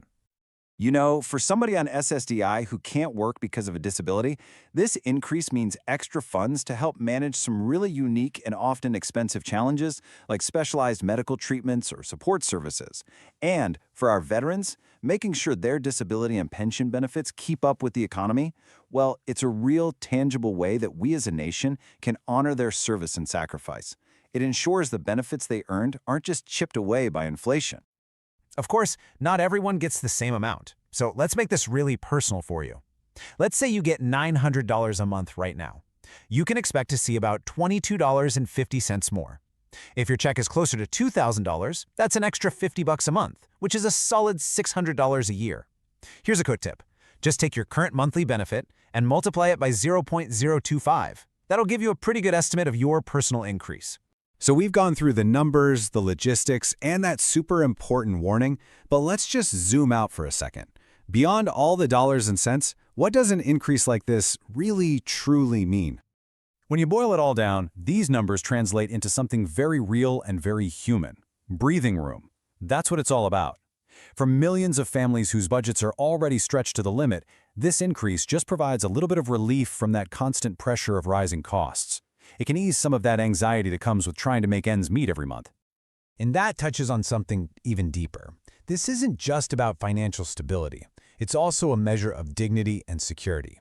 For seniors who paid into the system their whole lives, for disabled individuals facing enormous challenges, and for the veterans who served our country, this increase is a form of acknowledgement. It's a signal that their well-being matters. It reinforces the promise of our social safety net and provides that bit of reassurance that the system is there to support them. And that leaves us with this final thought. The 2025 COLA is providing essential, much-needed support right now. It shows the system is working as intended, but it's also happening inside a much larger, ongoing conversation about the long-term health of these programs. As of right now, this is the working projection for next year's cost of living adjustment, the COLA. This is the figure that's going to determine the raise for tens of millions of people in 2025. Now, you got to understand, this isn't just some random number pulled out of thin air. This is our first real look based on actual official data at how much benefits are likely to go up next year. It's the first piece of the puzzle. Percentages are one thing, but what does this actually mean for your wallet, for your monthly check? Let's get into the dollars and cents, because that's what really counts for planning your budget, right? So let's put this into perspective with some real-world numbers. Take the average SSDI beneficiary. They're getting around $1,600 a month. A 2.7% COLA would mean an extra $43.20 in their pocket each month. Over a full year, that's more than $518. And what about the average retired worker? Well, their benefit is a bit higher, just over $2,000 a month. For them, we're talking about a $54 monthly increase. Annually, that adds up to an extra $648 to help with all those rising costs. But of course, you're not average, so let's get more specific. Okay, average doesn't apply to everyone, right? So we've put together these detailed charts so you can find your number. Just find your current benefit on the left. Let's say you get $800 a month. You're looking at about a $21 raise. If you're down at $1,300, that monthly increase grows to over $35. And you can see that yearly total, over $420 extra. And this chart just continues on for those of you with higher benefit amounts. If you're getting, say, $1,800, that's almost a $50 boost every single month. And if you're up at the $2,500 level, we're talking $6,750 a month, which is over $800 a year. The whole point here is to give you a really clear financial snapshot so you can start planning for 2025. Okay, let's shift gears for a minute and talk specifically about the 7.4 million folks who receive Supplemental Security Income, or SSI. Because this COLA affects you too. It directly impacts the maximum federal benefit rate. All right, let's break it down. For an individual on SSI, the current federal max is $943 a month, With this projected 2.7% increase, that would go up by $26. That brings the new projected total to $969 a month. So close to that $1,000 mark, but not quite there yet. And what about for a married couple, where both partners get SSI? Their current maximum is $1,415. That same 2.7% COLA would add about $38 to that, pushing their new projected monthly benefit up to $1,453 for 2025. That 2.7% is based on just 1 month of data. The final COLA will be the average of all 3. So if inflation suddenly spikes or drops in the next 2 months, that 2.7% will move right along with it. So are we getting another stimulus check? Come on, it's the question that's on everybody's mind, right? Especially if you're on a fixed income. But what if I told you the answer isn't buried in politics? It's actually hidden in plain sight, in the economic data. Today, we're going to pull back the curtain and find the one key trigger that actually makes these checks a reality. This is the big one. It's the question we're all asking. After everything we've been through, it just feels like everyone is wondering when, or even if, more help is ever going to be on the way. Well, instead of just guessing, we're going to look at the exact same signals the people in charge are watching. It's time to see what might really be coming over the horizon. Okay, so before we can look ahead, we have to get one really important thing straight. And, it might not be what you want to hear, but believe me, understanding this is the absolute most critical piece of the entire puzzle. And here it is. The bottom line is, it doesn't matter how many petitions get signed or how loudly people demand more help, none of that directly triggers a stimulus check. The one thing, the only thing that acts as the catalyst is the health of the U.S. economy. Period. Now look, I know that might sound a little discouraging at first, but it's actually the complete opposite. It's empowering. It means we can stop getting caught up in all the political noise and start looking at the real data, the same stuff the policymakers are looking at. It changes everything from just, hoping for help to actually understanding the conditions that make that help necessary. So, if it's all about the economy, what are those conditions? What should we be looking for? Well, this brings us right to the heart of what we're talking about today, the economic trigger. Let's break down exactly how this thing works. The key idea here is something called an inverse correlation. Now, don't let the fancy term fool you. It's actually super simple. Just think of a seesaw, right? When one side goes up, the other side has to go down. It's the same here. When the health of the economy goes down, the chances of the government sending out stimulus checks goes up. They move in opposite directions. Simple as that. Think about it. When the economy is just humming along, jobs are everywhere, businesses are growing, there's basically zero chance of stimulus. And why would there be? You don't need to stimulate an economy that's already running hot. But when things start to slow down, when the economy looks like it's heading for a recession, that's when the whole conversation in Washington completely changes. So what exactly should you be watching for? Well, here are the big 4 signals. First, rising unemployment claims. That's a big one. When more people are losing their jobs, it's a clear sign of trouble. Then you've got slowing growth and contracting business activity, which just means companies are making less and selling less. But honestly, the real flashing red light to watch for is the Federal Reserve. When they start cutting interest rates, you need to pay attention. They only do that when they see big trouble on the horizon and want to make it cheaper to borrow money to get things going again. These are the headlines that truly matter. And look, this isn't just some theory somebody came up with. The data shows a crystal clear, repeating pattern throughout recent American history. It's kind of undeniable once you see it. Let that sink in for a second. Every single major recession in the modern era has led to stimulus checks. That tells us that these payments aren't random acts of kindness. They're a standard, almost predictable response to a specific crisis, a major economic downturn. The playbook is there, and they've used it again and again. Let's just walk through it. Back in 2001, the dot-com bubble burst, and we had a recession. The response? $300 checks. Okay. 7 years later, 2008, the housing market completely collapses, triggering a massive global crisis. The response? $600 checks. Then, of course, 2020, the pandemic shuts down the entire world. The response? $1,200 checks. Are you seeing the pattern here? A major recession hits, and boom, payments go out. It has happened every single time. But hold on, because if we look just a little bit closer at those numbers, something even more interesting and kind of wild starts to pop out. It's not just that they sent checks, it's the amount of money that tells a whole other story. Okay, so the first time, in 2001, the baseline was set, $300. Then in 2008, when the next big crisis hit, what happened?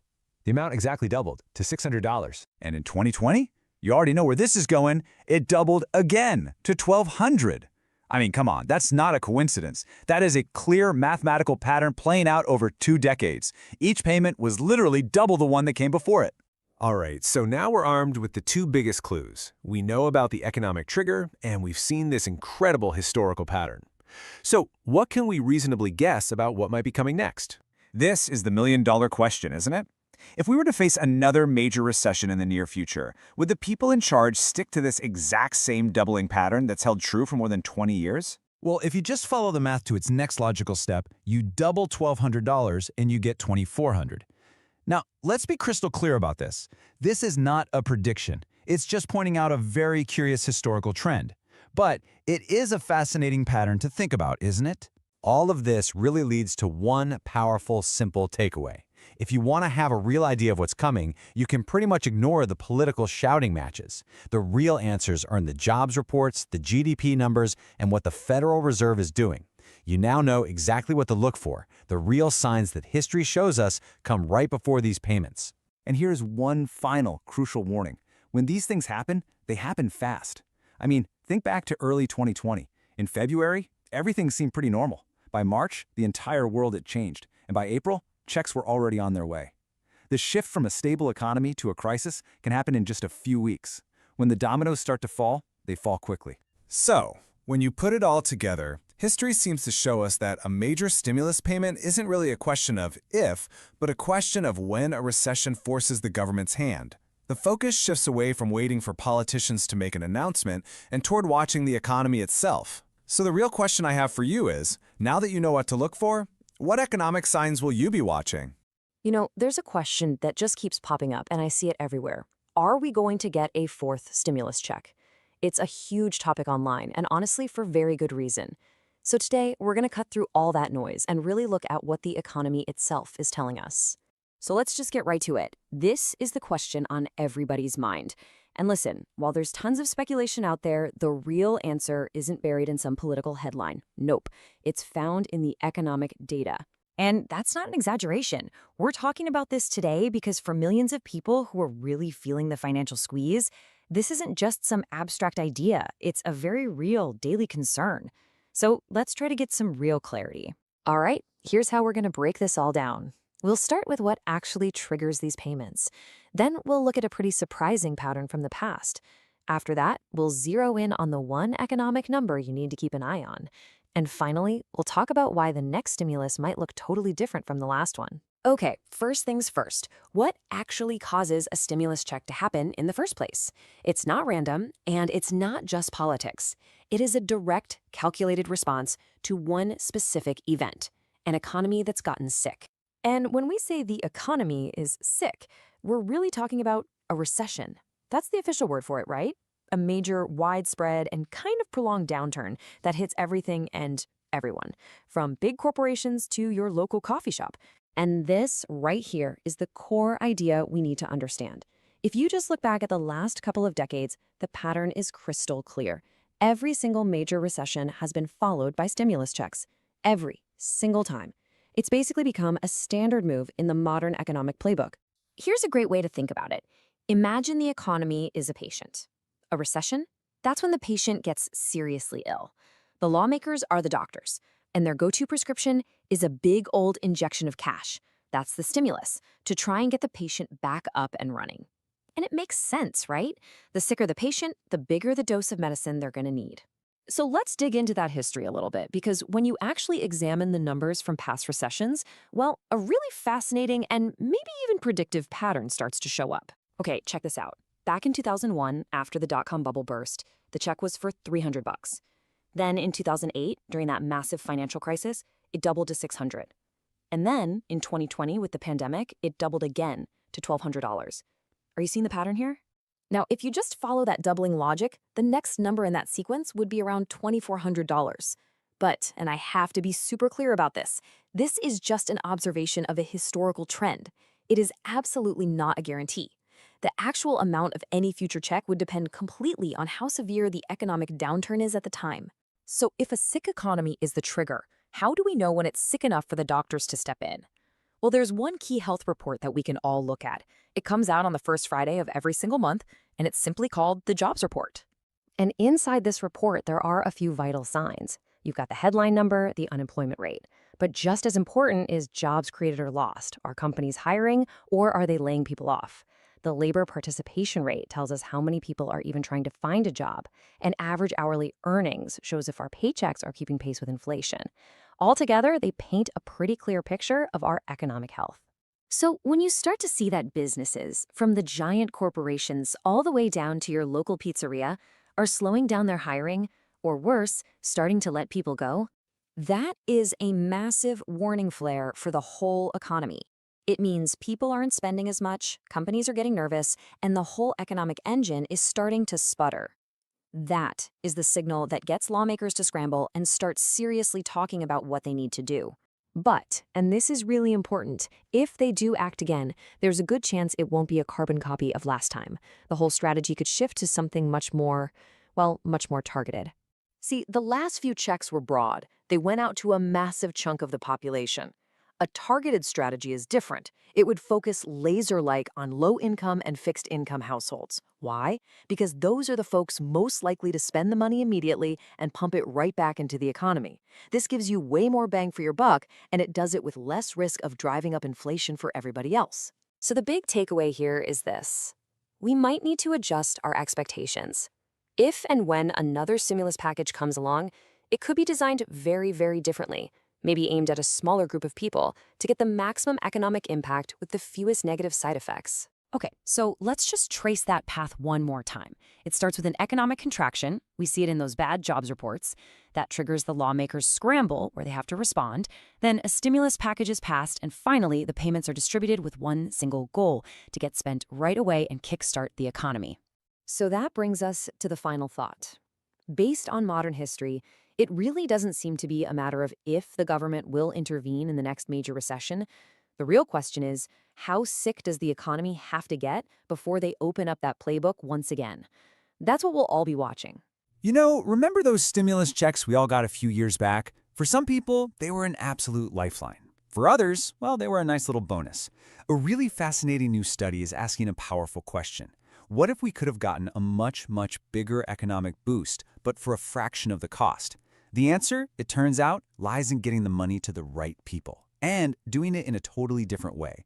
So let's break down this idea for what might just be a smarter stimulus. Okay, so let's get right to the heart of it. The proposal this study makes is for a recurring $2,000 monthly check. But wait, this isn't some money for everyone idea. Not at all. The entire strategy really hinges on who gets this check, and the data suggests that being super precise is the key to making it all work. So to really get to the bottom of this, we're going to walk through 4 key parts. First, we'll look back at the stimulus dilemma from 2020 and 2021. Then, we'll uncover a key economic clue that is absolutely central to this new idea. After that, we'll compare the economic impact of spenders versus savers. And finally, we'll explore all the details of this proposal for a smarter stimulus. All right, let's kick things off with Section 1, the stimulus dilemma. You know, to figure out where we might be going, we first have to really understand where we've been. So let's take a look back at the lessons we learned from that last big round of stimulus payments. So between 2020 and 2021, the government pushed out 3 big waves of stimulus checks, and the total price tag? A pretty staggering $850 billion. I mean, that's more than the entire economy of some countries. The whole goal was to jumpstart our economy, but a price tag that big raises a really important question. Did that money actually get spent in the right places, or did we kind of miss the mark? Well, here were the core problems with that old approach. The checks went out to about 85% of the population. That means a huge chunk of that money went to people who, frankly, didn't really need it for their immediate expenses. Economists have a name for this. They call it the helicopter approach, just kind of dumping money across the landscape and hoping for the best. And the result? Well, not only was it super inefficient, but some studies suggest it added about 3 percentage points to the inflation that came later. There just had to be a better way. And that leads us right into our second section, a key economic clue. See, researchers who are analyzing all this data found a secret to making stimulus way more effective. And it all comes down to understanding one simple but really powerful economic principle. That principle is called the marginal propensity to consume, or MPC. Now, don't let the name fool you. It sounds really academic, but it's an incredibly simple idea. It just measures one thing. When you get an extra dollar, how much of it do you actually spend and how much do you save? That's the whole concept right there. Let's just boil it all the way down. Forget the jargon for a second. NPC is really just asking this one simple question. How likely are you to spend the next dollar you get? That's it. And this simple question, it turns out, is the key to unlocking a much more effective stimulus strategy. So this concept basically creates two very distinct groups of people. You've got folks with a high MPC. They're typically on lower incomes, so an extra dollar is very likely to be spent immediately on necessities. Then you have people with a low MPC. They're usually on higher incomes, so that extra dollar is way more likely to be saved or invested. Simply put, the less of a financial cushion you have, the more likely you are to spend new money right away. And that distinction, well, it changes everything. Okay, so let's move on to Section 3 and see how this all connects. Spenders versus savers. Now that we understand what MPC is, let's actually apply it. Let's follow the money and see what happens when we give the same amount of cash to people on opposite ends of that spectrum. Let's use that core member from the study, $2,000. Now, imagine two of these checks are sent out. One goes to a spender, someone with a high MPC. The other one goes to a saver, someone with a low MPC. The amount of money is exactly the same, but where it goes next tells two completely different stories about the economy. The data for the person with the high MPC is pretty striking.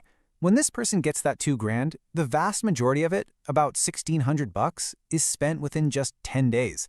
The rest of it, gone within a month. This means the entire amount gets injected directly back into the economy, buying groceries, paying rent, supporting local businesses. This is stimulus in its absolute purest form. And you know, this is the perfect time for a little reality check. The whole purpose of a stimulus check is right there in the name, to stimulate. It's not designed to be a savings plan or a debt reduction tool. Its only job is to get money moving through the economy, to keep everything going.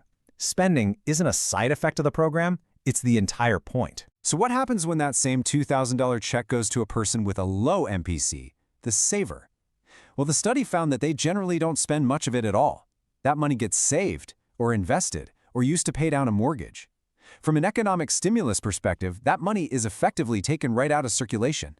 The source uses this great analogy. It's hoarded like a bunch of squirrels saving away nuts for the winter. And while saving is an amazing personal habit, it totally defeats the purpose of an economic stimulus. So the crucial point is this.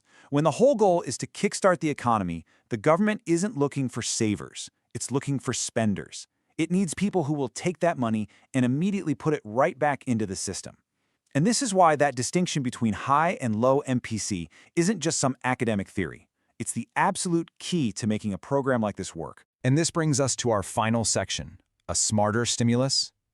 Based on everything we've just laid out, the study proposes a completely different, much more targeted approach for the next time a major economic downturn happens. So here's the proposed model. Step 1, instead of that blanket helicopter approach, you surgically identify only the high MPC individuals.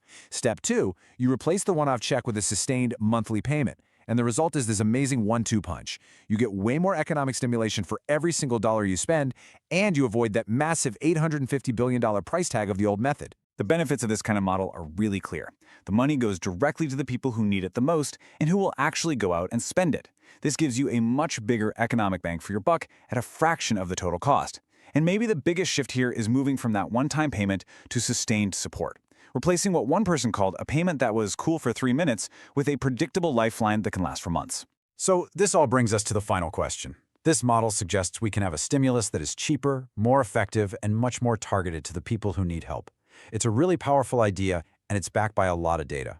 The real question is, when the next economic crisis hits, will policymakers stick with that old helicopter approach, or will they be willing to embrace a smarter, more precise strategy?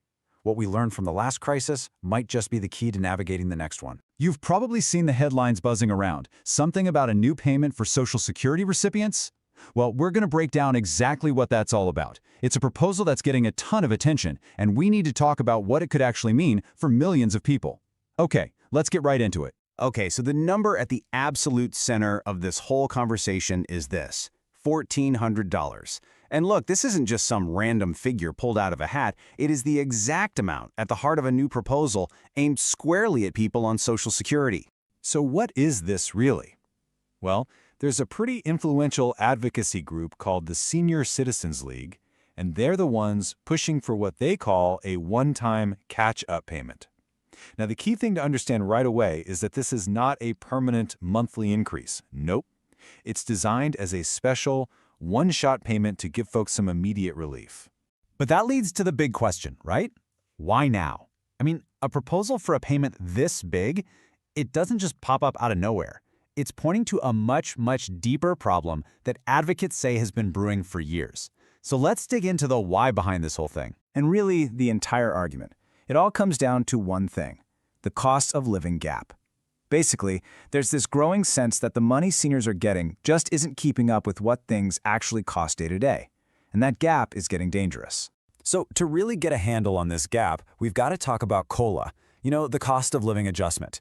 It's that annual raise that Social Security recipients get. And its whole job, its only job, is to make sure your benefits can buy the same amount of stuff this year as they did last year, even when prices go up. On paper, it's supposed to be a perfect system. But in the real world, is it working? Well, according to people like Shannon Benton from the Senior Citizens League, the answer is a big no. She talks about a sharp erosion in what people can actually buy. She's arguing that those yearly COLA raises just aren't keeping up with the soaring costs of essentials. We're talking food, housing, and a big one, healthcare. And listen, this gap is a huge deal because of just how much people depend on these benefits. I mean, look at this. For almost 40% of folks, Social Security isn't just some of their income, it's all of it. It's their entire income. So for that group, when the COLA doesn't cut it, there's literally no other safety net. That's it. Okay, so if we all agree the COLA isn't quite doing its job, the obvious next question is why? What's broken? And that question takes us right into the really technical, nerdy heart of this whole debate. It's all about a disagreement over the formula, the math used to figure out inflation for seniors. Let's break this down, because it can get a little confusing. Right now, the COLA is calculated using something called the CPIW. Now, this index looks at what urban workers are buying. Things like gas for the commute, new clothes for the office.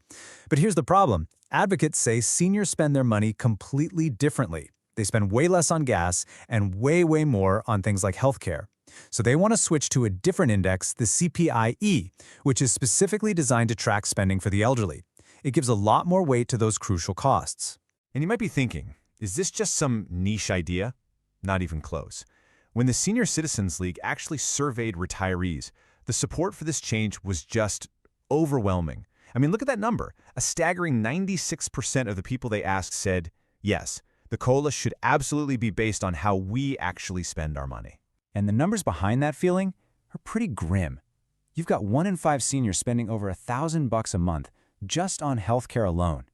4 out of 5 feel like the official inflation numbers are a joke and don't match what they see at the grocery store. And then there's this. 13% of seniors are trying to get by on less than $1,000 a month. That's often below the poverty line. It's a tough reality. So this idea of a one-time payment, it might sound kind of radical, right? But if you look back at our history, it's actually not a completely new concept. This whole conversation is really just the latest chapter in a long story of adjusting benefits when times get tough economically.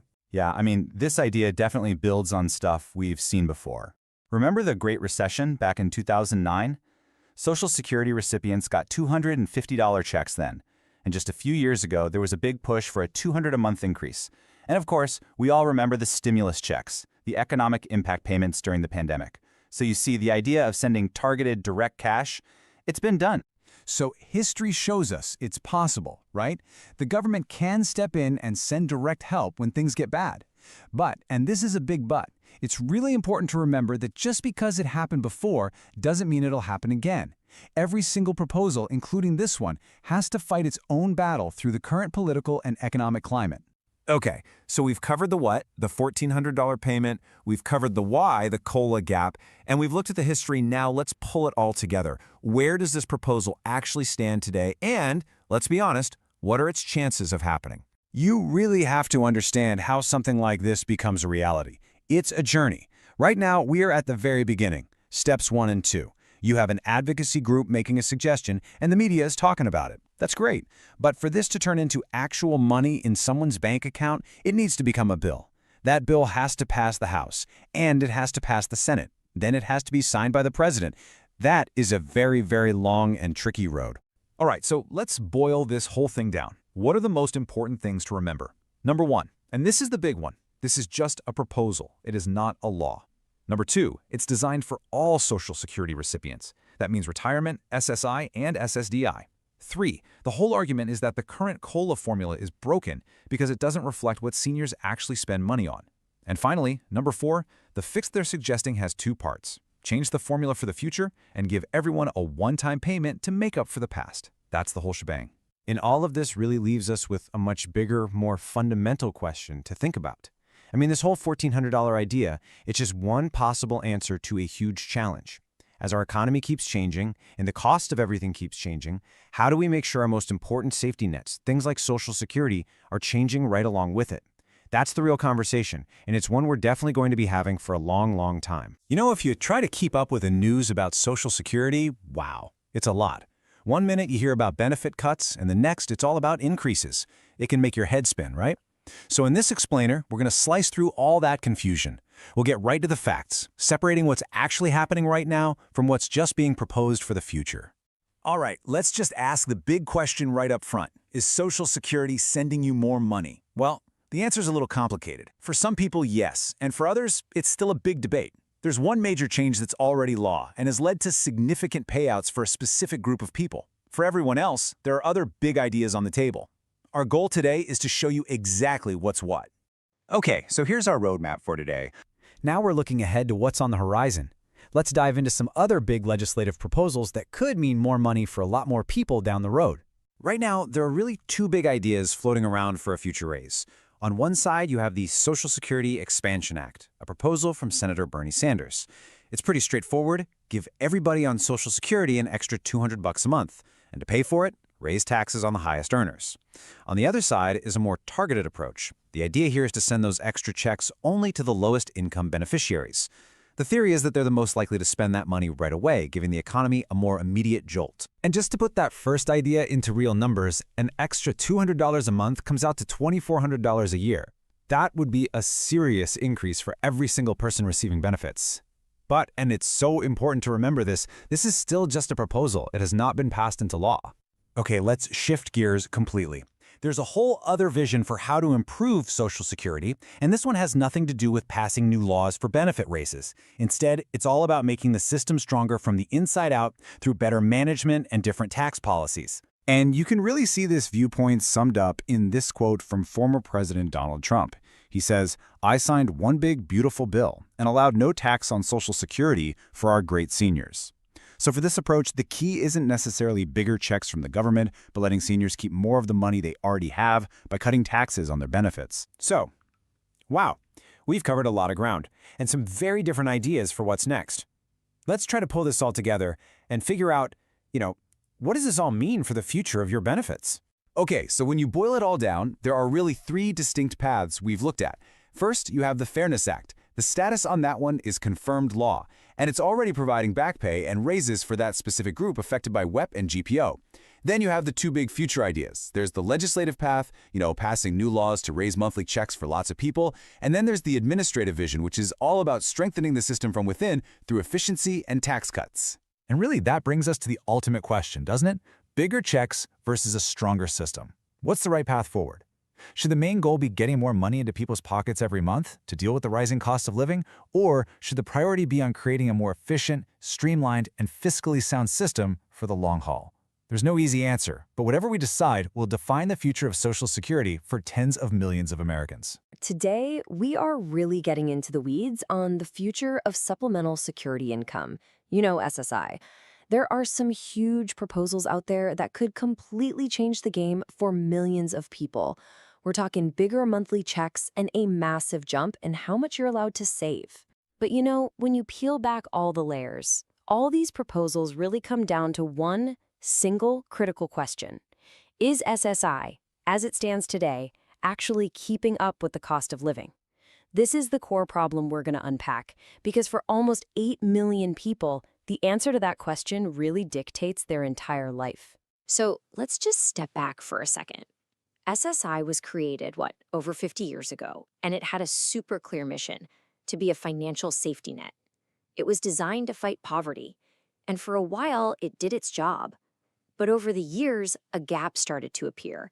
And that gap has just kept growing, leaving the whole program and the people who rely on it falling further and further behind. Okay, so just to make sure we're all on the same page, what exactly is SSI? It's a really important federal program run by the Social Security Administration that gives a monthly income to adults and kids with disabilities, and also to folks 65 and older who have very little in terms of income and resources. And this right here is the absolute key to its original design. The whole idea from day one was that the payments would keep people right at the federal poverty line. Not way above it, sure, but definitely not below it. It was supposed to be a floor, a baseline of financial stability. And remembering that original goal is so important for understanding where things are today. So this idea of falling behind, it isn't just a feeling. It's not a hunch that things are getting tougher. It is a measurable, quantifiable gap.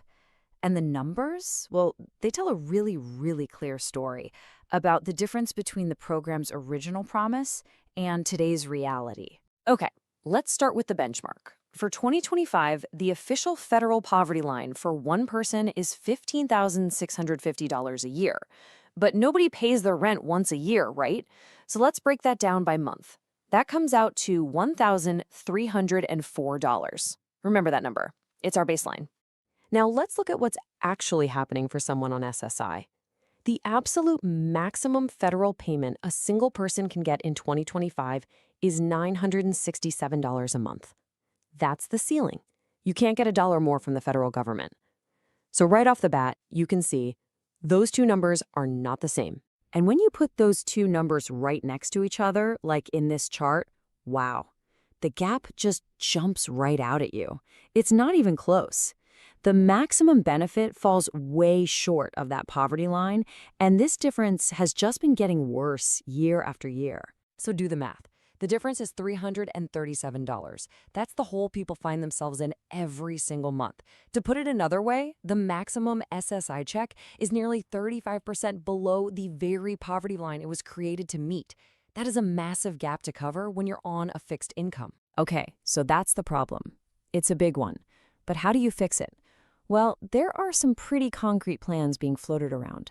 And maybe the biggest one is a piece of legislation called the SSI Restoration Act. It's designed to attack that income shortfall we just talked about head-on. And this proposal is getting a lot of attention.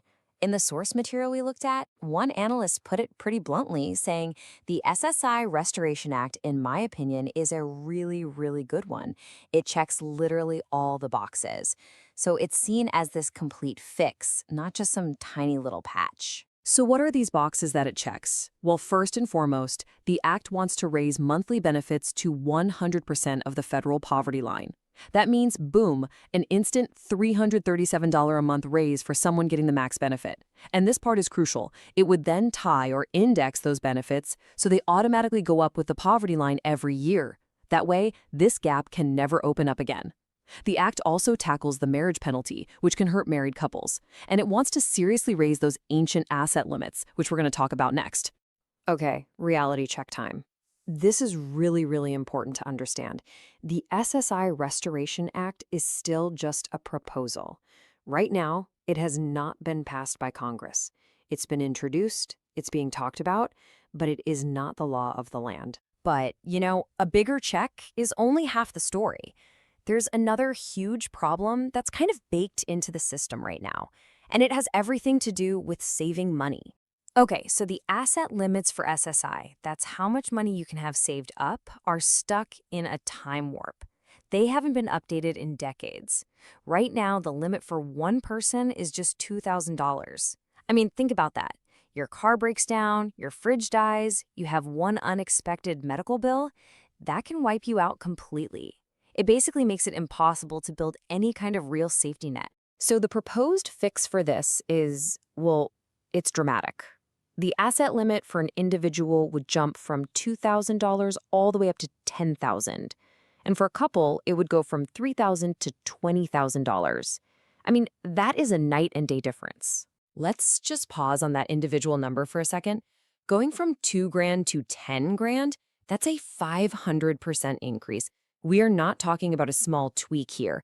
This is a massive shift in policy. basically admitting that the financial world of today is nothing like it was when these old limits were set. And what does that really mean for someone's life? It's not just about the numbers, it's about security. It's about having that peace of mind that comes from knowing you have a rainy day fund. It means you could actually save for an emergency without that constant fear of losing the very benefits you need to survive. Okay, so we've got these two huge ideas on the table, one to boost monthly income and one to raise the savings limit. But what does it all mean? How does a plan like this go from being an idea to being a reality? Well, it all comes down to the process in Washington. First, lawmakers have to introduce the bills, which, yep, they've already done. After that, the bills have to get debated in committees and then eventually get voted on by both the House and the Senate. If, and that's a big if, a bill passes, then it goes to the Social Security Administration to actually put the changes into effect. But it's key to remember where we are right now. These are all still just proposals on paper. All right, so let's just do a quick recap of the whole shebang.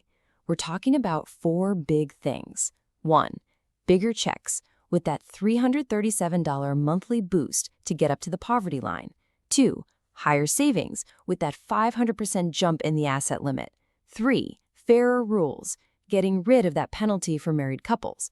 And 4, future-proofing the system by tying benefits to the poverty line so this whole mess never happens again. When you step back and look at it, these proposals are really a total rethinking of what SSI is and what it does. They're trying to bring it back to its original promise of being a real anti-poverty safety net. But the million-dollar question remains, is there enough political will to make these big plans a new reality for the millions of Americans who rely on it? And that's what we'll all be watching. Okay, let's talk about a pretty wild idea. What if every single person on Social Security got the exact same check every month? I mean, not based on how much you earned during your career, but just one flat amount for everyone. It's a really radical proposal, and it's starting to get some serious attention because it would completely transform one of the country's most important programs.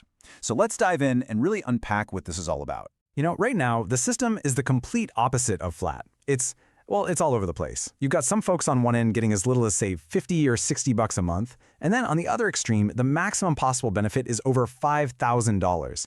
That is a gigantic gap, and it's really the core issue that's fueling this whole conversation. So, before we can really get the logic behind this flat benefit idea, we've got to first understand this huge divide in the current system. It's kind of like a tale of 2 different programs. And look, this isn't just about numbers on a spreadsheet. This disparity has very real, very human consequences. Right now, there are about 11 million seniors in the U.S. living below the federal poverty line, and a lot of them depend on Social Security. That one number alone just shows you how high the stakes are here. Yeah, that maximum benefit, the one around $5,000, it gets a lot of attention. But the reality for most people, it's nowhere close to that. The average retirement benefit is actually just under $2,000. And if you're on disability, SSDI, the average is even lower, just a bit under $1,600. So this chart really shows you the vast majority of people are a long, long way from that top payment. This quote from one of the sources we looked at just hits the nail on the head. It talks about this massive bifurcation. And that's exactly what it is, a system split in 2, where some people are getting just a few dollars, while others are getting thousands. This is the problem the flat benefit idea is trying to solve. So what's the big idea to fix this divide? Well, it's to completely flatten the whole system, to create one single universal benefit amount that every single qualified person would get every single month. And the number that's being talked about is around $2,200 a month. Now that number wasn't just picked out of a hat. It's what they've calculated as the equilibrium point, the spot where the high-end and low-end benefits would eventually meet in the middle. So how would we even get there? I mean, you can't just flip a switch overnight. The whole idea is that it would be a gradual process. You'd be systematically raising the payments for people at the bottom, while at the same time, you're slowly lowering the payments for people at the very top until everybody eventually lands on that same flat number. Okay, I know what you're thinking. That sounds like a massive, complicated undertaking. So how would a change this huge actually work in practice? Let's get into the mechanics. It really breaks down into about 4 main steps. First, you start to phase down those high-end benefits over several years. A really key part of this is step 2. You'd stop giving the annual cost of living adjustments, the COLAs, to the highest earners. Step 3, all the money you save from that gets rerouted. And finally, step 4, you use those funds to boost up all the low-end benefits until they hit that target equilibrium point. Now, a really big piece of this whole debate is the timeline. How long would this take? Is it a 5-year plan, a 10-year plan, maybe even 15 years or more? The source material shows there are different schools of thought on this. And it matters, because the longer the timeline, the higher that final flat benefit is likely to be, just because of inflation and economic growth over time. And there are a couple of different ways to actually bring those high-end benefits down. One idea is a simple annual deduction. You just trim their benefit by, say, 5% each year. The other, maybe a slightly gentler way to do it, is to just freeze their benefits by taking away their yearly COLA. That means their payment just wouldn't keep up with inflation anymore, and its real value would slowly decrease. You know, if a plan like this actually happened, it would be so much more than just a tweak to payment amounts. It would fundamentally change the entire purpose and identity of Social Security as we know it. What this would do is basically turn Social Security into something that looks a lot like a guaranteed basic income, or GBI. And the idea behind a GBI is pretty simple. Everyone who qualifies gets the same recurring payment. It creates a true financial floor that no one can fall beneath. And this really gets to the philosophical heart of the whole thing. It would shift Social Security from being an earned benefit, where what you get out is tied to what you put in, to a system of universal support, where you get the benefits simply because you're a qualified citizen or resident. It's a huge change in thinking. The potential results here are pretty massive. I mean, on the one hand, a move like this could lift millions of seniors and people with disabilities out of poverty. It would give them a stable, predictable income. It would also make the super complex Social Security formulas way, way simpler. But maybe most importantly, it forces us all to have a conversation about what we want Social Security to be in the 21st century. Let's just boil it all down and put these two systems side by side. Right now, your benefit is based on your earnings history. In the new proposal, it's based on just being a citizen or resident. The benefit amount goes from totally variable to completely flat, and the main goal of the program itself actually shifts from replacing your income to preventing poverty, period. So when you get right down to it, this whole debate makes us ask a really fundamental question about one of our most important institutions. Should Social Security be an earned benefit that you're entitled to based on your work, or should it be a guaranteed safety net for absolutely everyone?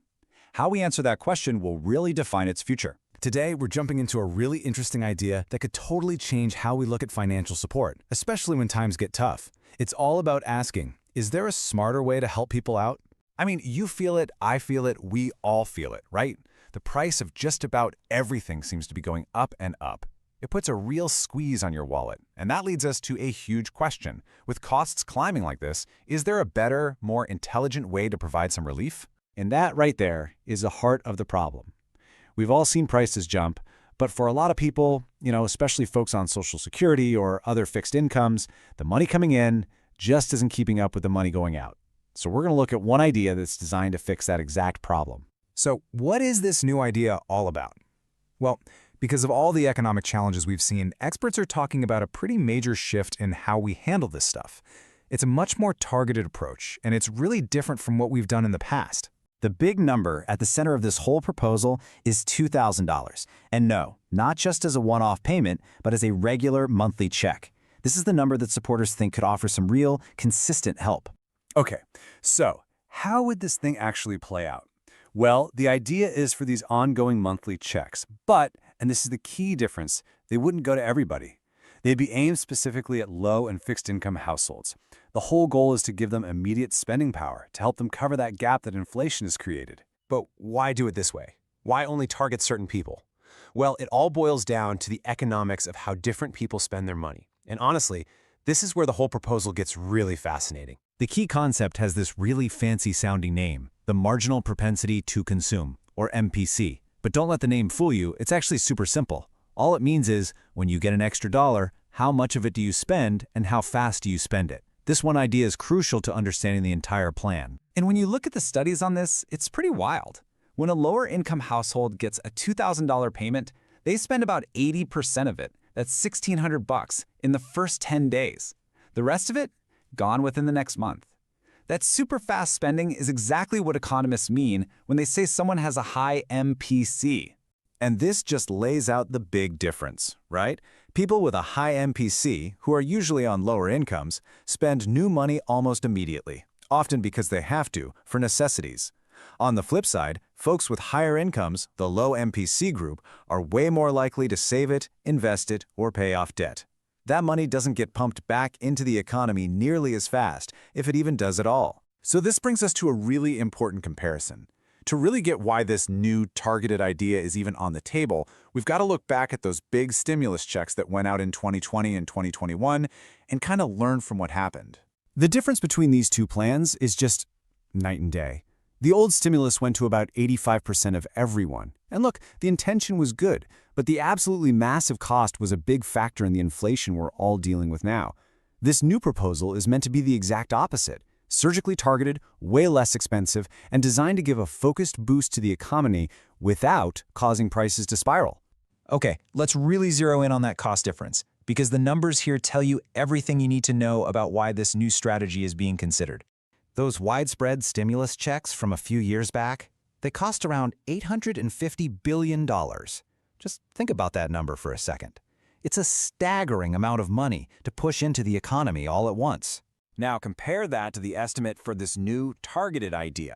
Giving 3 monthly checks of $2,000 to about 50 million people would cost around $100 billion. That's less than an eighth of the cost for what's argued to be a more direct and sustained impact. So what does that really mean in practice?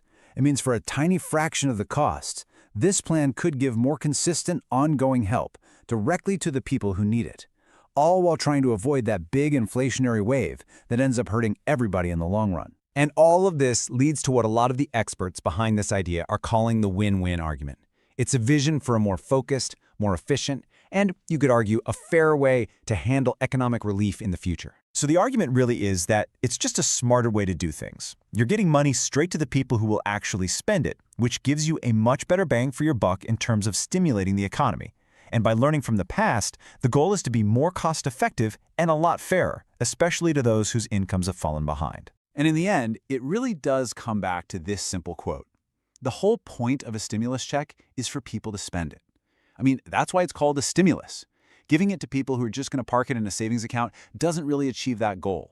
Giving it to the folks who'll spend it right away absolutely does. Which, of course, leaves us with that one big question.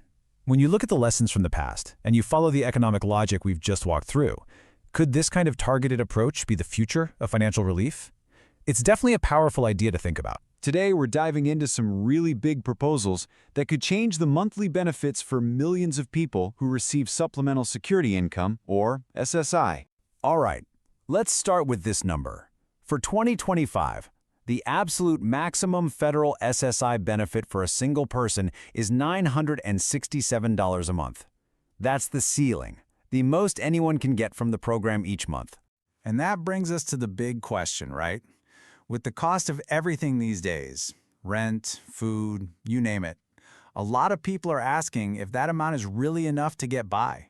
So to really get what these proposals are all about, we first have to understand the problem they're trying to fix. And it really all comes down to a growing financial gap between SSI benefits and the official poverty level. You know, it's interesting.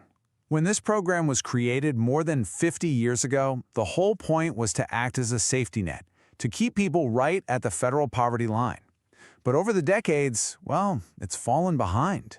And this chart just lays it all out, doesn't it? On one side, you've got the max SSI benefit at $967.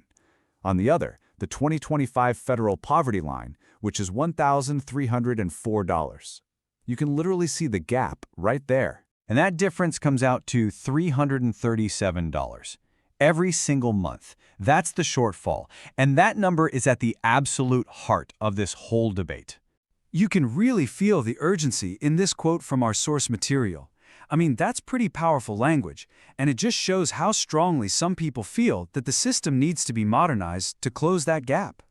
Okay, so we've seen the problem. Now, what are the proposed solutions? Well, the first big one is a piece of legislation aimed squarely at closing that financial gap we just looked at. It's called the SSI Restoration Act. You can basically think of it as a big package of updates trying to modernize parts of the program that, frankly, haven't been touched in decades.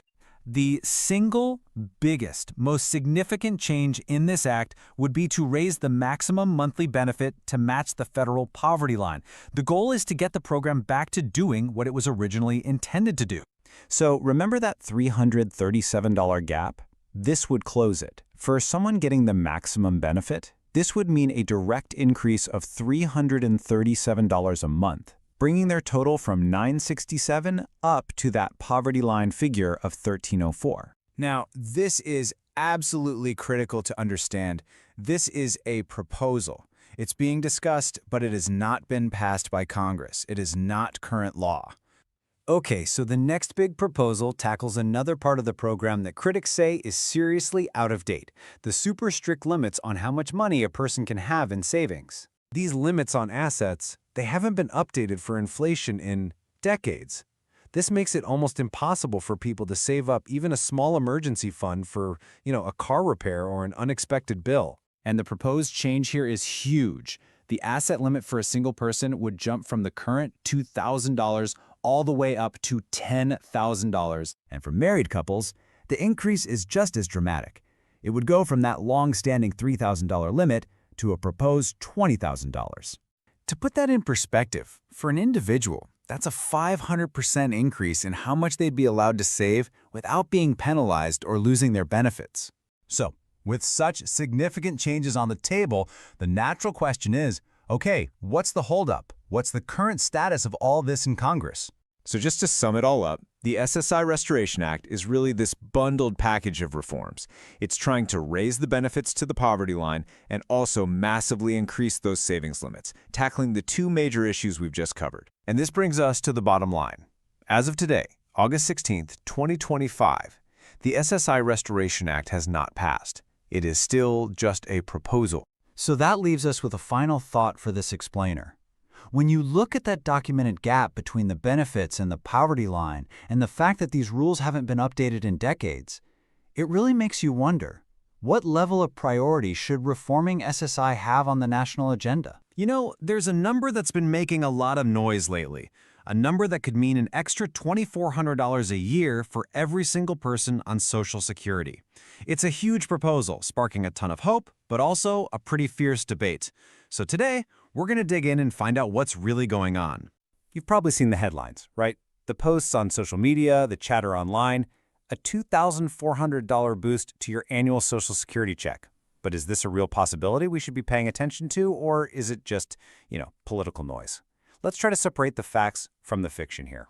Okay, so first things first. Let's talk about the promise itself. We need to break down these numbers that have grabbed everyone's attention and figure out what they could actually mean for millions of American retirees. So, the big number at the heart of this whole thing is $2,400.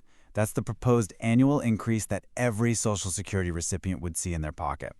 And let's be honest, in a time when the cost of everything from gas to groceries seems to be going up, a figure like that, well, it's no wonder it's capturing the public's imagination. Now, what does a big annual number like that actually mean for your day-to-day life, for your budget? Well, if you break it down, it comes out to an extra $200 every single month. For a lot of folks, that's not just some small bonus. That could be a game changer. That could be the difference needed to cover utility bill, afford prescriptions, or just have a little more breathing room without all that financial stress. It's that monthly figure that makes this proposal feel so real and so appealing. So where did this idea even come from? It's not just a number somebody pulled out of thin air. It's actually rooted in a formal piece of legislation that's making its way through Washington, D.C. right now. The whole proposal comes from a bill called the Social Security Expansion Act. This is the official legislation that's been introduced in Congress, and its main goal is to make this increase a reality. And that's a really key point. This isn't just a talking point, it's a defined proposal with a very clear objective: boost benefits by $200 a month. Of course, this immediately brings up the biggest question you can ask with any new spending. Who's going to pay for it? Well, the proposal's answer is to adjust the Social Security payroll tax cap. Right now, there's a ceiling on how much of a person's income gets taxed for Social Security. This act would raise that cap, or maybe even get rid of it altogether. That means high-income earners would end up contributing on a much, much larger portion of their earnings. As you can probably guess, this is one of the most controversial parts of the whole plan. To really get a feel for the real-world impact, just look at the average person receiving benefits. Right now, their monthly check is around $1,800. With this boost, it would jump up to $2,000. That's about an 11% increase, which is pretty significant. And what this chart doesn't even show is that for people who are on minimum benefits, the impact would be proportionally even bigger. We're talking potentially life-changing. Okay, so now we have to make a big shift from talking about what the proposal is to whether it could ever actually happen. Because while the idea of an extra $2,400 a year sounds fantastic, its path to becoming law is, to put it mildly, filled with some major political and economic roadblocks. Yeah, the road to this becoming a law is incredibly steep. I mean, first, politically, it's facing just deep divisions in Congress. Fiscally, it runs headfirst into some really serious concerns about the long-term health of the entire Social Security system. And then you've got the logistical side. Potential delays, these really complex questions about fairness between generations, and even unknown ripple effects on other government benefits. It's a lot to tackle. Let's just break down the debate a little. On one hand, supporters argue, pretty passionately, that this boost is absolutely essential to help seniors keep up with the rising cost of living. They also say, hey, putting more money into the hands of 70 million people, that would be a huge stimulus for the economy. But on the other side, you've got critics raising all sorts of alarms. They're saying it's fiscally irresponsible, and they're worried that injecting billions of dollars into the economy could actually fuel inflation. They also bring up that concern that it puts an unfair financial burden on younger generations who have to foot the bill. It's also really important to manage our expectations about timing.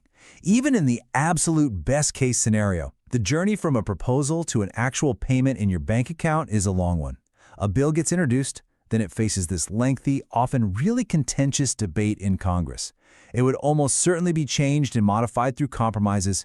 Only after all of that, maybe, it gets approved. And even then, implementation would probably be phased in over time. The big takeaway here? No one should expect to see an extra $200 in their check anytime soon. And you know, this quote from the source material really gets to the heart of the matter. This whole conversation we're having about a $2,400 boost is really a symptom of a much larger issue. The Social Security system as a whole is facing a crisis, and it desperately needs reform. The question isn't just about this one proposal, it's about how we're going to ensure the entire system stays solvent for our kids and grandkids. Okay, so with all this uncertainty floating around, what does any of this mean for your own financial planning? Let's step beyond the headlines for a minute and focus on what you can actually control. This is such a fundamental point, and it often gets lost in these kinds of debates. It's really worth remembering that when Social Security was first created, it was designed to be one part of a three-legged stool for retirement, right alongside personal savings and pensions. It was never ever meant to be the only source of income for retirees. And keeping that context in mind is absolutely essential for responsible financial planning. Relying on political promises is a really risky strategy for something as critical as your retirement. Taking proactive control of your own financial security, that is the most reliable path forward no matter what happens in D.C. You go online and it seems like everyone is talking about one thing. Is a fourth stimulus check on the way? Well, the real answer, it turns out, isn't a simple yes or no, and it's definitely not a date on a calendar. Today, we're going to dig in and figure out what actually needs to happen for another check to even be a possibility. Okay, so this is it, right? This is the big one, the question on everyone's mind, and it's especially critical if you're on a fixed income, Social Security, SSDI, VA benefits. That hope for another payment is really, really strong. But to get a real answer, we've got to look beyond the headlines and get a handle on the economic reality of the situation. And honestly, this is the most important idea to grasp. A stimulus check isn't some scheduled payment. It's not a holiday bonus. It's an emergency tool, like a fire extinguisher in a glass case. Lawmakers don't just wake up one day and decide to send out money. Something major has to happen to force their hand. So the question isn't when, it's why. And that why? It's all about the health of the U.S. economy. So what are these big economic triggers? If you look back, every major stimulus payment we've ever gotten has been a reaction to a crisis. It's never proactive. So to figure out what might be coming, we have to learn to watch the same economic vital signs that the folks in Washington are looking at. I love this analogy because it makes it so clear. When the economy, our patient, is healthy and doing well, you don't give it medicine, right? Of course not. But when it gets sick, when it slides into a recession, that's when lawmakers reach for the medicine cabinet. And that stimulus is the dose they use to try and get things moving again. The sicker the patient, well, the bigger the dose of medicine. Now, of all the vital signs they check, the job market is, without a doubt, the most critical. It's the big one. See, when people are working, money is flowing, the economy is humming along. But the second you see widespread layoffs and rising unemployment, that is a massive flashing red flag that the entire system is in trouble. That's the one thing that gets everyone's attention. And the way we measure this is with something called the official jobs report. You might hear it on the news as the non-farm payroll report. It comes out on the first Friday of every single month, and it gives us this incredibly detailed picture of what's happening with jobs all across the country. So what's actually in this thing? Well, first, it's got the national unemployment rate. Is it going up, down? That's huge. Then it tells us exactly how many jobs were created, or, and this is the scary part, how many were lost that month. It even looks at average hourly earnings. Are people's wages growing, or are they stuck? And finally, the labor force participation rate. Basically, what percentage of Americans are actually working or trying to find work? If you see all these numbers turn negative and stay negative for a few months in a row, that's the clearest sign that our patient is getting sick. And you know, this isn't just some abstract theory. If we look back at recent history, there's an undeniable pattern. Major economic problems have been followed consistently by stimulus payments.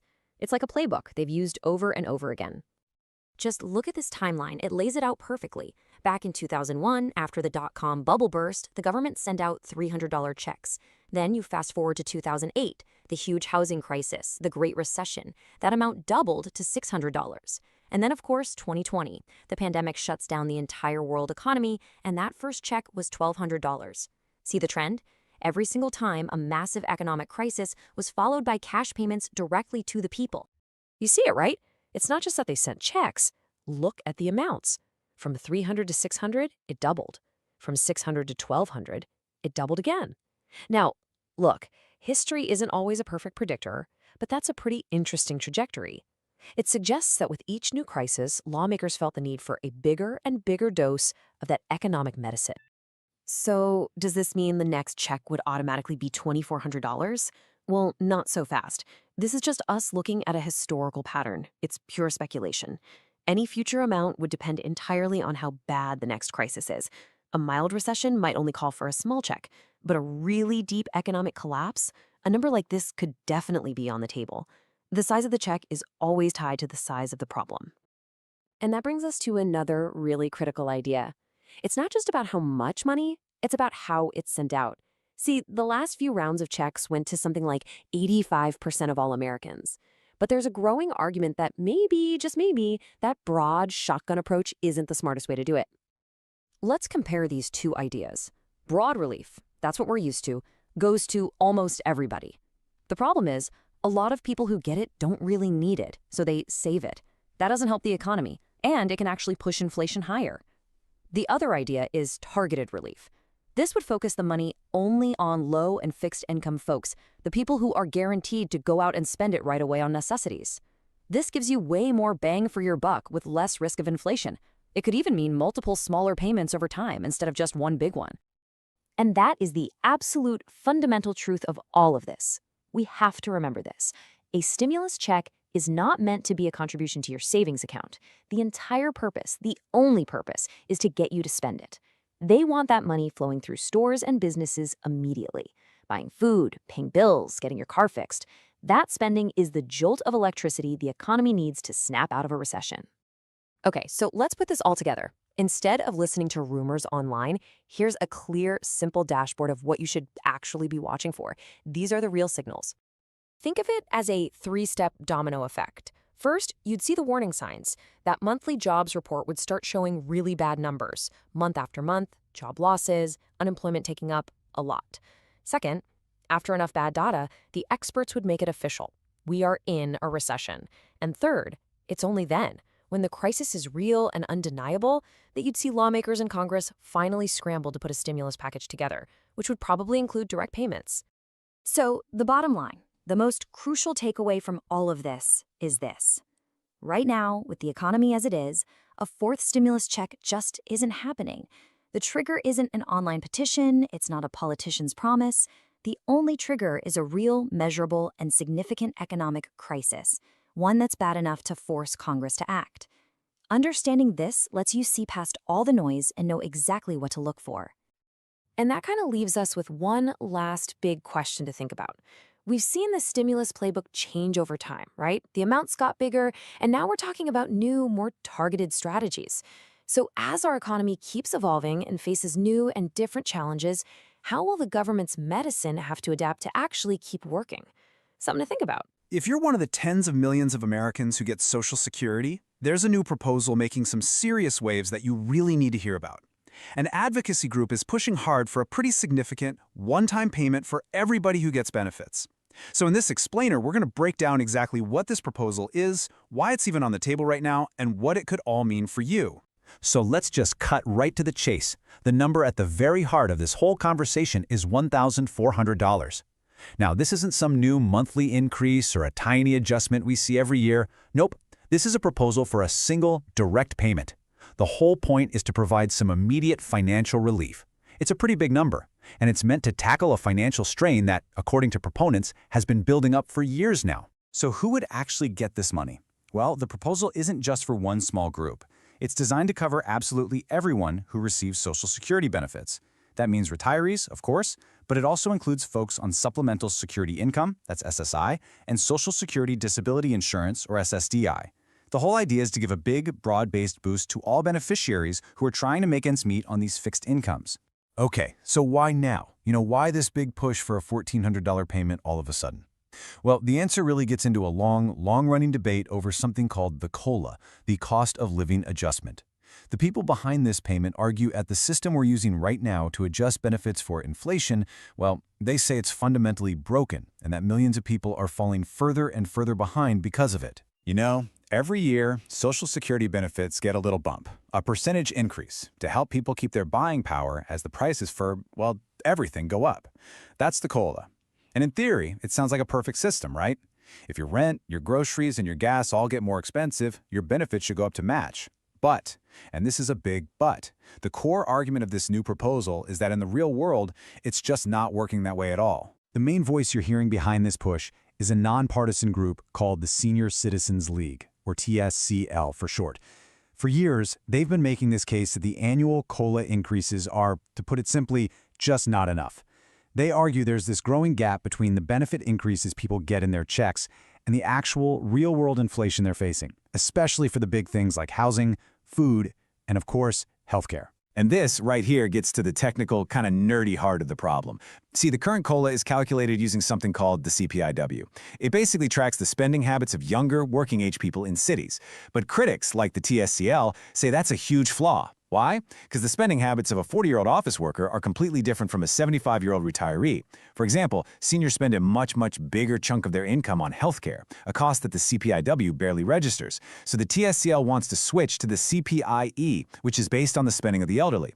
They say this would finally give a true picture of the inflation seniors are up against and lead to much fairer benefit increases. And this quote from Shannon Benton, the executive director at TSCL, it really frames the whole issue perfectly. For years and years, beneficiaries have been saying, hey, my costs are going up way faster than my benefits. This quote flips the whole script. It says, instead of doubting the lived daily experience of millions of people on fixed incomes, maybe, just maybe, it's time to admit that the tool we're using to measure their costs is the thing that's actually broken. So moving beyond all the technical arguments about inflation and indexes, what's the real-world evidence for this payment? Well, the TSCL has gathered some really compelling data that, honestly, paints a pretty stark picture of the financial pressures that millions of beneficiaries are dealing with right now, today. Just let this number sink in for a minute. 7.3 million. According to the TSCL's research, that is how many American seniors are trying to get by on less than $1,000 a month. That's not just a low number, it's below the federal poverty line. And as the organization points out, in most cities, that's less than what you'd pay for just a modest apartment, let alone food, utilities, medicine, everything else. This is the reality that's fueling this urgent call for relief. And this dependency it's absolutely key to understanding the problem. For so many people, Social Security isn't just a little extra check to help out. It's their entire livelihood. This research shows that for nearly 4 out of every 10 beneficiaries, Social Security isn't just part of their income, it is 100% of their income. So when that's your only source of money, even a small gap between your benefit increases and the rising cost of living can be completely devastating. And when you look at the opinions of the beneficiaries themselves, the message is crystal clear. A survey by the TSCL found just overwhelming support for changing how the COLA is calculated. We're talking 96% in favor of using an index like the CPIE that actually reflects their spending. The survey also found that 1/5 of seniors are spending over $1,000 a month just on healthcare. And maybe the most telling part, 4 out of 5 felt that inflation was way higher than the official numbers the government was reporting.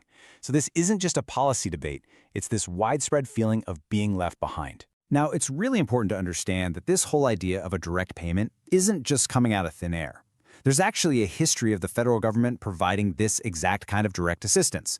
This $1,400 proposal is really part of a much bigger ongoing conversation about how we can strengthen Social Security benefits for everyone. If you look back, you can see some really clear examples. Back during the Great Recession in 2009, the government sent out $250 economic recovery payments to people on Social Security and SSI. And of course, much more recently, during the pandemic, millions of us got those economic impact payments, the stimulus checks. The TSCL points to these examples as proof that when things get economically uncertain, the government can and has stepped in with direct financial help. This new proposal fits right into that pattern. And this proposal for a one-time payment, it's not the only idea out there for boosting benefits. Not by a long shot. There have been several other pretty big plans discussed recently. For example, Senators Bernie Sanders and Elizabeth Warren brought back the Social Security Expansion Act. That's a bill that would increase benefits by $2,400 a year, so $200 every month. And similarly, during his 2020 campaign, Joe Biden also proposed a $200 per month increase. This all just goes to show that the push for a $1,400 check is part of a much wider call from a lot of different people to provide more substantial support. So with all of this context, you've got the flawed COLA, the real financial hardship, the history of these kinds of payments, and all these other proposals floating around, we finally get to the big question. We have this compelling proposal on the table. So what happens next? Where does this whole idea go from here? Okay, this right here is the most important thing to clarify right now. The $1,400 catch-up payment is a proposal from the Senior Citizens League. It is not a bill sitting in Congress, and it is definitely not a law. It's an idea that's being pushed by a very influential advocacy group to spark a conversation and, frankly, to put some pressure on lawmakers. The goal is to get this concept onto the legislative agenda, but as of today, that's what it is, a proposal. So let's do a quick recap of the key takeaways from all this. First, a major advocacy group, the TSCL, is pushing for a one-time $1,400 payment. Second, this is a direct response to the cost of living adjustments that they say just haven't kept up with real-world inflation for seniors. Third, their case is backed up by some pretty stark data on financial hardship. And finally, this kind of direct payment isn't new. It has been used before during tough economic times. And that leaves us with this final really crucial question. This $1,400 proposal, it's a potential short-term fix for a very long-term problem. And whether this specific plan ever moves forward or not, the underlying issues, how do we accurately measure inflation for seniors? How do we make sure benefits provide a dignified standard of living? Those questions aren't going away. It really forces all of us to think bigger. As our economy keeps changing, how does this fundamental pillar of our social safety net need to evolve right along with it? This whole debate has proven one thing for sure. Millions of seniors are struggling financially. But is another benefit increase the real long-term answer? Or is it just the temporary patch on a system that needs fundamental, deep reform to survive for the next generation? That is the real question for the future of Social Security. So what would it really take for another round of stimulus checks to be sent out? It is, without a doubt, a question on millions of people's minds. And you know what? The answer might be a lot closer than you think. Today, we're going to cut through all the noise and look at the real, concrete economic signals that could actually trigger that next wave of support. Look, this is the question, right? It's probably one of the most common questions being asked right now. And if you're wondering about it, you are definitely not alone. The fact that so many people are even asking tells its own story. A lot of folks are feeling the financial squeeze. But to find the real answer, we can't just look at our own finances. We have to look somewhere else entirely. And this is the fundamental idea we have to start with. A stimulus check, sure, it feels incredibly personal. It lands right in your bank account. But where it comes from? Not personal at all. You have to think of it like a giant emergency lever the government pulls when the entire economic engine of the country starts to stall. They're not trying to fix your personal budget. They're trying to fix the country's economy. Okay, let's really break this down because this gets right to the heart of everything. On one side, you have the common assumption, which makes total sense. People are hurting, they need help, so the government should help. It's logical. But on the other side, you have the economic reality. The government really only acts when the entire economy is in trouble, when it's shrinking, when it's heading for a recession. Those stimulus checks we get are really just a side effect of that much bigger problem. The economy is the patient, and the stimulus check is the emergency medicine. So if we're going to be economic detectives, watching for these signs of weakness, where do we look first? Well, there is one single report that stands head and shoulders above all the rest. It's the most important vital sign for the U.S. economy, and that is the monthly jobs report. Every first Friday of the month, this report drops, and it's basically a national health checkup. It's the biggest barometer we've got. Now, the unemployment rate, that's the headline number everyone talks about. But the details inside are what really tell the story. You see things like average hourly earnings. Are people's wages actually keeping up with prices? And maybe the most important one is the labor participation rate. That tells us if people are so discouraged that they've just given up looking for a job altogether. Put it all together and you get a really clear picture of whether the economy is creating jobs or losing them. I want you to just look at this number for a second. 1.8 million. It's a huge, huge figure. What in the world could that represent? Well, this number is the key to understanding why even tiny little changes in that jobs report have absolutely massive consequences. And there it is. For every single percentage point the unemployment rate goes up, another 1.8 million people have lost their jobs. Just let that sink in. A headline might say unemployment ticked up by 0.1%. That sounds like nothing, right? But that tiny tick means 180,000 people are suddenly out of work. It's not just a statistic. It's a huge wave of disruption hitting families and towns all across the country. And that disruption, it doesn't stop there. This is where we see the snowball effect. It's what economists call a vicious cycle. You see, a weak job market isn't just a one-time thing. It's the start of a chain reaction that can pull the whole economy down. It starts out pretty slow, but believe me, it picks up speed really, really fast. Let's walk through this dangerous cycle. So first, the unemployment rate starts to climb. What happens next? Well, naturally, when people lose their paychecks, they stop spending money. So step 2, consumer spending falls. People put off buying that car or fixing the roof or even just eating out. Then, because customers aren't buying, businesses see their sales drop. So step 3, they contract. They cut back, they cancel plans, and eventually they have to do more layoffs. And that, of course, leads to step 4, pushing the unemployment rate even higher. You see how this works? The cycle just keeps feeding on itself, getting worse each time around. This quote just captures it perfectly. The government is watching this cycle gain speed and momentum. They know that once it really gets going, it's incredibly hard to stop. And that exact moment, when that cycle is threatening to spiral, that's when stimulus checks go from being a vague idea to an urgent plan. The whole point of a stimulus check is to jump right into step 2, to boost consumer spending and try to break that cycle before it gets any worse. So the jobs report is signal number 1 for sure. But there's another really crucial indicator that tells the same story: what the Federal Reserve is doing with interest rates. Watching the Fed gives us a peek behind the curtain at their private assessment of how the economy is really doing. It's really a tale of 2 different approaches. When the economy is running hot and growing fast, the Fed worries about inflation. So they raise interest rates to make borrowing money more expensive, which kind of cools everything down. But the opposite is also true. When the Fed starts cutting interest rates, that is a crystal clear signal that they think the economy is weak and needs a boost. They're making it cheaper to borrow money to try and get businesses and people spending again. And this brings us to a super important rule of thumb. When you see the Federal Reserve start aggressively cutting interest rates, even if officials are on TV saying the economy is strong, you need to pay attention to what they do, not what they say. Those rate cuts are a hidden signal. They're a quiet admission that behind the scenes, the data they're looking at is worrying enough to step in. They're trying to get ahead of a bigger problem. And this isn't just some abstract theory. This link between a weak economy and a big government response is a very well-established pattern. In fact, if you look back at every major recession we've had in recent memory, the playbook is remarkably consistent. I mean, the historical record here is undeniable. In 2001, after the tech bubble popped, boom, we got stimulus checks. In 2008, during the Great Financial Crisis, boom, stimulus checks. And in 2020, when the pandemic started, boom, we got multiple rounds of stimulus checks. Every single major economic downturn in the last 25 years has been met with the exact same response. It's just become a standard tool in the economic toolkit. This quote from one of the sources just says it all, doesn't it? The response is predictable. When the economy hits a major wall, rising unemployment, shrinking growth, the government and the Fed act. They cut interest rates and they send out money. History shows us this isn't really an if question anymore. It's a when question.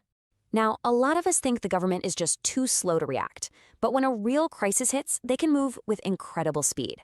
Let's just look at the example from late 2020. A stimulus bill was signed into law on December 28th. The very next day, December 29th, direct deposits were already starting to hit people's bank accounts. Within a week, almost everyone had their money. The point is, the system is already built. When they decide to turn on the faucet, the money can flow almost immediately. So, this really brings us to the ultimate takeaway. We need to shift how we think about this. The real question isn't if the government will do this again. History tells us they will. The real question is, what's the pain threshold? How bad does the economy have to get? How high does unemployment have to climb before they're finally forced to pull that lever one more time? By understanding these signals, the jobs report, what the Fed is doing, the historical pattern, you're now equipped to watch the economy for yourself. So the next time you see a headline about the unemployment rate ticking up, you'll know it isn't just a number, it's a signal. And the real question is, how many more of those signals will we need to see before action becomes inevitable? Today, we are diving deep into a really critical conversation that's happening right now about the financial health of millions of American seniors. With costs going through the roof and benefits just not keeping up, there are two major ideas on the table. One is a one-time stimulus-style payment for some quick relief. The other, a permanent change to how Social Security benefits are calculated for long-term stability. Let's get into it. I want to start with just one number. Look at this, 5 million. It's a massive figure, and honestly, it represents a very real and growing crisis that we just can't ignore. So, what does 5 million mean? Well, that's the estimated number of seniors whose Social Security checks will fall below the poverty line by next year. This isn't some far-off problem, it's right around the corner. And it's a financial reality that is sparking a huge conversation all across the country about how we can provide some real, meaningful support. All right, so here's our roadmap for this explainer. First, we're going to break down the financial squeeze that so many seniors are feeling. Then, we'll dig into why the system that's supposed to help, that annual cost of living adjustment, or COLA, is actually falling short. From there, we'll look at the two big solutions being proposed, a one-time payment versus a permanent fix. And finally, we'll see where this whole debate is headed. Okay, let's get to the heart of the problem, this day-to-day financial squeeze. For millions of retirees, that Social Security check was supposed to be a rock of stability. But now it feels like it's shrinking every month, even if the number on the check is the same. It's creating this intense, constant financial pressure. You know, this quote from the Senior Citizens League really hits the nail on the head. A sharp erosion in their purchasing power. What does that actually mean? It means the money you have just doesn't go as far. The same $100 bill that used to cover a week of groceries now barely covers a few days.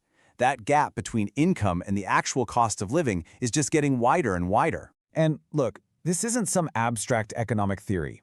It has real-world consequences. We're talking about seniors having to choose between paying their rent and buying medicine. We're talking about falling behind on home payments or stressing about the utility bill. And a huge piece of this puzzle, as the source material points out, is the sky-high cost of healthcare. Some seniors are shelling out over $1,000 a month out of pocket, even with Medicare. So, you might be thinking, wait a minute, isn't there a system for this? Don't they adjust benefits for inflation every year? And the answer is yes, they do. But a huge part of the problem is how they calculate that adjustment. It's called the cost of living adjustment, or COLA. On paper, it's a fantastic idea. Every year, benefits get a bump to help people keep pace with rising prices. Sounds perfect, right? Well, in practice, there's a fundamental flaw in the machine. And this, right here, this is the core of the issue. The current COLA is based on something called the CPIW. It tracks the spending habits of younger, working-age people. But think about it. The budget of a 35-year-old is completely different from a 75-year-old's, right? The current formula barely accounts for seniors' biggest expenses, especially healthcare. The proposed fix is to switch to the CPIE, an index designed specifically for the elderly. It would actually track what seniors spend their money on, which could lead to much more realistic benefit increases. And here's what that flawed calculation looks like in the real world. This year's 2.5% COLI increase, For a lot of people, it was completely eaten up by the jump in Medicare Part B premiums. So, the Social Security check got a little bigger, but another key expense grew right along with it. The end result? Zero actual increase in their spending power. They were left standing in the exact same spot. Okay, so since the current system clearly isn't cutting it, advocates are pushing for solutions. And the first major proposal is all about immediate impact, a one-time catch-up payment.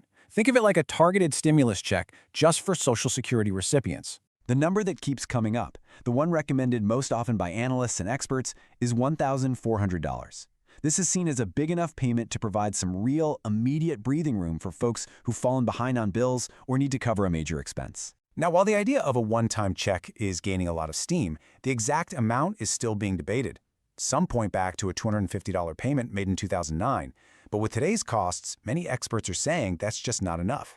They're pushing for a much more significant figure, like that $1,400 we just saw, or even as high as $2,000 to really make a meaningful difference.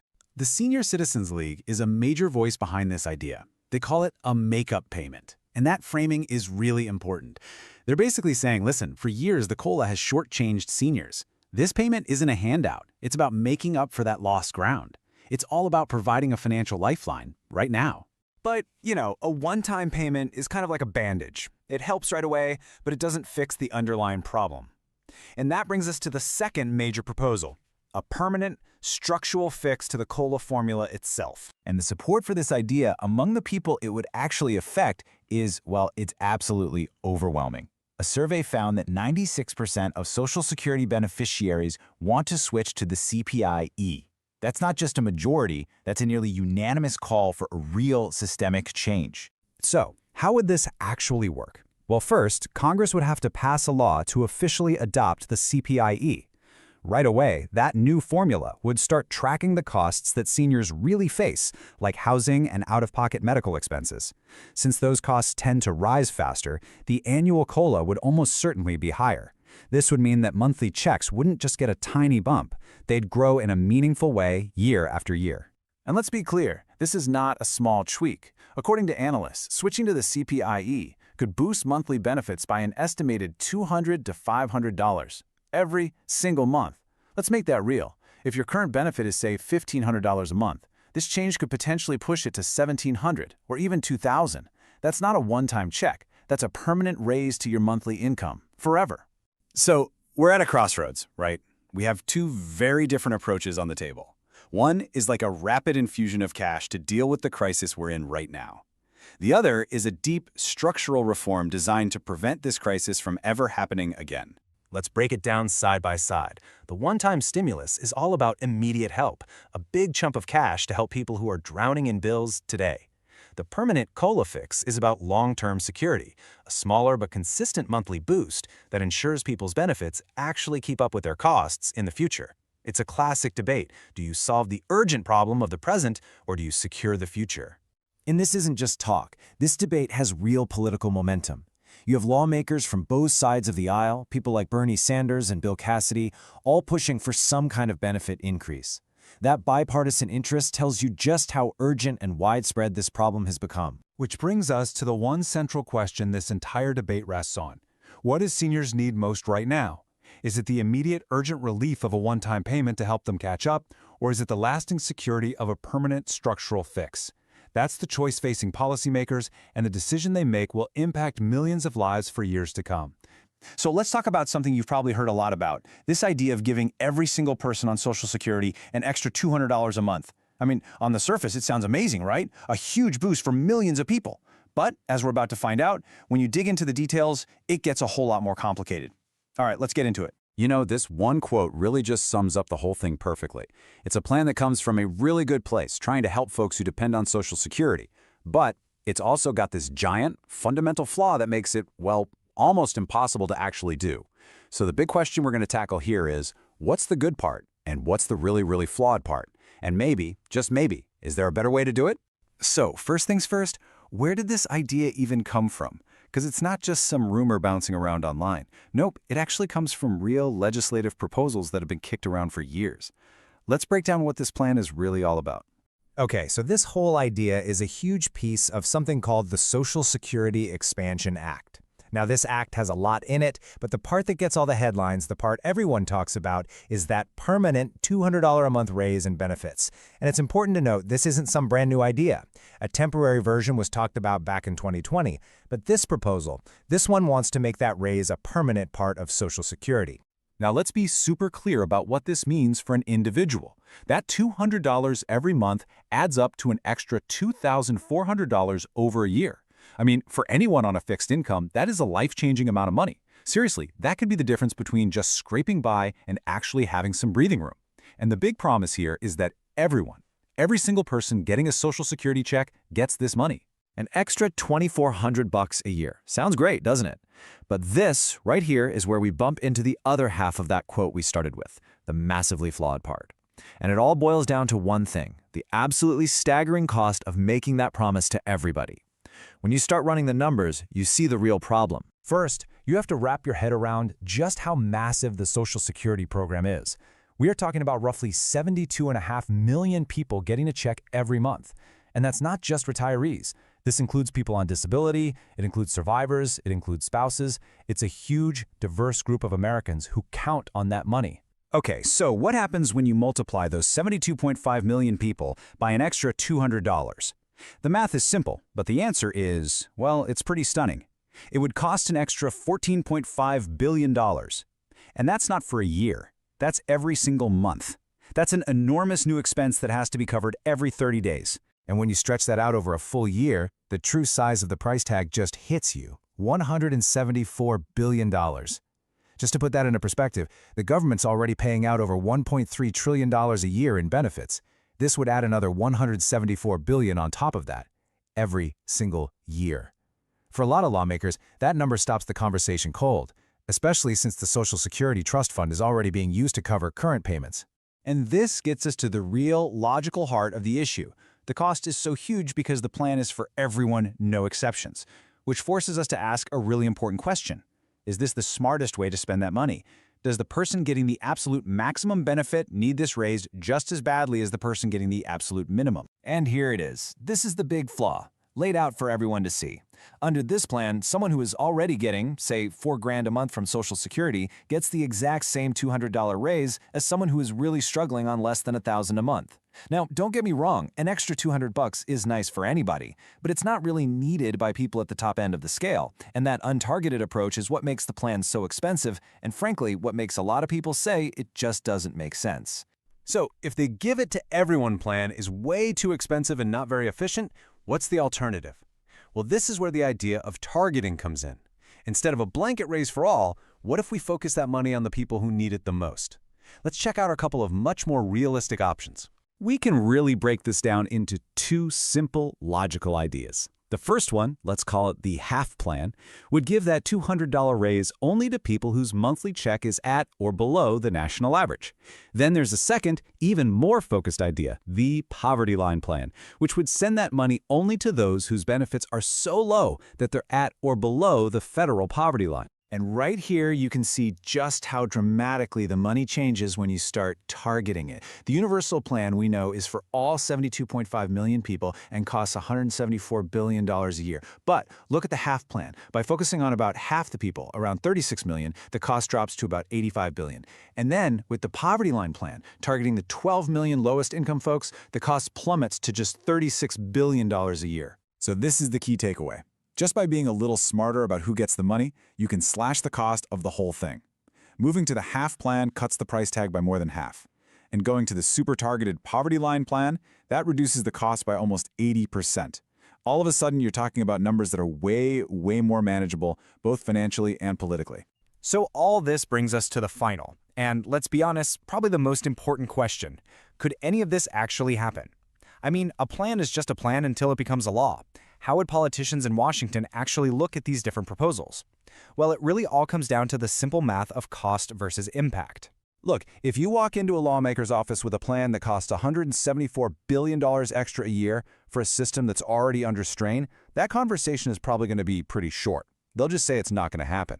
But if you walk in with a plan that costs $85 billion, or even better, $36 billion, and you can show that every single one of those dollars is going to the people struggling the most, well, that's a completely different conversation. That's a plan you can actually defend. And that's the political reality of it, right? It's pretty easy to vote no on a massive, unfocused spending bill. It's a whole lot harder to stand up and vote against the plan specifically designed to lift 12 million of our most vulnerable seniors and disabled citizens out of poverty. The moral argument there is just so much more powerful, which makes that super targeted plan the most likely to ever get any real momentum. So, we end up right back where we started. The idea of a $200 raise is a good one at its core, but giving it to everyone is a deeply flawed approach. The numbers don't lie, a targeted plan is just far more realistic and efficient. But that leaves us with one final big question. We have a logical path that could provide real, meaningful help to millions. The question is, in today's political world, is logic enough to actually get something done for the people who need it the most? What if, instead of sending checks to almost everyone, we sent out fewer checks but made them way more powerful? We're talking about ongoing, monthly payments, but, and this is the key part, only for a very specific group of people. Let's get into it. All right, first up, let's just take a second and think back to 2020 and 2021. Remember those 3 big stimulus checks? A lot of us got them, and for some people, they were an absolute lifeline. But the big question this new report is asking is, was that really the best way to do it? Could we have gotten a bigger economic bang for our buck, with fewer negative side effects? So the approach back then was, well, it was broad. I mean, incredibly broad. We're talking about checks going out to something like 85% of the entire US population. The idea was pretty simple, right? Just get money into as many hands as possible, as fast as possible. But, as this report points out, that kind of blanket approach, it came with a massive kind of hidden cost. And what was that cost? Well, in a word, inflation. According to this study, printing and just sending out trillions of dollars to almost everyone is a huge reason we saw that crazy inflation and all the supply chain chaos. The report uses a great analogy. It was like flooding an engine. Just too much, too fast, all at once. So if that didn't work perfectly, what's the alternative? Okay, so to really get what this new proposal is all about, we got to wrap our heads around one core economic idea. And it's actually pretty simple. It's this. Not every dollar is spent the same way. The way different people use a new dollar they get, well, that's the whole secret to making a stimulus plan actually work. All right, so here's the fancy economic term for it. Marginal propensity to consume, or MPC for short. Now I know, that sounds super complicated, but I promise it's not. It really just boils down to one simple question. If I handed you an extra dollar right now, what would you do with it? Would you spend it right away on groceries, gas, bills, or would you stick it in your savings account? That one little concept, that's the foundation for this whole new way of thinking about stimulus. So this study kind of breaks people down into 3 main groups based on this MPC idea. First up, you've got your high MPC folks. These are generally lower income people who, look, when they get an extra buck, it's got to go right back out the door for necessities. Then you've got the medium MPC group. This is often your middle income crowd. They'll spend some of it, for sure, but they're probably going to save a good chunk of it too. And finally, you have the low MPC group. These are your high income individuals. An extra dollar for them, it's much, much more likely to get saved or invested instead of spent. So you see the pattern, right? The more money you make, the less likely you are to immediately spend the next dollar you get. And this right here, this is really the heart of the matter. A stimulus check, it isn't supposed to be a gift. The whole point is right there in the name, to stimulate the economy. And for that to happen, what needs to happen? The money has to be spent. It has to move. And as you can see, giving a dollar to someone in that high MPC group, well, you get the most bang for your buck immediately. Over 80 cents of that dollar goes right back into the economy. That effect gets smaller and smaller with the other groups. So the bottom line is pretty clear. If you want maximum stimulus, you got to give the money to the people who are going to spend it. Okay, so now that we've got this MPC thing down, we can look at the actual plan this report is proposing for the next time the economy takes a nosedive. And it is a radically different approach. It's laser-focused, super efficient, and, they argue, way more powerful. And the big number at the center of this whole thing? $2,000. But get this, it's not a one-time check. The proposal is for $2,000 a month, an ongoing payment designed to create real stability and a continuous flow of spending into the economy. Now here's the crucial part. This is not for everyone. The plan is super targeted. It's aimed specifically at low-income and fixed-income folks. Think people on Social Security, disability, SSI, and VA benefits. And why them? Well, it's exactly what we just talked about. This is the high MPC group. These are the people who will take that money and, out of necessity, immediately put it back into the economy. And it's not a forever thing either. It's designed as a temporary fix, just for a few months during a really bad recession, to basically jumpstart the economic engine. So you might be asking, okay, what's the big advantage of this laser-focused approach? Well, it's simple. You get a much bigger bang for your buck, a much bigger economic impact for a surprisingly smaller price tag. It's really about being strategic, instead of just dropping cash from a helicopter and hoping for the best. Let's just compare these two approaches side by side, because this really puts it all into perspective. The old way, checks to 85% of the country, costing nearly $1 trillion. And the result, the report argues, was a ton of inflation. The new proposal, you target a much smaller group, maybe 50 to 100 million people, the ones who need it the most and will spend it the fastest. The total cost, a few $100 billion. So you get a faster, more direct boost to the economy, you help the people who are most vulnerable, and you do it all for a fraction of the cost and with way, way less risk of causing that crazy inflation. Okay, now I have to be super clear about this next part. This is really important. As fascinating as this idea is, right now it is just that, an idea, a proposal. This is not a current government policy. In fact, the report itself says it directly, and I'm quoting here, a $2,000 check has not been approved right now. So I just want to make sure everyone understands, this is a research paper, it's not an active program you can sign up for. So what's the point of all this then? Well, the real value here isn't about a check that's coming in the mail tomorrow. The value is that this is a potential blueprint for the future. It's a detailed, data-driven game plan that policymakers can look at the next time we hit a big economic crisis. It's really all about learning from what happened last time so we can have a smarter, better, and less damaging response in the future. And that really leaves us with one big final question to think about. Instead of these huge, broad, one-size-fits-all solutions, could this be the future?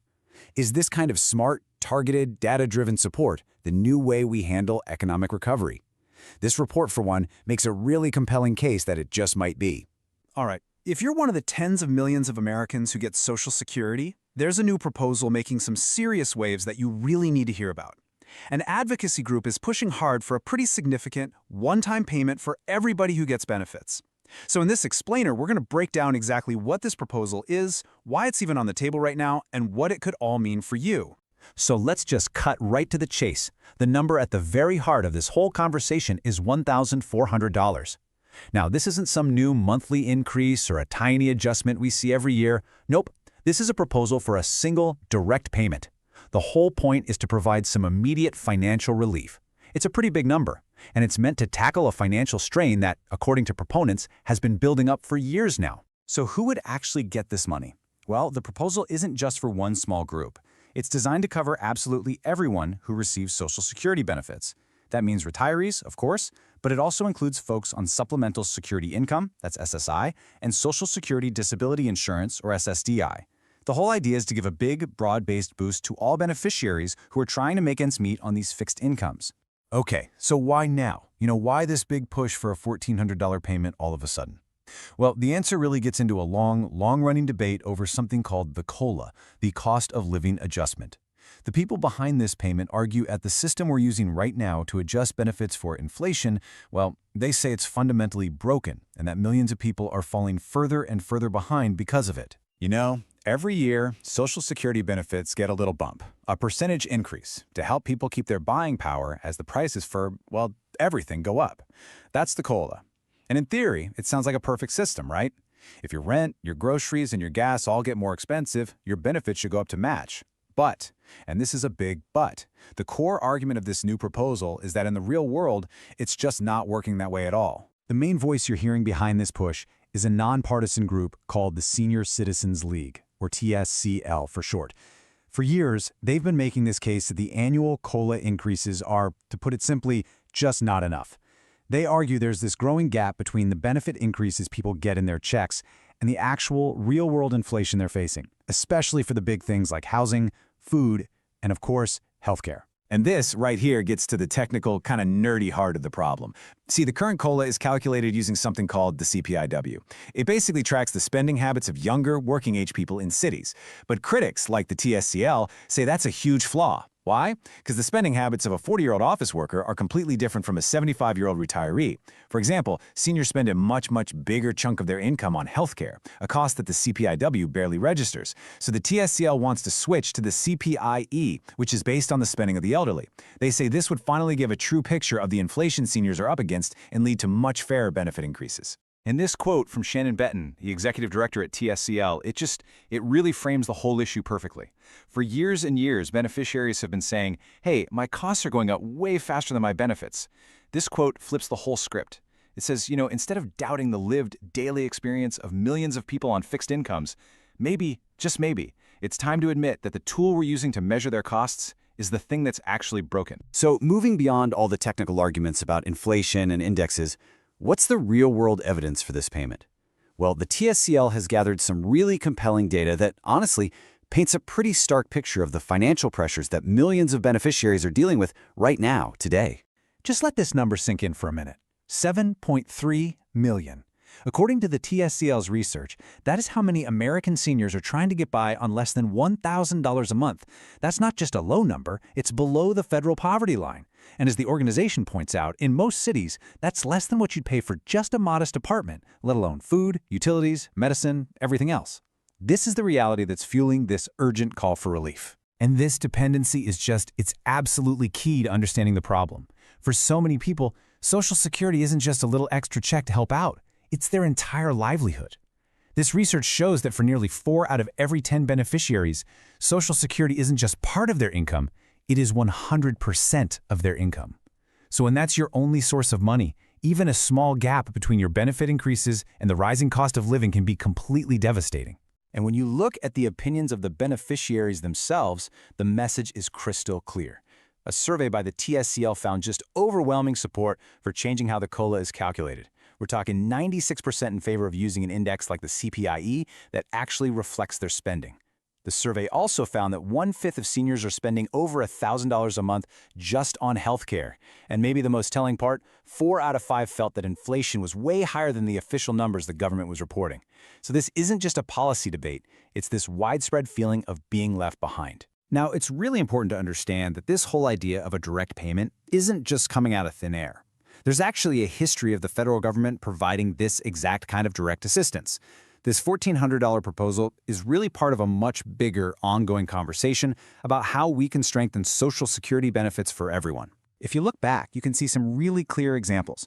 Back during the Great Recession in 2009, the government sent out $250 economic recovery payments to people on Social Security and SSI. And of course, much more recently, during the pandemic, millions of us got those economic impact payments, the stimulus checks. The TSCL points to these examples as proof that when things get economically uncertain, the government can and has stepped in with direct financial help. This new proposal fits right into that pattern. And this proposal for a one-time payment, it's not the only idea out there for boosting benefits. Not by a long shot. There have been several other pretty big plans discussed recently. For example, Senators Bernie Sanders and Elizabeth Warren brought back the Social Security Expansion Act. That's a bill that would increase benefits by $2,400 a year, so $200 every month. And similarly, during his 2020 campaign, Joe Biden also proposed a $200 per month increase. This all just goes to show that the push for a $1,400 check is part of a much wider call from a lot of different people to provide more substantial support. So with all of this context, you've got the flawed COLA, the real financial hardship, the history of these kinds of payments, and all these other proposals floating around, we finally get to the big question. We have this compelling proposal on the table, so what happens next? Where does this whole idea go from here? Okay, this right here is the most important thing to clarify right now. The $1,400 catch-up payment is a proposal from the Senior Citizens League. It is not a bill sitting in Congress, and it is definitely not a law. It's an idea that's being pushed by a very influential advocacy group to spark a conversation and, frankly, to put some pressure on lawmakers. The goal is to get this concept onto the legislative agenda, but as of today, that's what it is, a proposal. So let's do a quick recap of the key takeaways from all this. First, a major advocacy group, the TSCL, is pushing for a one-time $1,400 payment. Second, this is a direct response to the cost of living adjustments that they say just haven't kept up with real-world inflation for seniors. Third, their case is backed up by some pretty stark data on financial hardship. And finally, this kind of direct payment isn't new. It has been used before during tough economic times. And that leaves us with this final really crucial question. This $1,400 proposal, it's a potential short-term fix for a very long-term problem. And whether this specific plan ever moves forward or not, the underlying issues, how do we accurately measure inflation for seniors? How do we make sure benefits provide a dignified standard of living? Those questions aren't going away. It really forces all of us to think bigger. As our economy keeps changing, how does this fundamental pillar of our social safety net need to evolve right along with it? So, you've probably seen the headlines floating around about a $2,200 bonus check from Social Security. And you're likely wondering, is this for real? Am I going to get one? Well, today we're going to cut through all the noise and separate the fact from the fiction. Because believe it or not, behind this one very confusing term is a huge high stakes debate over the entire future of Social Security. Okay, so this is the big question, right? It's the one at the heart of all the buzz. So let's just get straight to the answer. And the short answer is no. Sorry to be the bearer of bad news, but there is no extra payment on its way. The term $2,200 bonus check isn't about getting more money in your pocket tomorrow. Nope, it's actually a catchy and kind of misleading label for a really controversial idea that could completely change Social Security as we know it. To really understand this whole myth, we have to dig into where that $2,200 number even came from. I mean, it wasn't just pulled out of thin air. It actually represents what some researchers are calling a critical line in the sand. Here's the basic idea. The term bonus check is a label that researchers have slapped on Social Security payments that go to higher income folks. The argument is that for these people who often have other sources of income, that monthly check isn't a lifeline they need for rent or food. It acts more like, well, a supplementary bonus. And this is the magic number they came up with: $2,200 a month.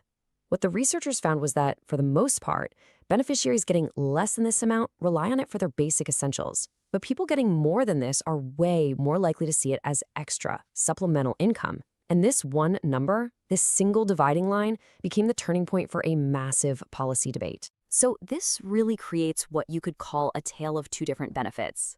For one group of people, that monthly payment is an absolute lifeline. For another group, it's viewed as something closer to a bonus. Let's really look at what the research says about the difference here. So on one side, you have the lifeline group. Their check covers the absolute basics. We're talking rent, groceries, medical bills. Then, on the other side, you've got the bonus group. These folks often have other financial streams coming in, pensions, 401ks, investments, maybe even a part-time job. For them, the Social Security check is definitely nice to have, but it's not what's keeping the lights on. And this fundamental difference in need is the entire foundation for this whole reform proposal. You see, it really just boils down to perception and necessity. The bigger the benefit check gets, the more it starts to feel like a bonus instead of a monthly stipend you absolutely need to survive. This psychological shift is the key that unlocks the logic behind this entire, pretty radical reform idea. Okay, so using this lifeline versus bonus idea, a very specific plan has been floated to basically rebalance the entire system. So let's break down exactly how it would work. The plan really has three main parts. First, you'd gradually reduce the benefits for the top-tier earners. Second, and this is a really big deal, you'd limit or maybe even get rid of their annual cost of living adjustment, what we call the COLA. And finally, you'd take all the money you save from those two changes and you'd redirect it, reallocate it, to boost the benefits for lower-income folks. And that COLA is so important to this whole plan. The cost of living adjustment is that yearly raise that beneficiaries get to make sure their checks can keep up with inflation. If the price of gas and groceries goes up, the COLA is supposed to make sure your benefits buying power doesn't go down. So limiting access to this is a really powerful tool because it means that over time, the real value of those higher-end benefits would actually shrink. So what's the ultimate goal of this whole rebalancing act? What's the end game? Well, we are not talking about a small adjustment here. This is a long-term vision with a very specific and honestly pretty radical final goal. It's a vision that would play out over decades and would have some profound consequences for what Social Security even is. The endgame has a name: equilibrium. So imagine two lines, one high and one low, that are moving further and further apart. The goal of this plan is to reverse that. You'd slowly lower the ceiling for the top earners while at the same time raising the floor for the lowest earners until eventually they meet somewhere in the middle. And look, this wouldn't just happen overnight. The sources that discuss this proposal lay out a timeline of about 20 years. It would start off slow in year one, just beginning to phase in those limits on the high-end benefits and their COLAs. By about year 5, enough money would have been saved to start boosting the lowest monthly payments. A decade in, you'd start to see a real, measurable shift in how the benefits are distributed. And the ultimate goal is to hit that equilibrium point around the 20-year mark. But a plan this transformative was bound to get some major criticism. And the main critique isn't really about the math or the numbers. It's about philosophy. Critics argue this plan doesn't just tweak Social Security, it fundamentally rewrites its entire purpose. This gets to what you could call the program's identity crisis. Historically, Social Security has always been seen as an earned benefit. It's kind of like an insurance program where the payout you get is tied to what you paid in over your working life. This new proposal, it shifts the focus away from earnings and puts it on to need. And in doing that, it transforms the program into something that looks a whole lot more like a guaranteed basic income, where the goal is just to give a standard amount to everybody. So the crucial point is that this whole debate over bonus checks and equilibrium, it really forces us to face a core question about the program's identity. This isn't just a technical argument about policy. It's a deep philosophical one about what we believe Social Security should be in the 21st century. And this quote just crystallizes the fundamental conflict here. Critics say this isn't a small tweak, it's a total change of focus. It would turn a program that was designed to reflect a person's career into a poverty prevention tool. In other words, a guaranteed basic income, which is just flat out not how Social Security was ever designed to work in the first place. And that leaves us all with a really essential question: what should the soul of Social Security be? Is it a reward for a lifetime of work and contributions, or is it a universal safety net designed to prevent poverty for everyone? There is no easy answer here, but that is the real complicated debate hiding behind the simple myth of the $2,200 bonus check. So, have you heard the talk about a possible $1,400 check? And not just for anyone. This one would be aimed specifically at Social Security beneficiaries. Well, this isn't just some rumor floating around. It's actually a formal proposal that's starting to get some real attention. We're going to break down exactly what it is, who's behind it, and what it could all mean. Right, so what's the big idea here? It's pretty straightforward, but also pretty powerful. A one-time payment sent directly to people on Social Security. This is not like those broad stimulus checks that went out to almost everybody. No, this is a very targeted measure, and it's being pushed by a major advocacy group to solve a very specific problem that millions of Americans on fixed incomes are dealing with right now. Let's really dig into the details. Okay, at its core, this whole thing is a call for what they're calling a $1,400 catch-up payment. So who came up with this, and what exactly does catch-up even mean in this context? Well, the group that's really championing this is the Senior Citizens League, and they're a pretty big deal, a major advocacy group that represents older Americans. Now, that's important because it tells you this isn't just a random idea. It's part of a serious, formal push to get the attention of lawmakers. They're basically arguing that something has to be done to help beneficiaries who they say have fallen way behind financially. And the number they've landed on is very specific. A single, one-time payment of $1,400. This isn't some tiny tweak to your monthly benefit. It's designed to be a pretty substantial chunk of cash, totally separate from the regular monthly payments or any of those annual cost of living increases. So why are they calling it a catch-up payment? Well, it's because the whole idea is retroactive. See, it's not about stimulating the economy going forward. It's about looking back and trying to compensate people for the buying power they've already lost over the last couple of years. It's a period where advocates argue that the annual benefit increases just did not in any way match the real-world explosion in prices for everything. But to really get why they're asking for this, you have to understand the problem they're trying to fix. And the whole argument really comes down to something we can call the COLA gap. Okay, so the central point here is that there's a huge disconnect. The official cost of living adjustment, the COLA, that's the whole system that's supposed to make sure benefits keep up with inflation. But the source material we're looking at claims these adjustments have been, frankly, lackluster and even pathetic, totally failing to show how much more expensive life has actually gotten for folks on a fixed income. And you can really see what they're talking about right here. That bar on the left, that's the official COLA increases. But then you look at the bar on the right, which shows how much the actual cost of living has reportedly jumped. That massive difference between the two, well, that's the gap. That represents a real, tangible loss of spending power for beneficiaries, month in and month out. And just when you think it can't get more complicated, there's another layer to this that makes that gap even wider. See, any COLA increase that beneficiaries get, that's not what they actually get to keep. A big slice of it is often immediately eaten up by rising Medicare Part B premiums, which, as you know, get deducted right from their checks. The source points out that just back in 2022, those premiums shot up by 14.5%. That just wipes out a huge chunk of any raise before it even has a chance to hit a bank account. This quote from the source material, man, it just says it all, doesn't it? It really captures that feeling of frustration and pressure behind this whole proposal. It's a blunt, honest take on the financial squeeze so many beneficiaries feel. The feeling is that they're stuck between COLAs that don't keep up and mandatory costs that keep going up, and it leaves them feeling like they're just constantly losing ground. So you might be wondering, has anything like this ever been done before? Is there any history of the government sending out a special payment just to Social Security recipients? Well, as it turns out, the source material points to a pretty clear example that suggests this idea isn't coming completely out of left field. Yeah, you just have to go back to 2009. Right in the aftermath of a major recession, the government did exactly that. They send out a one-time $250 payment directly and only to Social Security beneficiaries as a form of economic help. And so the people pushing for this $1,400 proposal today see that as a clear precedent. It proves that the system is in place to deliver targeted financial support to this specific group, completely outside of the normal COLA process. Okay, so even if lawmakers were to agree that, yes, this payment is a good idea, one absolutely massive question hangs over this whole thing. Where would the money come from? And this isn't just a minor detail. It's probably the biggest hurdle this proposal faces. It really comes down to two potential paths, and they could not have more different outcomes.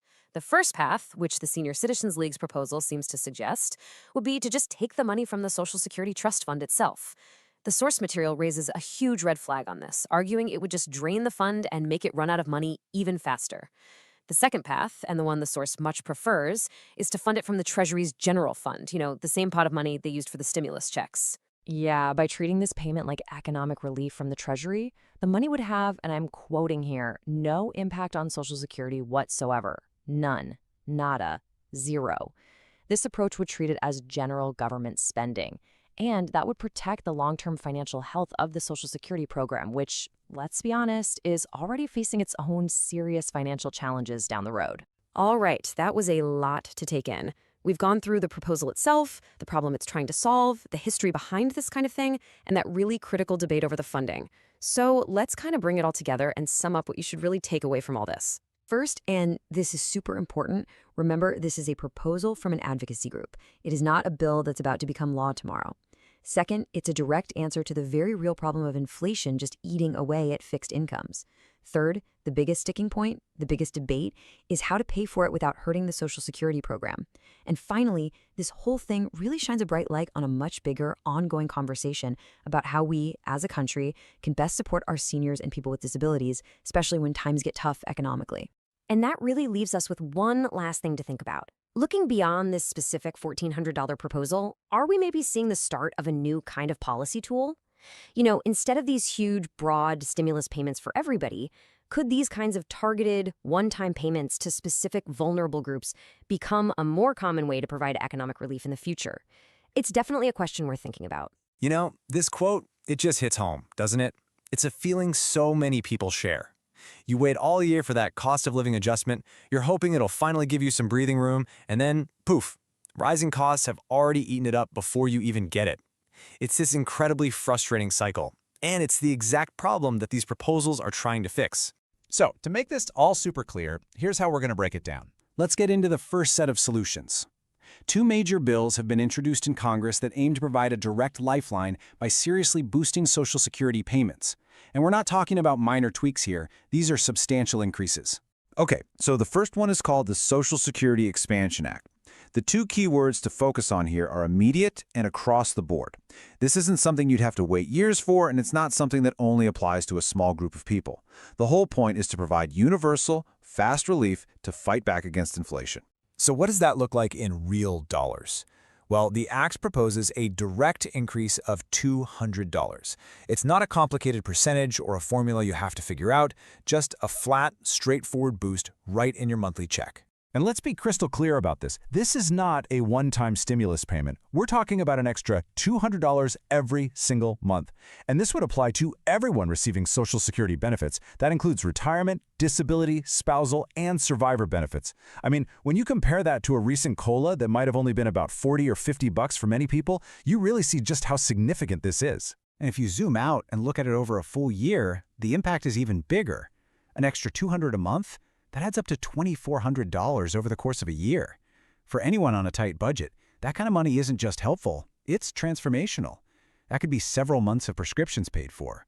It could cover an unexpected car repair. Or it could simply mean less stress and not having to choose between paying the utility bill or buying groceries. Okay, so that's the first big proposal. Now, the second one is called the Social Security 2100 Act.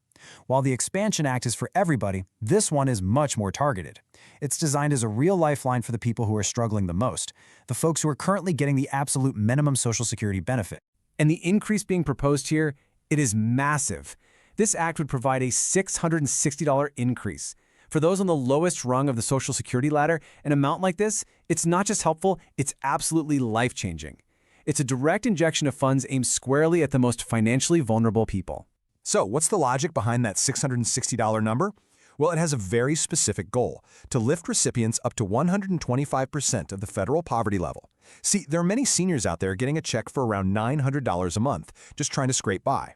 This permanent increase is designed to give them not just a little relief, but a real measure of financial stability and dignity. Okay, so those were the big, immediate boosts to your check. But what about fixing that underlying problem? You know, the annual raise that never seems to be enough?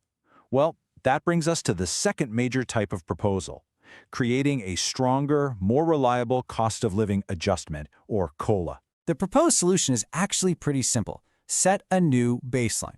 So while a recent COLA might have been 2.5%, one proposal would establish a minimum COLA of 3.5%. That word minimum is the key. It means your annual adjustment could never, ever fall below that number. It would create a protective floor, a safety net, to make sure your benefits have a much better chance of actually keeping up with real-world inflation. Now, beyond direct cash payments, there are also some really crucial proposals on the table to help with two of the most fundamental needs we all have: food and health. These changes are designed to address some very specific frustrations and gaps in the current system. This proposal takes on two major frustrations with the food stamp program, also known as SNAP. First up is the minimum payment.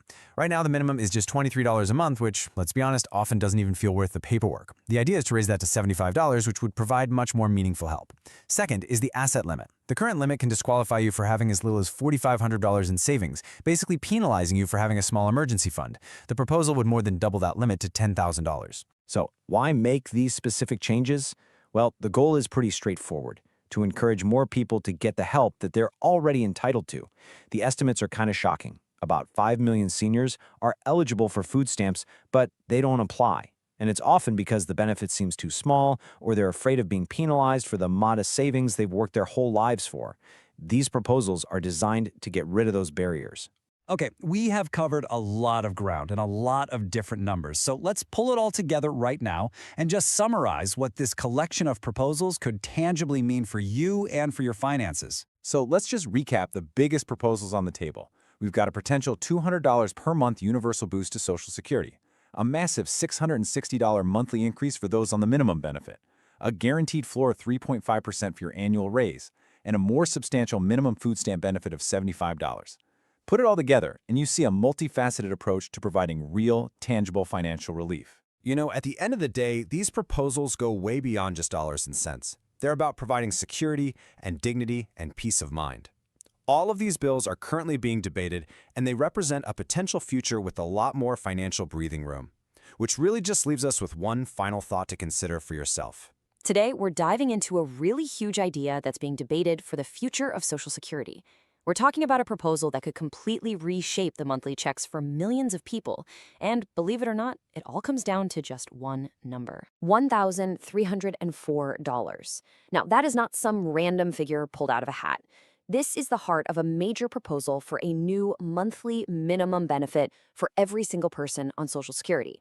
So what would that actually mean? Who would it help? And the big one, could it even work? Come on, let's break it all down. All right, so here's our game plan. We're going to start with the problem, why this idea is even on the table. Then we'll get into the weeds of the 1304 proposal itself. We'll look at two very different ways it could work, tackle that giant funding question, and then wrap up with a reality check on where things really stand today. Okay, so let's jump right in. To really get why a number like $1,304 is such a big deal, we have to first understand the pretty stark reality that a lot of people in Social Security are facing every single day. Yeah, just look at that number, 10.8 million. That's how many people receiving Social Security benefits are living below the poverty line. And get this, that's often after you count any other income they might have. So this right here, this is the core problem that is people scrambling for a really big solution. So this federal poverty line isn't just some abstract idea. It's a hard number. For 2025, it's pegged at $15,650 a year for a single person. And if you pull out your calculator and divide that by 12 months, yep, you get $1,304 a month. That figure is the absolute rock bottom minimum the government says you need for necessities, and it's at the very center of this whole debate. And that leads us right to the proposal itself. I mean, the logic is pretty straightforward, right? If we know millions of people are living below this very specific income level, the idea being floated is simple. Why not just use Social Security to fix it directly? So the heart of the idea is to create a brand new, hard floor for benefits. It's pretty simple. No matter your work history, no matter how much you paid in, your monthly Social Security check would never be less than the poverty line. It would basically be a guarantee. Now, to see just how massive a change this would be, you gotta see what the current minimum looks like. No, that is not a typo. Believe it or not, the current special minimum benefit can be as low as $50 a month. 50. I mean, that barely gets you a full tank of gas, let alone a week's worth of groceries. It provides almost no real security, and that's the basement level we're starting from. So the idea is to go from a minimum of maybe $50 to a minimum of over $1,300. That isn't just a small tweak, that's a seismic shift. For anyone at the lowest end of the benefit scale, this would be absolutely life-altering. But, and you knew there was a but coming, this is where it all gets a little more complicated. Agreeing that $1,304 sounds good is one thing. Figuring out how to actually do it is way harder. And right now, there are two really different visions for how it could be done. Okay, so on one side, you have the minimum benefit approach. Think of it like a safety net.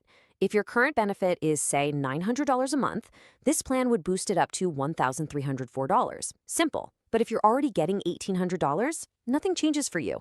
It just helps the lowest earners. Now, on the other side is the much more radical flat benefit idea. This would set everyone's benefit, no matter who you are, to exactly $1,304. So that person at $900 goes up, but the person getting $1,800, their benefit would actually get cut. And that flat benefit approach, wow, that would fundamentally transform the entire system. For its whole history, Social Security has been based on this idea. What you get out is linked to what you paid in. A flat benefit would completely sever that link. It would basically turn Social Security into a guaranteed basic income for more than 70 million Americans, where everybody gets the exact same check. And this is why that flat benefit idea is, well, so controversial. Sure, it would be a huge help to people at the very bottom, but it would mean a massive pay cut for millions of others. Right now, the average retirement benefit is just under $2,000 a month. So under a flat benefit plan, the average retiree would suddenly see their payment drop by nearly $700. Can you imagine telling people who planned their entire retirement around a certain income that it's about to be slashed? Yeah, the political opposition would be enormous, which is why most people see this version as pretty much a non-starter. So let's put that flat benefit idea aside for a second and just focus on the more popular version, just lifting up the lowest earners. Even with that more modest plan, we still slam into the biggest question of all.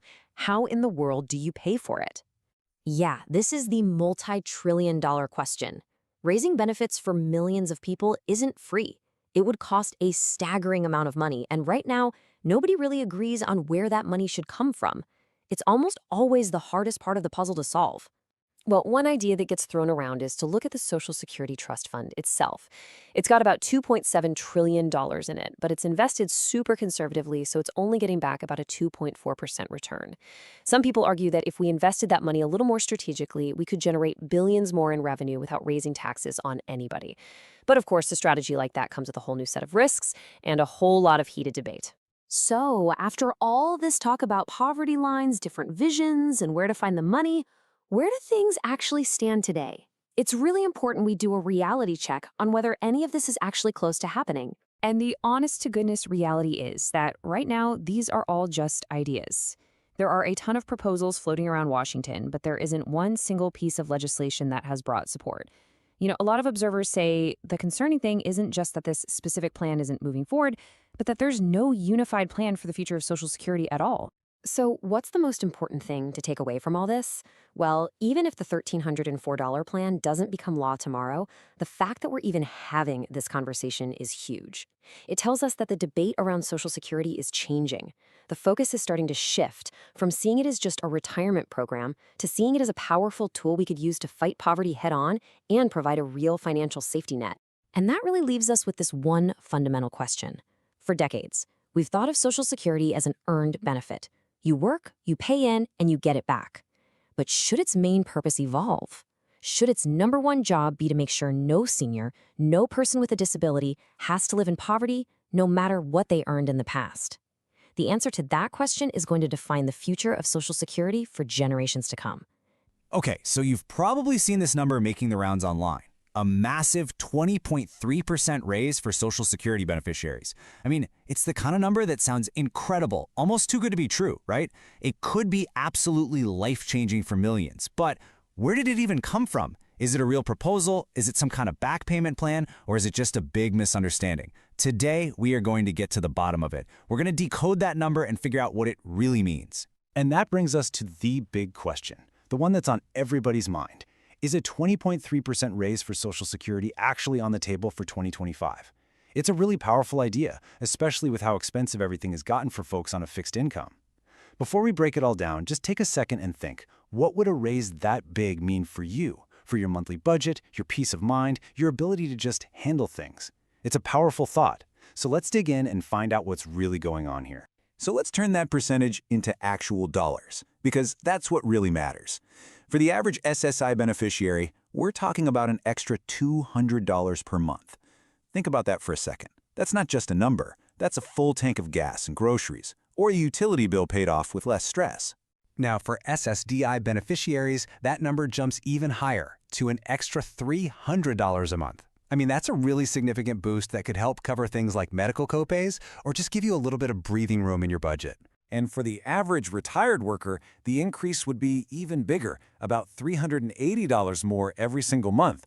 If you stretch that out over a year, that's nearly $4,600. So yeah, it is no wonder a number like 20.3% got everyone's attention. It's huge. With figures like these, you have to ask, is this for real? Is it a real possibility? Well, to find out, we have to understand where that 20.3% number actually came from in the first place. Okay, this is the key to the whole story. That 20.3% didn't just appear out of thin air.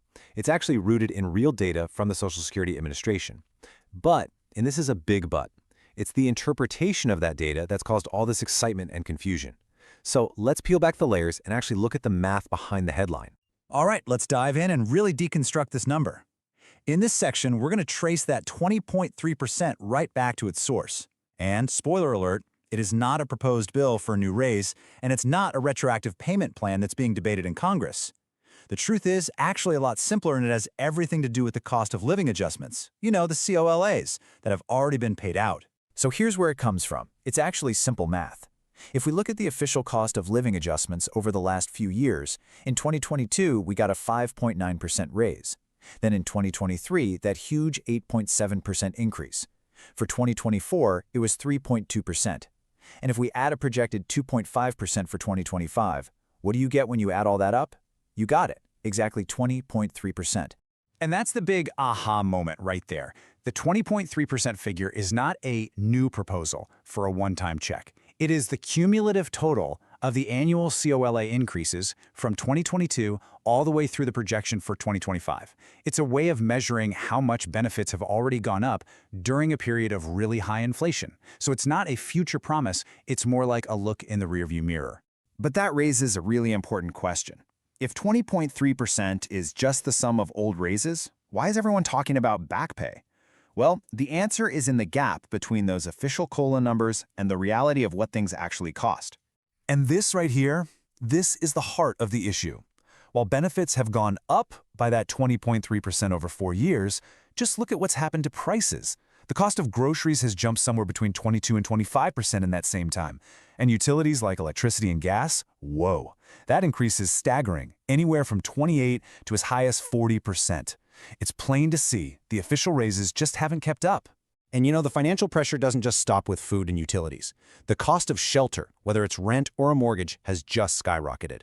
And medical expenses have seen a huge jump too. We're talking higher copays every time you see a doctor and rising premiums for insurance. When you put it all together, it's pretty clear that even with that 20.3% cumulative raise, the actual purchasing power of your benefit has gone down. So, this all leads to the next logical question. If there's such a clear gap between the COLAs and the actual cost of living, why not just pass a law to give everyone a retroactive payment to make up for it?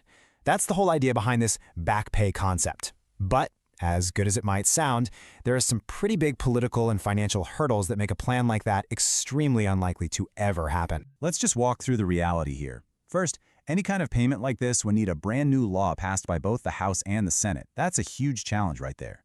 The president can't just sign an executive order and make it happen.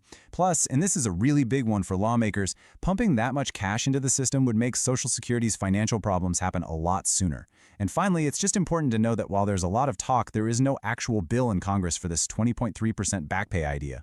You know, even though this whole 20.3% conversation is based on a misunderstanding, it serves a really important purpose. It's shining a bright light on a much bigger, much more urgent debate. Is the current Social Security system, especially the way it calculates raises, still adequate for the financial realities that we're all facing today? This quote really gets to the heart of why this matters so much. For most people, getting these benefits, this isn't just some extra spending money. This is their income. It's what they depend on for most, if not all, of their budget each month. That's why these discussions are so critical. We're talking about the primary financial lifeline for tens of millions of Americans. So ultimately, that's what this all boils down to. The 20.3% figure that went viral, it isn't a real proposal, but it has become a powerful symbol. It represents the very real frustration and the financial squeeze felt by millions of people whose official cost of living adjustments are falling further and further behind their actual cost of living. It's a symptom of a much larger debate we need to have. And this brings us to our final and maybe the most important question. This whole 20.3% debate has made one thing crystal clear. There's a major disconnect between the formula and reality. So as the cost of everything, housing, food, healthcare, keeps climbing, how can the Social Security system evolve? What changes are needed to make sure that these benefits provide not just a safety net, but a real foundation for a dignified life? That is the real conversation this viral number has forced all of us to have. So today we're going to unpack the really complex economic signals that could trigger future government relief. What actually has to happen in the economy for stimulus to even be on the table? Let's find out. You know, the question of another stimulus check, it's on a lot of people's minds. And it's not just some abstract economic debate, right? It's driven by very real everyday financial pressures that struggle to pay the rent, buy groceries, and just cover the bills. We see these concerns everywhere. So we're going to break down the actual mechanics behind any potential government action. All right, so here's our game plan. First, we're going to tackle that big stimulus question head on. Then we'll look at what an economy in distress actually looks like. We'll explore a pretty innovative idea for automatic relief. We'll pinpoint why unemployment is the main trigger. And then finally, we'll give you the key signs that you can watch for yourself. Okay, so first things first. Before we dive into the how and the why, let's just set the record straight on where things actually stand right now. Let's just cut right to the chase. The single most important thing to know is this. As of this moment, no new stimulus check has been passed into law. Now, while there's a ton of conversation and speculation out there, nothing has been officially approved by lawmakers. And, you know, that leads to a really crucial point. Stimulus payments are not random acts of government generosity. They are a very specific tool. Think of it like an emergency brake that only gets pulled when the economy is in real, serious trouble. The health of the economy is the one and only prerequisite. So what does that economic weakness even mean? What does it look like? Well, it's almost never just one bad number. It's more like a chain reaction, you know? A whole series of dominoes just falling one after another. Let's trace that path. And this slide right here shows that chain reaction perfectly. It all kicks off when people like you and me spend less money. That, of course, means less revenue for businesses, which forces them to cut costs. And often that means layoffs. This rising joblessness is the most visible sign of distress, and it's that final domino that really pressures lawmakers to step in. You know, there's this quote that just perfectly captures the speed of a downturn. Building an economy is often the slow, methodical climb up the stairs. But a recession? Oh, that's the express elevator straight down. Fear and contraction, they just spread so much faster than confidence and growth.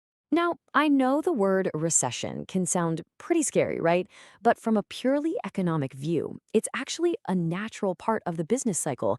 It's not necessarily a flaw, but more of a big old reset. It can be a painful process for sure, but sometimes it's what clears out the old stuff and sets the stage for the next period of growth. So, when the economy takes that elevator ride down, how does the government actually respond? Well, the typical way is slow and very political.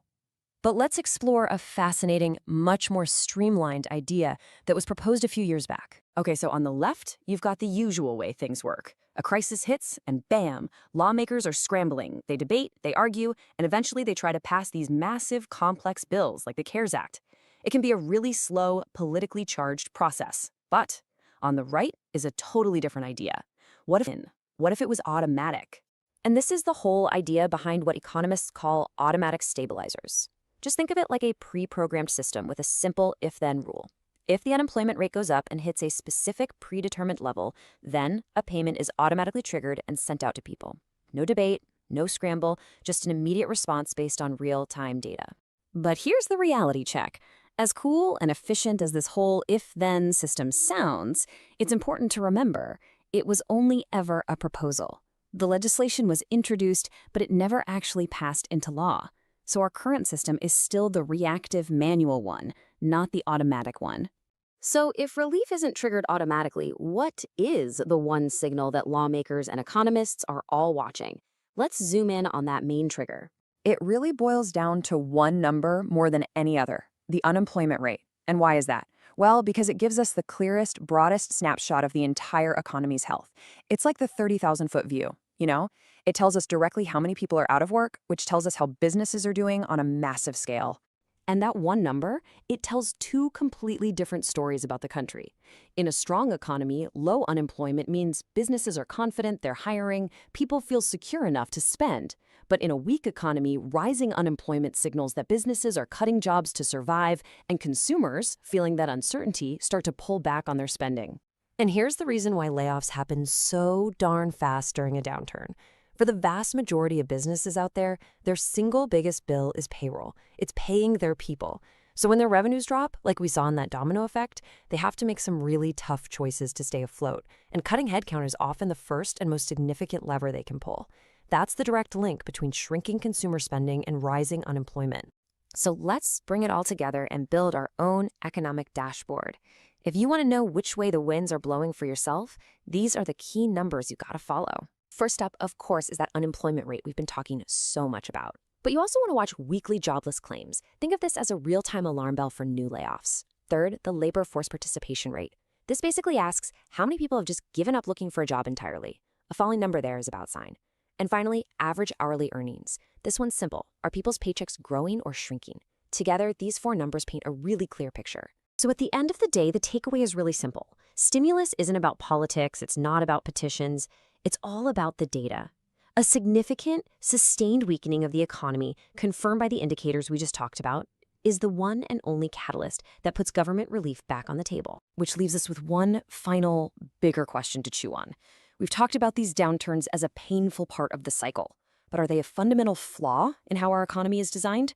Or are these big old resets a necessary, albeit difficult feature that ultimately allows for new growth and opportunity to come out on the other side?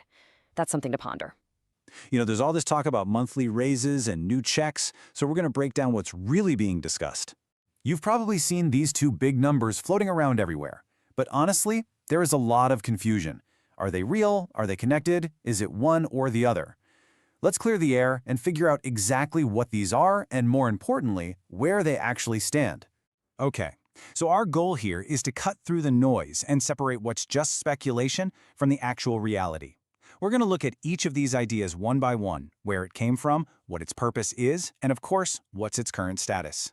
First up, let's talk about that proposal for a permanent monthly increase to Social Security benefits.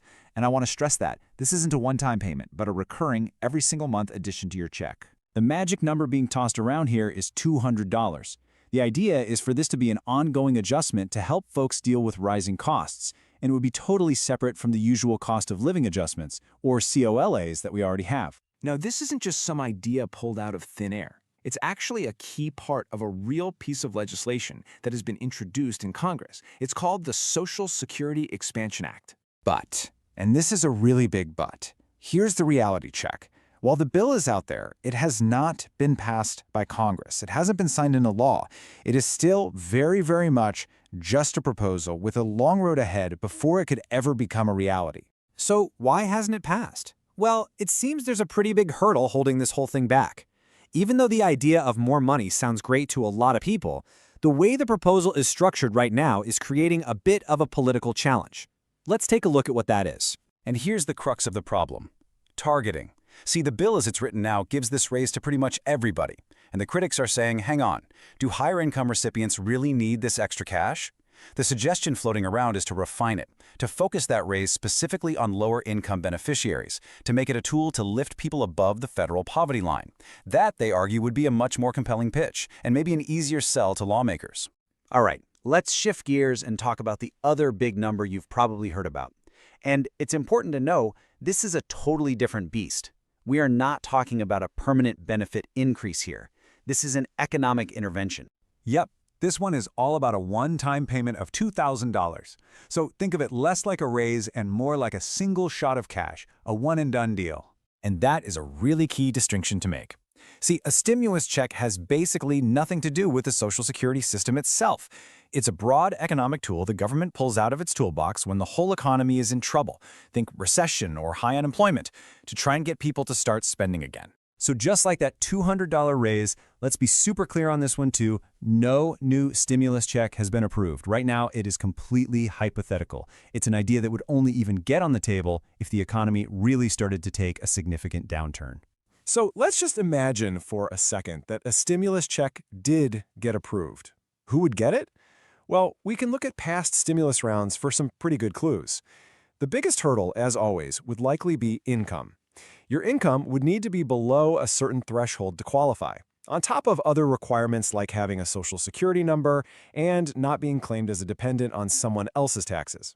Okay, this next part is where things seem to get really confusing for a lot of people.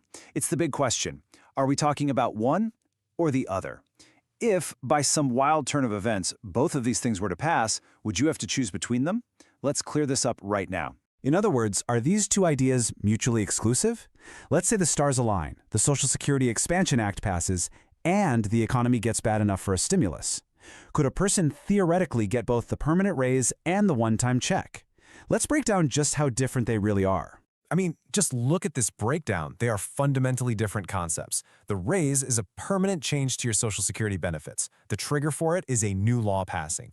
The stimulus check, that's a one-time payment to jolt the economy. And the trigger for that is bad economic data.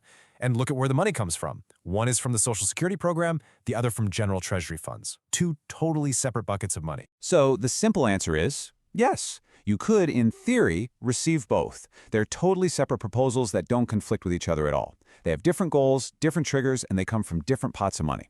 Getting one wouldn't automatically disqualify you from the other as long as you met the specific eligibility rules for each one.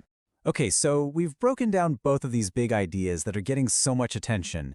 So what's the bottom line? What's the reality on the ground as of today?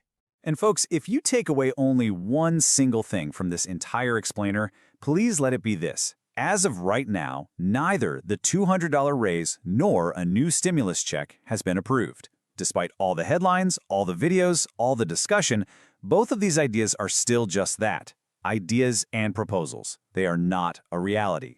So if you want to keep an eye on these things yourself, here's what to watch for. For that $200 raise, you need to track the progress of the Social Security Expansion Act in Congress. Is it moving through committees? Is it being debated? For a potential stimulus check, you'll need to watch the major economic reports, things like inflation, unemployment, and GDP. That's the kind of data that would even start that conversation in the first place. And you know, all of this leaves us with one final, maybe bigger thought to chew on. The fact that we're even having these conversations so often, the fact that these ideas get so much attention online, what does that tell us? It suggests there's a real deep-seated issue with financial security and the struggle that so many people face with rising costs. And that's a conversation worth paying attention to, regardless of what happens with these specific proposals.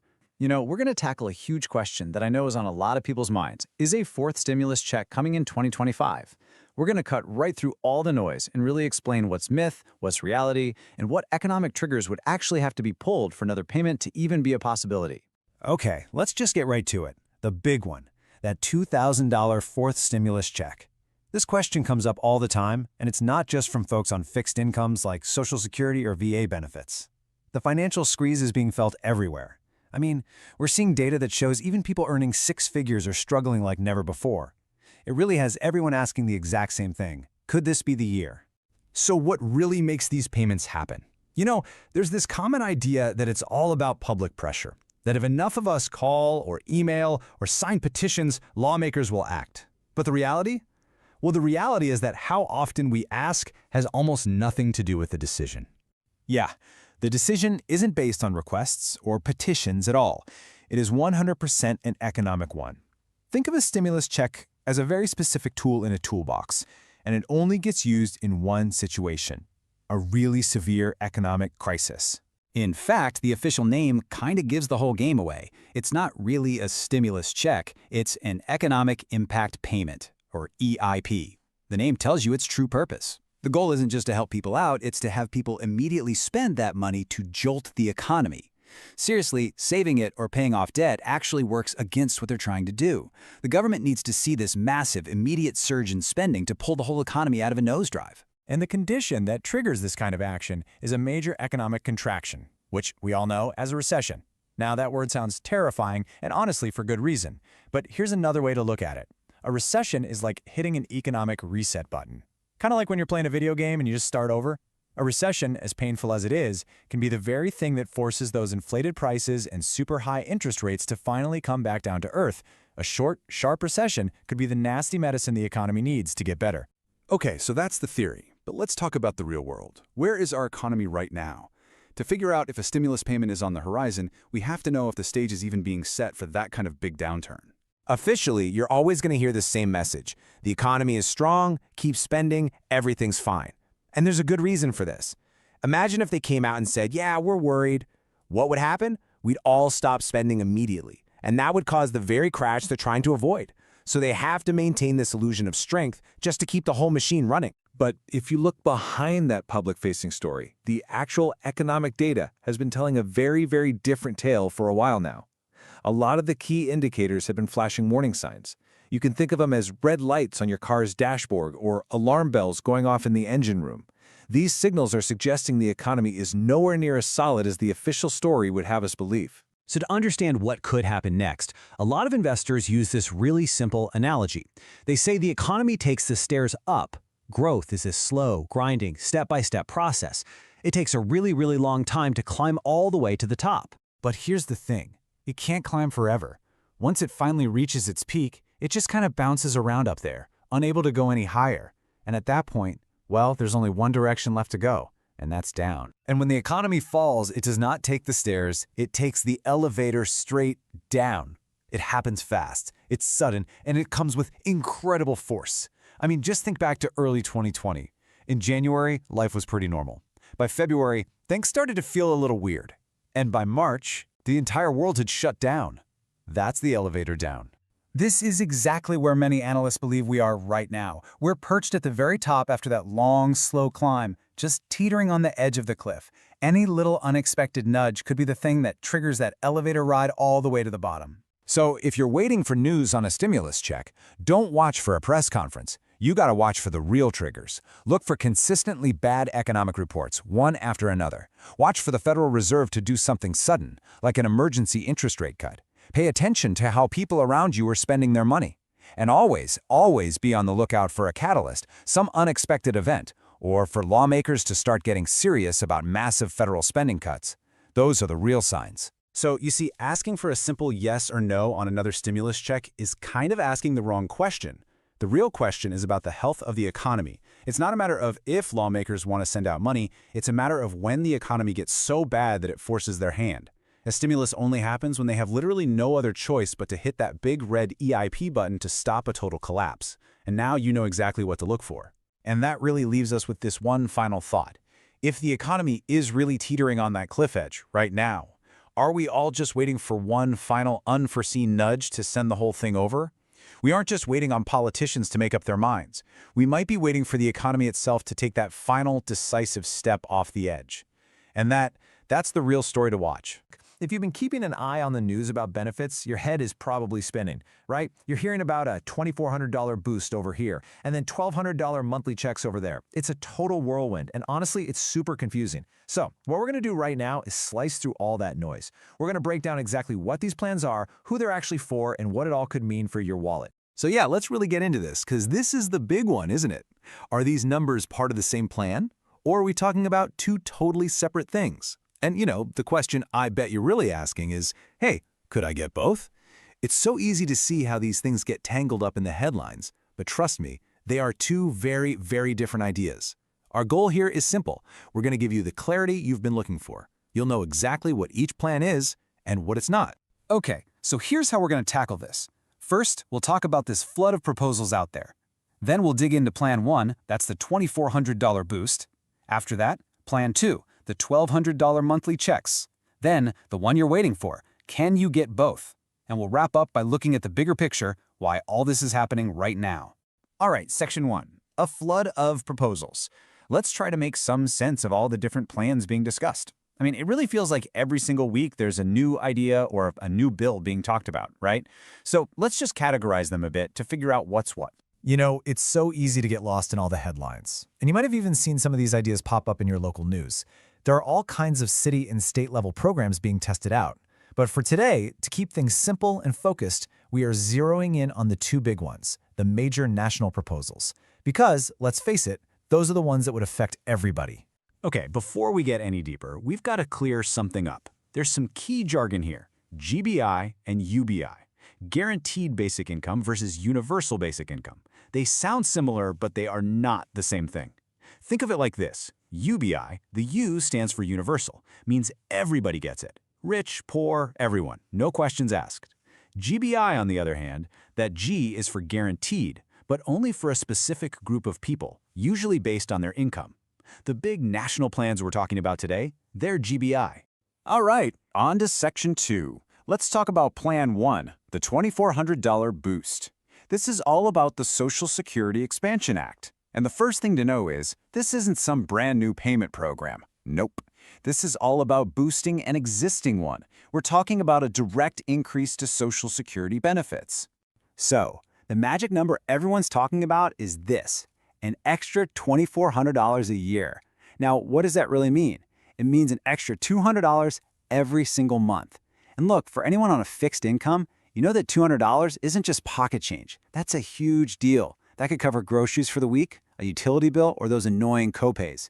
It's a real, tangible difference, and it's the heart of this proposal. So how would this thing actually work? Well, the official name is the Social Security Expansion Act. You've probably heard lawmakers like Senator Bernie Sanders talking about it, and here's who it's for. As the bill's written right now, it's for all Social Security beneficiaries. That means retirement, disability, survivors, the whole shebang. And the other critical piece of the puzzle is the funding. Where does the money come from? It would come from the Social Security system itself, funded by payroll taxes through the Social Security Trust Fund. Okay, now let's switch gears completely for Section 3. We're looking at Plan 2, those $1,200 monthly checks. And this is a whole different ballgame. We're no longer talking about tweaking an existing program. This is about creating something brand new from the ground up, a national guaranteed basic income. And the numbers here are even bigger. We're talking $1,200 every single month for each eligible adult, plus another $600 for each dependent. I mean, let's do the math. That's over $14,000 a year for one person. For a couple, you're looking at almost $29,000 before you even add in dependents. A key piece of legislation here is called the Support Act, and the whole idea is to create a recurring payment like a national income floor for people. So let's get into the nitty-gritty. How would this GBI plan work? Well, a major difference right off the bat, eligibility has nothing to do with being in a specific program like Social Security. Nope, it's all about your income. The Support Act, for instance, sets the cutoff at around $75,000 for an individual. The funding is also totally separate. This money isn't coming from the Social Security Trust Fund, it would come from general federal funds. Think of it like the stimulus checks we saw a few years back, same kind of idea. Okay, let's put these two plans side by side. This is where the light bulb really goes on. You've got the Social Security boost, that's an increase to a benefit you already have, for Social Security beneficiaries only, and paid for by the Social Security Fund. Then you've got the National GBI, that's a brand new program for people based on their income and paid for with general federal money. See? They're like two different trains running on two separate tracks. Getting this difference is absolutely crucial for what comes next. Which, of course, brings us to Section 4, and the question that I know is on your mind. Could you get both payments? If both of these proposals actually became law, could one person get money from both? Let's find out. So let's really spell it out. Could a fixed income beneficiary get payments from both of these proposals at the same time? Imagine you're on Social Security. The first plan passes, boom, you get an extra $200 a month. Then the second plan passes, and your income qualifies you. Could you also get that $1,200 check on top of it? That's the million-dollar question, right? And the answer is yes. Simple as that. Based on how these proposals are written right now, you absolutely could. I know, it might sound a little too good to be true, but when you see how they're designed, the logic is actually rock solid. So why isn't this double dipping? It really boils down to two super simple reasons. First, they are separate programs. They just are. One is a tweak to your Social Security, and the other is a totally new income program. They don't overlap. And second, and this is huge, they have separate funding. Remember, one is paid from the Social Security Trust Fund, the other from general federal funds. It's like getting your paycheck from your job and also winning a lottery prize. Two different pots of money. So that leads us to our last section, the future of benefits. You have to wonder, right? Why are these huge conversations happening right now? The answer is pretty interesting. It's because a lot of folks in Washington aren't just looking at today, they're looking down the road, 5, 10 years from now. See, the argument is that lawmakers are looking ahead, and they believe a national income floor is needed before it's too late. The idea is that our economy is about to go through a massive, massive change because of technology. And the people pushing for these plans are saying, look, we need to build this safety net now, before things get crazy. It's about being proactive instead of just reacting to a crisis after it's already here. And you can hear that urgency when they talk about what's coming. They say things like, we're going to be completely overrun by AI, sophisticated technology, robotics, automation. And that's really the heart of it. The fear is that all this new tech is going to eliminate a ton of jobs, and soon. The thinking is that this isn't science fiction anymore. This is a real economic shift that's just around the corner, and something like a GBI might be the only thing that provides some stability. And really, that leaves us with the biggest question of all. As technology reshapes the entire workforce, how must our economic safety nets evolve? Because at the end of the day, this whole debate isn't just about a specific dollar amount. It's not just about $2,400 or $1,200. The real conversation is about what our safety nets are even for. As technology changes the very definition of a job, how do we make sure everyone has some level of economic security? That's the question that's really pushing all of this forward. Are you getting another stimulus check? Have some people already gotten thousands in back pay? You see these headlines everywhere, and honestly, it can be really confusing. So right now, we're going to separate what's real from what's just talk and give you the actual facts behind all this Social Security and stimulus buzz. Here's how we're going to break it all down for you. First, we'll look at the money that has already been sent out. Then, we'll dive into the major push to close the poverty gap for beneficiaries. After that, we'll cover the new checks that are actually being proposed right now. And finally, we'll get to the bottom line. What does this all mean for you? So that's the big question, right? You hear about billions of dollars, permanent raises, new stimulus, but what's actually happening and what's just a headline? To get a clear answer, we have to start with the money that's already confirmed and in the bank for some folks. Let's get right into it. All right, first up, the confirmed payments. It is so important to understand who already got paid and exactly why, because that context makes sense of all the other proposals we're hearing about. You're seeing that right. The Social Security Administration has confirmed that a staggering $17 billion in retroactive payments went out this year. Now, this wasn't a stimulus. It was a major correction. Who actually got a piece of this multi-billion-dollar pie? Mostly public sector workers like teachers, police officers, and firefighters. And listen, we're not talking about small checks here. These were big, one-time payments averaging between $6,000 and $6,700 for each person. The whole point was to make things right, to pay people back for years and years of benefits that were unfairly kept from them. Naturally, this brings up a huge question for millions of other people. What about those on SSDI and SSI? Were they included in this? And the answer, to be perfectly clear, is if you're an SSDI or SSI recipient and you weren't affected by those WEP or GPO rules, then this specific payout just didn't apply to you. It was a targeted fix, not a widespread payment. Okay, so let's shift gears. We're moving from payments that are already in the past to some really big proposals that could change things moving forward. And we're going to start with a major push to permanently raise benefits for some of the lowest income folks in the country, people receiving supplemental security income, or SSI. This chart, this really gets to the heart of the issue.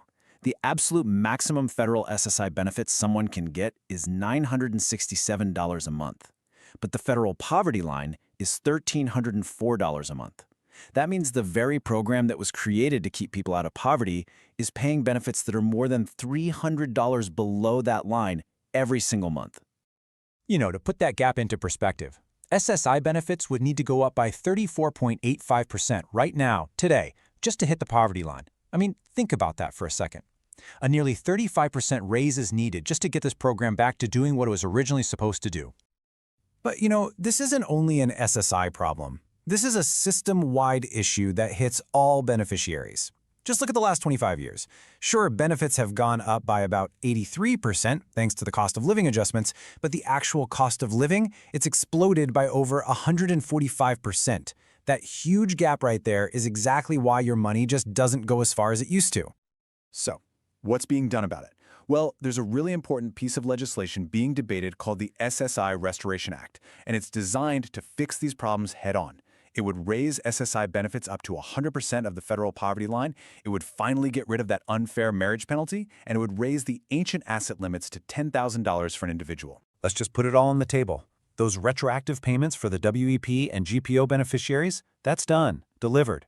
The permanent raise for SSI and that new $600 rebate check, both are active proposals, but they're still waiting for Congress to act on them. When it all comes down to it, here's the deal.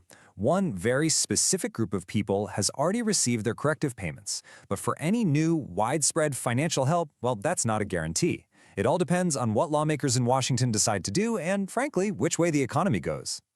And that really leaves us with one final thought. The numbers we looked at today show a very clear and growing gap between what benefits pay and what things actually cost in the real world. That financial pressure is real, it's undeniable, and it suggests that more changes aren't just a possibility, they're pretty much inevitable. The only real question is, what will they look like, and when will they finally get here? You know, it feels like we're always talking about Social Security benefits, right? And for a very good reason. Millions of us depend on those monthly checks. And for a whole lot of people, they're just not stretching far enough anymore.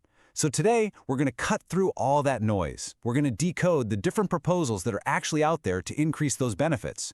We're talking everything from one-time checks to a complete overhaul of the entire system. Let's break down what's really on the table. You know, this quote, wow, it just hits you, doesn't it? This is a real comment from a real person in a discussion about this exact topic. And it just perfectly captures how millions of people are feeling. This isn't some abstract economic theory. This is the day-to-day reality for so many people living on a fixed income. It's that constant knot in your stomach when you're at the grocery store or when the rent is due. It's that feeling of budgeting down to the last penny and still feeling like you're falling further and further behind. The call for some real, actual relief is getting impossible to ignore. So that's the big question, isn't it? With all this pressure, with all these voices calling for help, is any real financial relief actually coming down the pipeline? You hear a lot of chatter out of Washington, a lot of different ideas being thrown around. Each one has its own logic, its own pros and cons. So let's really dive in and explore what these ideas are, how they might work, and frankly, what the odds are that any of them will ever become reality. Okay, so here's how we're going to tackle this. We'll start with the idea of a one-time stimulus-style check. After that, we'll dig into the proposals for a permanent monthly increase. Then, we're going to look at the most dramatic idea out there, completely rebuilding the system from the ground up. And finally, we'll pull it all together and figure out what it all means for the bottom line. First up, the one that always seems to grab the headlines, another stimulus check.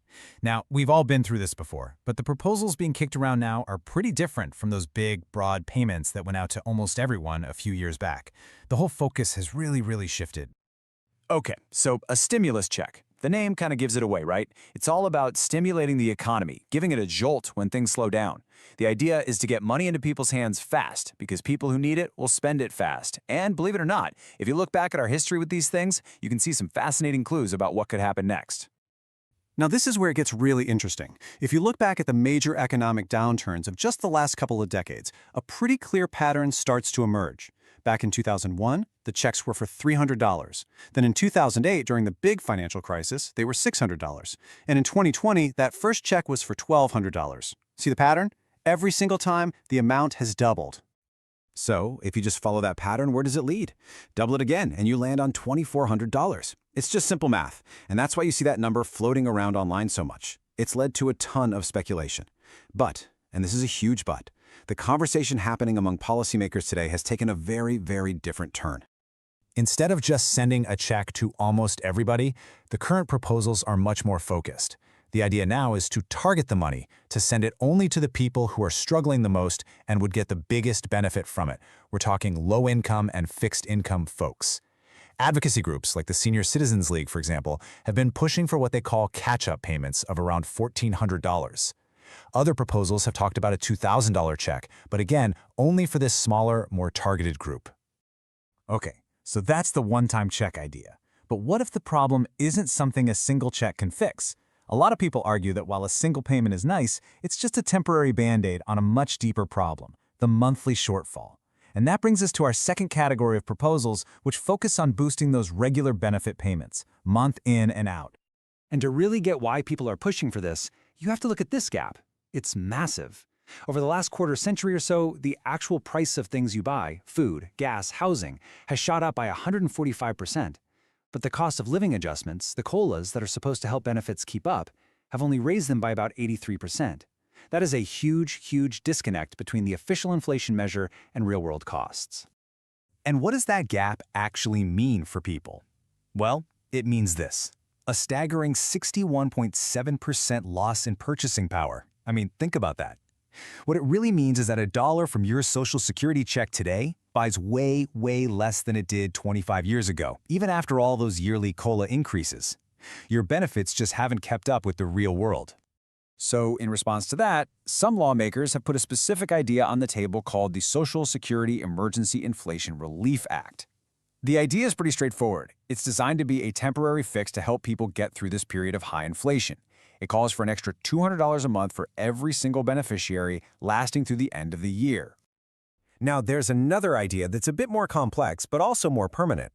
It's called the SSA Savings Supplement. This one isn't a flat raise for everyone. It's a tiered system. So the people receiving the lowest benefits, less than $1,000 a month, would get the biggest boost, an extra $300. And as you go up, that boost phases down. It's all about targeting the relief where it's needed the most. All right, so we've talked about one-time checks and monthly boosts. Now let's get into the third idea. And this one is a total game changer. We're not talking about tweaking this system anymore. We're talking about a complete teardown and rebuild. This is by far the most ambitious idea on the table. So what does that look like? The core idea is what's called a flat rate benefit. And it's simple, really. It means it doesn't matter what you earned during your working years. Your income history goes out the window. In this system, every single person who qualifies for Social Security would get the exact same monthly payment. It would totally change the program from one based on what you paid in to something that acts more like a guaranteed basic income for seniors and people with disabilities. Okay, so the big question is, what would that flat rate actually be? How much money are we talking about? Well, a few different numbers have been floated. Some proposals want to tie it to the federal poverty line, which would put the benefit at about $1,300 a month.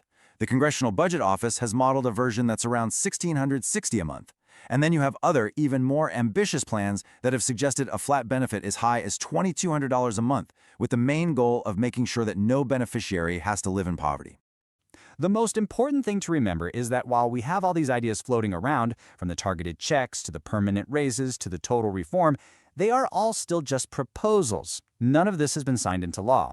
What they really represent is a growing admission in Washington that the financial squeeze on fixed-income Americans is real and it is severe. But the road from a good idea to an actual law is a very long and winding one. And that really brings us to the big unanswered question. We have these three very different paths forward: a little temporary relief, a more permanent boost to the current system, or a complete rebuild from the ground up. The debate over which of these paths to take, or whether to take any path at all, is happening right now, and whatever decision is made is going to shape the financial security of millions upon millions of Americans for years to come. Okay, some really big news is coming out of the Social Security Administration right now. As we speak, they are in the middle of distributing billions of dollars in new payments. And this isn't just some proposal. The money is literally on its way to millions of Americans. So let's dive in and break down exactly what's happening and who's getting a check. First, let's just talk about the sheer scale of this. We're talking about a confirmed $15.3 billion that has already been sent out in large lump sum back payments. And according to the acting commissioner, that's not even all of it. Billions more are still on the way. It's a massive amount of money. So what does a number that big actually mean for individuals? Well, the average lump sum payment each person is getting is a pretty staggering $6,710. For a lot of folks, that is a life-changing amount of money to suddenly see arrive in a single deposit. And it's not just about the back pay. This part is huge. On top of that big one-time check, the average monthly check will permanently go up by about $360. That's more than $4,300 extra per year, every year, for good. And this new higher amount, that becomes the new baseline for all future cost of living adjustments. All right, this is the big question, right? Who actually qualifies for this money? This is a very targeted payout, so let's get right into who is eligible. Okay, so you need to know. This payout is going to a very specific group of about 3.2 million people. Now, to put that into perspective, that's only about 4% of all Social Security beneficiaries. So for the vast majority of people, the other 96%, this isn't going to apply. It's really aimed at correcting a very specific, long-standing issue.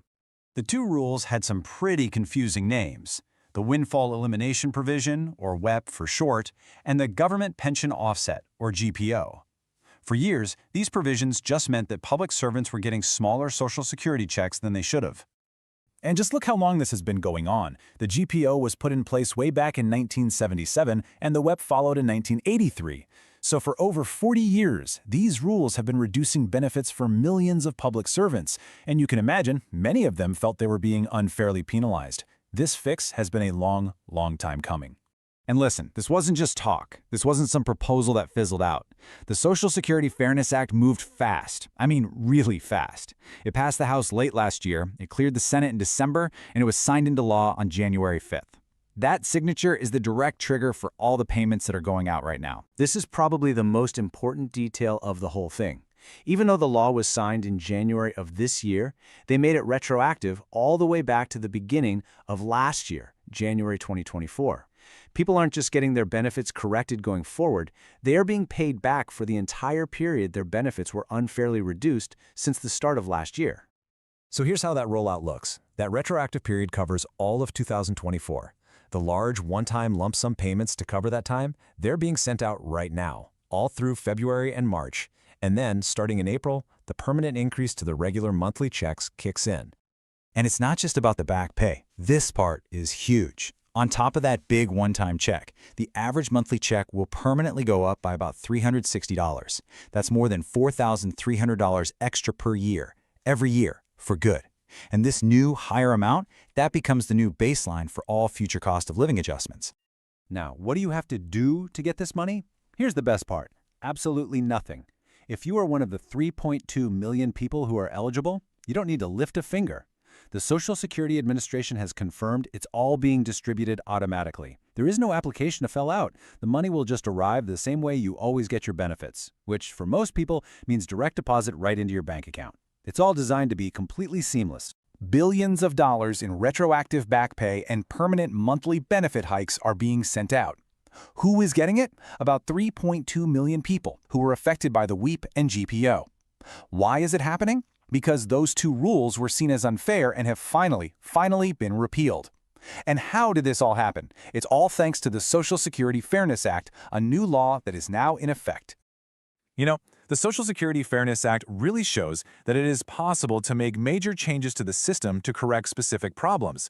This successful, targeted reform fixed a decades-old issue for millions of people. But it also opens up a much larger conversation, doesn't it? If this one area needed fixing, what other parts of the Social Security system might need updating to ensure it stays fair and stable for generations to come? It's a huge question, and one we'll all be exploring in the years ahead. You go online and it seems like everyone is talking about one thing. Is a fourth stimulus check on the way? Well, the real answer, it turns out, isn't a simple yes or no, and it's definitely not a date on a calendar. Today, we're going to dig in and figure out what actually needs to happen for another check to even be a possibility. Okay, so this is it, right? This is the big one, the question on everyone's mind, and it's especially critical if you're on a fixed income, Social Security, SSDI, VA benefits.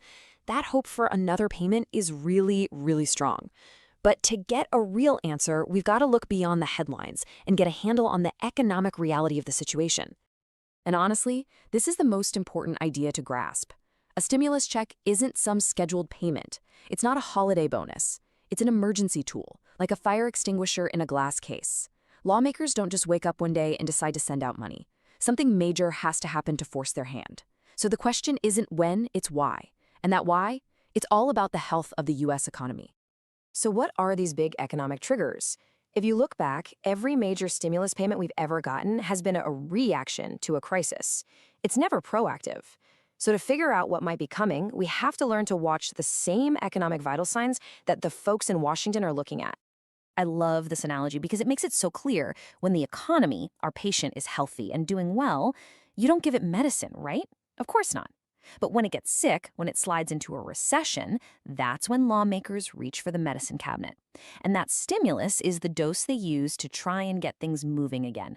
The sicker the patient, well, the bigger the dose of medicine. Now, of all the vital signs they check, the job market is, without a doubt, the most critical. It's the big one. See, when people are working, money is flowing, the economy is humming along. But the second you see widespread layoffs and rising unemployment, that is a massive flashing red flag that the entire system is in trouble. That's the one thing that gets everyone's attention. And the way we measure this is with something called the official jobs report. You might hear it on the news as the non-farm payroll report. It comes out on the first Friday of every single month, and it gives us this incredibly detailed picture of what's happening with jobs all across the country. So what's actually in this thing? Well, first, it's got the national unemployment rate. Is it going up, down? That's huge. Then it tells us exactly how many jobs were created, or, and this is the scary part, how many were lost that month. It even looks at average hourly earnings. Are people's wages growing, or are they stuck? And finally, the labor force participation rate. Basically, what percentage of Americans are actually working or trying to find work? If you see all these numbers turn negative and stay negative for a few months in a row, that's the clearest sign that our patient is getting sick. And this isn't just some abstract theory. If we look back at recent history, there's an undeniable pattern. Major economic problems have been followed consistently by stimulus payments.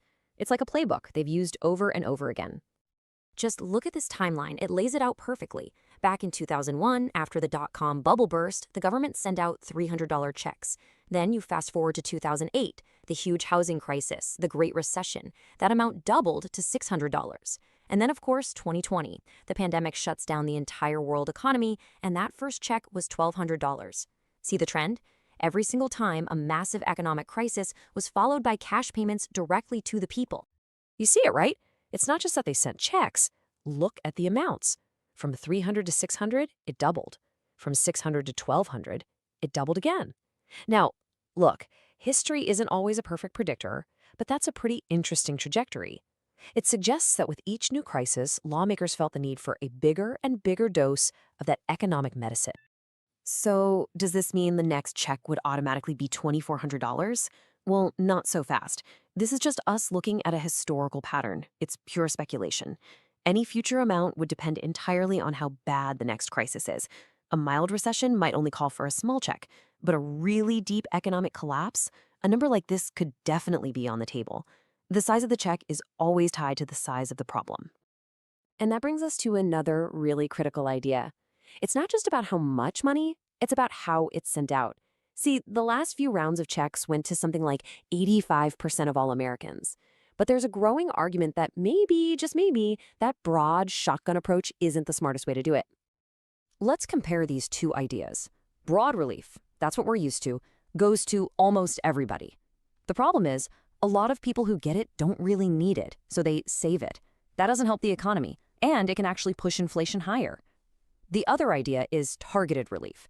This would focus the money only on low and fixed income folks, the people who are guaranteed to go out and spend it right away on necessities. This gives you way more bang for your buck with less risk of inflation. It could even mean multiple smaller payments over time instead of just one big one. And that is the absolute fundamental truth of all of this. We have to remember this. A stimulus check is not meant to be a contribution to your savings account. The entire purpose, the only purpose, is to get you to spend it. They want that money flowing through stores and businesses immediately. Buying food, paying bills, getting your car fixed. That spending is the jolt of electricity the economy needs to snap out of a recession. Okay, so let's put this all together. Instead of listening to rumors online, here's a clear, simple dashboard of what you should actually be watching for. These are the real signals. Think of it as a three-step domino effect. First, you'd see the warning signs. That monthly jobs report would start showing really bad numbers, month after month, job losses, unemployment taking up a lot. Second, after enough bad data, the experts would make it official. We are in a recession. And third, it's only then, when the crisis is real and undeniable, that you'd see lawmakers in Congress finally scramble to put a stimulus package together, which would probably include direct payments. So, the bottom line, the most crucial takeaway from all of this is this. Right now, with the economy as it is, a fourth stimulus check just isn't happening. The trigger isn't an online petition, it's not a politician's promise. The only trigger is a real, measurable, and significant economic crisis, one that's bad enough to force Congress to act. Understanding this lets you see past all the noise and know exactly what to look for. And that kind of leaves us with one last big question to think about.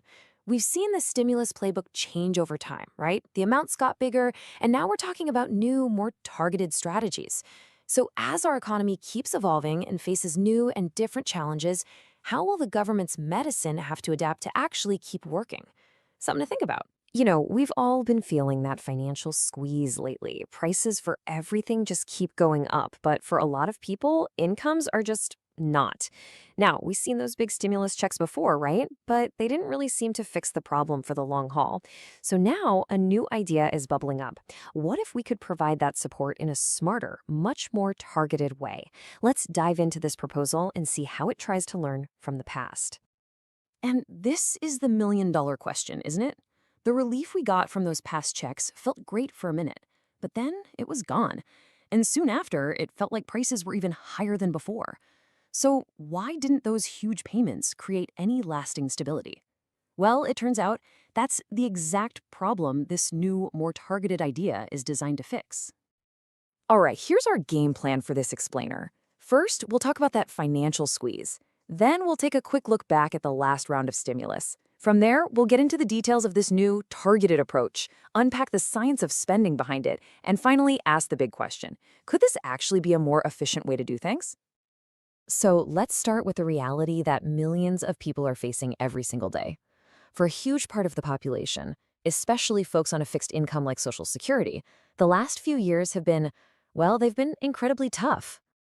Here's the core of the problem, right here. We all see the prices for gas, for groceries, for rent just going up and up. But if you're on a fixed income, your support payments often lag way behind.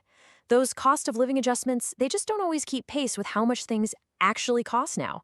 And that creates this painful gap, a gap this new proposal is specifically designed to fill. Okay, so to really understand why experts are even proposing a new way, we have to look back at what we did before and what the results were. The stimulus efforts during the pandemic were just massive. I mean, huge in both scale and reach. You probably remember this. Over about a year, there were 3 separate payments sent out. All told, it was $3,200 for each eligible person. And these checks were incredibly broad. I mean, they went out to something like 85% of the entire population. The goal was simple: get money into the economy fast during a really uncertain time. And the total price tag for all of that? Just staggering. We're talking about $850 billion. Now, when you pump that much new money into the economy that quickly, well, you're going to get some side effects. And boy, did we ever. And here it is. This is the crucial lesson learned. All that new money chasing a limited amount of goods and services caused prices to spike. That's inflation. And a real tragic irony here is that inflation hit the low and fixed income households the hardest. You know, the very same people the checks were supposed to be helping the most. So, taking that hard lesson to heart has led experts to a completely new idea. Instead of just spraying cash everywhere with a fire hose, what if we use more of a surgical tool? This new proposal is a total 180. Forget those one-time lump sum payments. We're talking about ongoing monthly checks. And this is the critical part. They wouldn't go to everybody. No, they would be focused only on low-income and fixed-income households, the people who are getting hit the hardest by those rising costs. And the proposed amount is pretty significant, $2,000 a month. Now, for a family that's struggling to keep up with rent, utilities, and groceries, that kind of stable, predictable support could be an absolute game changer. It's not a temporary Band-Aid. It's designed to create a more stable financial foundation, month in and month out. And the data on what happens to this money is just fascinating. Studies show that when a person with a low income gets an extra $2,000, they spend it, and they spend it fast, because they have to. Something like 80% of it is gone within just 10 days, and the rest is spent not long after. That money goes right back into local businesses, into the economy, which, is the whole point of a stimulus in the first place. Now, this idea of rapid spending isn't just a random guess. It's actually the core of the economic theory that makes this whole targeted approach so compelling to the people who support it. It's all about understanding who spends money and how quickly they do it. Economists have a name for this. It's called the marginal propensity to consume, or MPC. I know it sounds super technical and jargony, but the idea is actually really simple. If you give someone an extra dollar, how much of that dollar do they actually spend, and how fast do they do it? This one concept is the key to the whole thing. Yeah, it's so important to remember the goal here. A stimulus check is not a savings bond. As this quote says, its entire reason for existing is to get people to go out and spend it, to, stimulate the economy. It's right there in the name. And this is where that NPC idea becomes so powerful. See, folks with lower incomes have a high MPC. They spend nearly every extra dollar they get immediately on necessities like food and rent. That gives the economy a powerful, immediate jolt. On the other hand, higher income folks have a low MPC. They're much more likely to save extra cash, invest it, or pay down debt. And that's all fine, but it doesn't create the immediate economic stimulus that the payment was for. So, when you put all of this together, what does it really mean for the future? Well, by understanding the science of spending, supporters of this idea argue that we can design a stimulus that's not only more effective, but also way more efficient. The advantage of targeting really boils down to this. You put the money in the hands of people who you know will spend it. And because of that, you can get the same economic boost with far less government spending overall. That helps you avoid triggering that massive, widespread inflation we saw last time, and it delivers support to the people who actually truly need it most. And just look at this chart. This really shows you the potential difference in cost. I mean, compared to the $850 billion we spent before, experts believe a targeted approach could get a similar economic impact for just a tiny fraction of that cost, simply by getting the money where it will be used most effectively. And this is really the bottom line. It's about being more strategic. Instead of a financial fire hose that just soaks the entire economy, this approach is more like a precise injection of funds, right where they're needed most. You could get the same positive economic impact, but without that enormous price tag and the painful inflation that comes with it. This expert quote just captures the argument perfectly. It's pitched as a win-win. You get to provide real, meaningful financial relief to the people who are struggling the most, and at the same time, you stimulate the entire economy in a much healthier, more effective way. It's an approach that really tries to be both smart and fair. And so, this is the question we're left with. As we look ahead to future economic challenges, the lessons from the past seem pretty clear. This proposal offers a very different path forward, one based on precision, on efficiency, on targeting. Could this be the key to more effective economic support in the future? We've all seen the headlines about Social Security benefits going up, but then you get to the grocery store, you pay your bills, and you can't help but feel that squeeze. So why doesn't that check seem to stretch as far as it used to? Well, today we're going to dig into the numbers behind that exact feeling, and believe me, the answer is probably not what you're expecting. So let me just start by asking you this directly. I know it might sound like an obvious question, but it's really important. Do you honestly feel like your benefits have kept up with what it actually costs to live? I'm not talking about the official numbers they throw around. I mean the real price of things you have to buy every day. My guess is, for a lot of you, the answer is a big fat no. And today we're going to find out exactly why you feel that way. All right, so let's start with what's happening right now. The last few years where the squeeze has felt, well, especially tight. This is where you can really see that disconnect between the benefit adjustments we're getting and the prices we're all actually paying. Okay, now take a look at this. It really tells a story at just a glance.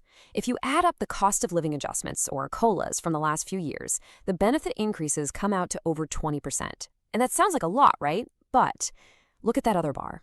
In that exact same time frame, the actual prices for goods and services shot up by 25, even 30%, according to groups like the Senior Citizens League. You see that gap right there? That's the problem. And to really put that 20% number into perspective, just look at the yearly CLAs themselves. We had that massive 8.7% increase, a 5.9% before that, then 3.2% and 2.5% this year. I mean, each one of those on its own seems pretty significant. Getting an 8.7% raise in 1 year is nothing to sneeze at. So when you add them all up, it looks like beneficiaries have gotten some pretty substantial raises. But like we just saw, substantial all depends on what you're comparing it to. But you know what? That recent squeeze is just the tip of the iceberg. To really get what's going on today, we have to zoom out and look at the last quarter century. And this is where the official story and reality just completely split apart. So we're going to set our clocks back to the year 2000 and look all the way through to today. That's a 25-year period. And we're not just picking this time frame out of a hat. Looking at a long stretch like this really shows us how these small, tiny differences can compound year after year into a massive problem. It's the long game that really shows us what's been happening. So what's the official story? Well, according to the Bureau of Labor Statistics, the BLS, which is the government's main source for all this, official inflation has gone up by 83.2% since the year 2000. That's the number policymakers look at. That's the official benchmark for the rising cost of living over these 25 years. And here's the real kicker. Over that exact same period, guess how much Social Security benefit increases have been? You got it, right around 83%. So, on paper, everything looks perfect. The system is supposed to make sure benefits keep up with inflation. And according to the official numbers, that's exactly what's happened. Case closed, right? Well, not so fast. This is where the whole official story just collides with what we're all actually living through. We're going to switch gears now from the government's index to what really happened to the prices of things we need to buy. This is the number that you feel in your bank account every single day. Now, before I show you this next number, let's just be crystal clear on what we're talking about. Real price increases. That's not some abstract theory. It's the actual tangible rise in the cost of, well, everything. We're talking about your rent, your groceries, healthcare, the electric bill, a new pair of shoes, gas for the car, literally everything you spend money on. It's the real-world inflation we all have to deal with. And here it is. The number. According to the analysis in our source material, since the year 2000, the actual increase in the price of goods and services has been a staggering 145%. Just let that sink in for a second. Not 83.2%, 145%. This isn't just a little bit off. It's a completely different reality from the official one. And this chart right here just brilliantly illustrates that chasm. On one side, you've got your benefit increases tied to official inflation at 83.2%. And on the other side, just towering over it, you have real-world prices that have shot up by 145%. This huge gap you see on the screen, that is the reason your benefits feel like they're not enough. It's not just a feeling, it's a cold, hard fact that's been growing for 25 years. So what does this gap actually mean for you? For your ability to buy things and pay your bills? Well, this brings us to what we call purchasing power. And we can now put a very precise number on just how much of it has vanished into thin air. The result is a 61.7% purchasing power gap. So what on earth does that mean? It means that the average beneficiary today would need a 61.7% raise, right now, today, just to be able to buy the same amount of stuff they could have if benefits had actually tracked real prices since the year 2000. It's a massive, massive shortfall. So how did we get to such a mind-boggling number? It's all about the power of compounding. Usually, compounding is your friend. Your raises build on top of old raises. But in this case, it worked in reverse. Every single year that the COLA was just a little bit short of real inflation, maybe 0.5% here, a full percent there, that little gap got baked in, and the next year's raise started from that slightly lower base. Over 25 years, all those tiny little annual shortfalls have snowballed into the enormous 61.7% gap we're looking at today. When you see all this data laid out, it kind of leads you to a very difficult and, frankly, a pretty provocative question. We know the what, a huge loss of purchasing power. But now we have to at least wonder about the why. I mean, how could such a massive discrepancy happen over such a long period of time? Now, the source material for this explainer brings up a really speculative but fascinating idea. It asks us to think about the possibility that maybe this wasn't an accident. The theory goes something like this. What if you knew Social Security was facing long-term money problems? If you could just tame the numbers a tiny bit each year, shave off a fraction of a percent from the COLA, could you, over time, stretch out how long the program stays solvent? Well, over 25 years, the answer is a definite yes. And so, that's the final question we're left with. Is this 61.7% gap, this enormous loss in your ability to keep up, is it just the result of a flawed way of measuring inflation, an unfortunate long-running oversight? Or is it possible that it represents a quiet, subtle, long-term strategy to manage the program's finances, right on the backs of its beneficiaries? The data doesn't give us the final answer, but it sure does demand that we ask the question. The $2,200 bonus check. So here's our game plan. First up, we're going to unpack what this $2,200 bonus check thing is all about.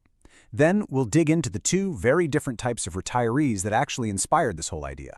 From there, we'll look at how the plan would actually shift benefits around, what the long-term goal of equilibrium even means, and finally, we'll tackle a pretty major critique that questions the very purpose of Social Security itself. Before we even get to the nuts and bolts, let's just start with the one question that's really at the heart of this entire debate. When you think about a Social Security check, is it a nice little bonus on top of everything else, or is it an absolute necessity, the money you need to survive? It turns out the answer to that question might have everything to do with the actual dollar amount on the check. Okay, let's dive right into this first part and get to the core of the proposal. It really all comes down to this one number that basically acts as a dividing line. And here it is. The key number in this whole plan is $2,200 a month. You can think of it as a conceptual line in the sand. This is the threshold that, according to the proposal's research, really separates two completely different ways people experience their Social Security benefits. Now you might be thinking, okay, $2,200, is that high, is that low? Well, here's the context that makes it so interesting. The average Social Security benefit for a retiree right now is just a little under $2,000 a month. So this proposed line in the sand isn't some far-off high-income number. It's actually really, really close to what the average American is getting today. So why that number specifically? Where did $2,200 come from? Well, the logic behind it all comes from studies that found beneficiaries tend to fall into two very distinct camps, and it all depends on which side of that line their monthly check falls. The data paints a picture of two different worlds. For people getting less than that $2,200 threshold, their payment is what you'd call a necessity check. I mean, this is the money they count on for rent, for groceries, for the basics. But for those getting more than $2,200 a month, the story changes. They are much more likely to have other sources of income, right? Things like pensions, 401ks, investments. So for them, the Social Security check feels less like a lifeline and more like a bonus. It's a nice extra, but it's not what's keeping the lights on. And this quote right here, it just nails the core idea that's powering this whole proposal. It's a pretty simple observation, right? The more money someone gets from Social Security, the less they tend to rely on it, and the more it starts to feel like bonus cash. That single idea is the justification for this entire reform. All right, so we get the why behind this dividing line. We see the logic. But what about the how? What are the actual mechanics here? How would a plan like this work in the real world? Okay, so the plan basically unfolds in 3 steps.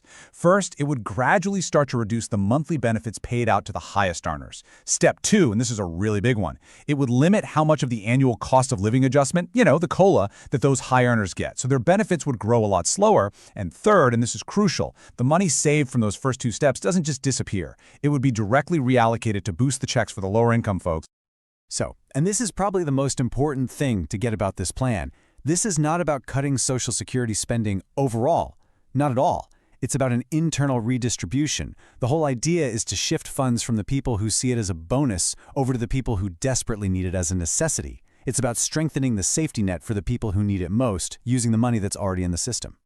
But what's the end game? I mean, this isn't just about a few tweaks here and there. There's a much bigger, long-term vision. And that vision is to reach a state they call equilibrium. Let's take a look at what that actually means. So what on earth is equilibrium? Well, the long-term goal is to dramatically narrow the gap between the biggest Social Security checks and the smallest ones. The idea is that over time, by giving more to those at the bottom and slowing the growth for those at the top, all the benefit payments would slowly start to converge towards some kind of middle ground. Now, I've got to stress, this isn't something that would happen overnight, not even close. The proposal lays out a very slow, very gradual process. It could take 20 years, maybe even longer, to get there. You'd move from the big disparities we have today through a decade or more of slow reallocation until you eventually hit that projected state of equilibrium. Okay, as you can probably imagine, a plan this radical faces some serious pushback. And the main criticism isn't just about the numbers. It's a deep, philosophical question about what this change would fundamentally turn Social Security into. The big fear for critics is that by pushing all benefits towards this equilibrium point, you're essentially transforming Social Security into a form of guaranteed basic income, or GBI. And a GBI is a totally different animal. It's a system where everyone gets a standard payment from the government, no matter what they paid in. That idea runs completely counter to the way Social Security was originally designed. Let's really break down this critique. The number one concern is that this plan changes Social Security's entire purpose. It would shift it from being an earned benefit, something you get based on your work history, to being a needs-based program, kind of like welfare. Critics also point out a huge risk.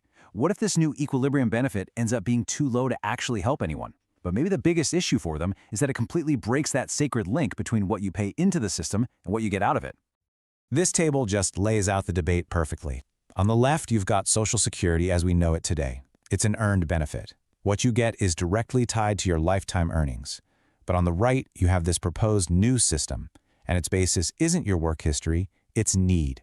The goal isn't to reward your contributions, it's to provide a standard floor for everybody, which means all the benefit levels eventually have to merge together. So at the end of the day, that's what this entire proposal forces us to grapple with. It's a fundamental question about the very identity of Social Security. Is it supposed to be a safety net for everyone, making sure no one falls below a certain level? Or should it remain a reward system, a program that reflects a lifetime of hard work and contributions? The answer to that question is going to shape retirement for millions of Americans for generations to come. Today, we're digging into a really interesting report that kind of flips the script on one of the biggest tools the government has, the stimulus check. We're going to break down this idea that argues for a radically different and way more focused way to get the economy going. So, this is the big question, right? When the economy hits a rough patch, the go-to move is often to send out money to get people spending again. But is sending a check to basically everyone the best way to do it? Or is there a smarter, maybe more surgical way to get the job done, possibly with fewer headaches? That's exactly what we're going to explore. Here's how we're going to break it down. First, we'll look at the problem with past stimulus plans. Then we'll get into a key economic idea called MPC. It's at the heart of everything. From there, we'll see who actually spends stimulus money, which leads us to this new idea for a targeted approach. And finally, we'll zoom out and look at the bigger picture. Okay, let's dive right in. To really get why this new proposal even exists, we have to look back at what we've already tried and the problems that came with it. You probably remember this, right? I mean, over about a year, the government rolled out this massive economic plan. 3 different checks went out to the vast majority of Americans. The idea, of course, was to keep the economy from sinking during a really weird time. But the sheer scale of it, we're talking trillions of dollars sent to about 85% of the population, is a huge part of this story. So here's where it gets interesting. According to the report we're looking at today, this whole send money to everyone strategy was, and I'm quoting here, a bad move. Why? Well, the report argues that all that cash didn't just stimulate the economy, it kind of overheated it. It poured fuel on the fire of inflation, creating that classic problem of too much money chasing too few goods, which, as we know, just drives prices up for everybody. The argument is that this was a totally avoidable side effect of a strategy that just wasn't aimed very well.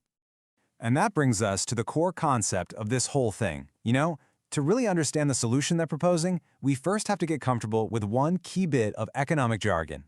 Yep, it all comes down to 3 little letters, MPC.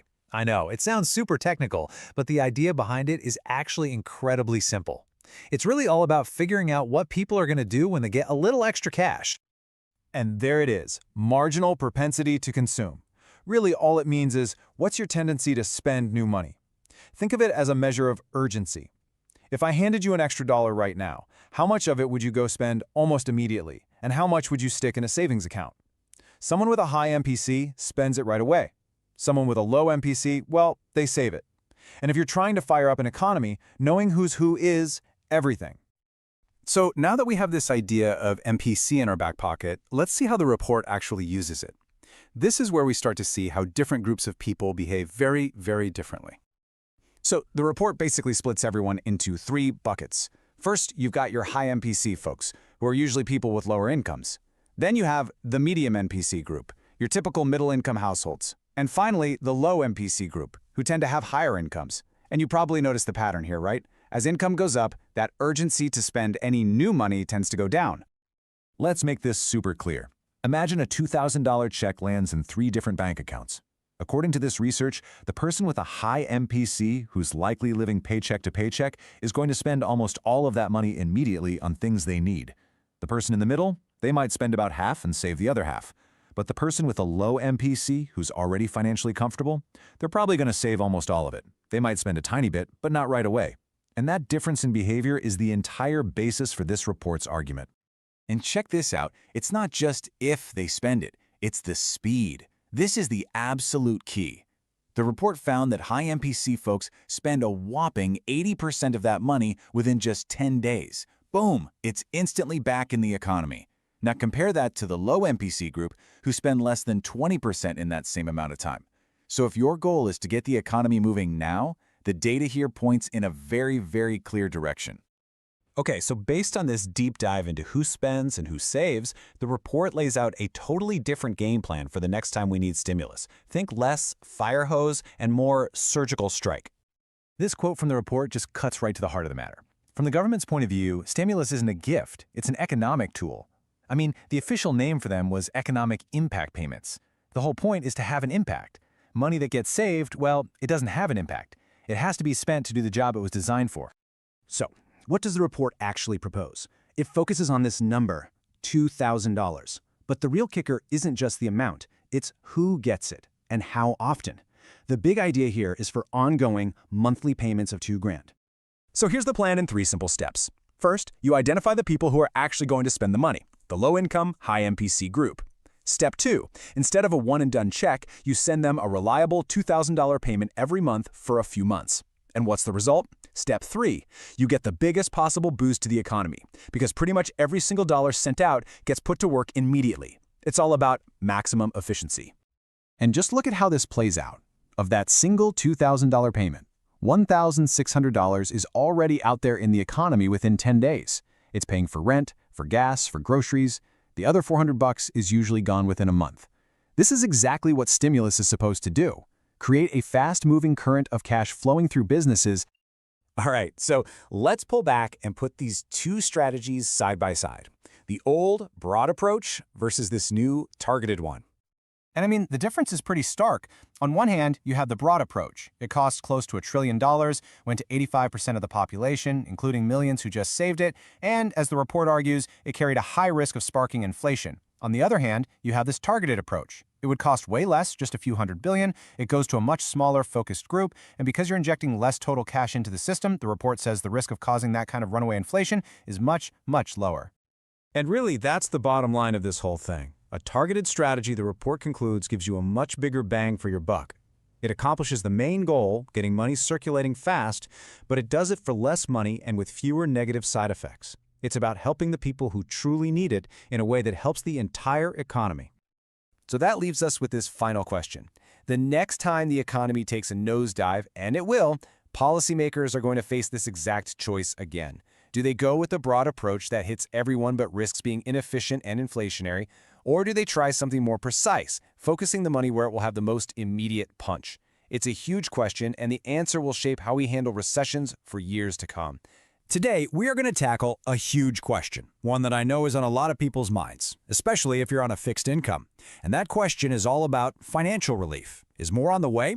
But to find the answer, we're not going to get bogged down in politics. Nope, we're going to follow the data, we're going to look at the history, and we're going to track the economic signals that tell the real story. All right, let's just jump right in. Is 2025 the year we finally see another stimulus check? Maybe for $2,000, maybe even more? I mean, let's be real, people are struggling. It's been a tough few years, and a lot of folks are looking for any kind of break they can get. So what's really going on? Are we going to see another big round of payments hit our bank accounts next year? You know, the funny thing is, the answer to that question has nothing to do with petitions or online chatter. Lawmakers don't just act because we ask them to. The real trigger, the thing that actually makes a stimulus payment happen, is 100% tied to the health of the U.S. economy. And once you grasp that connection, honestly, the whole picture gets a lot clearer. So let's break this down.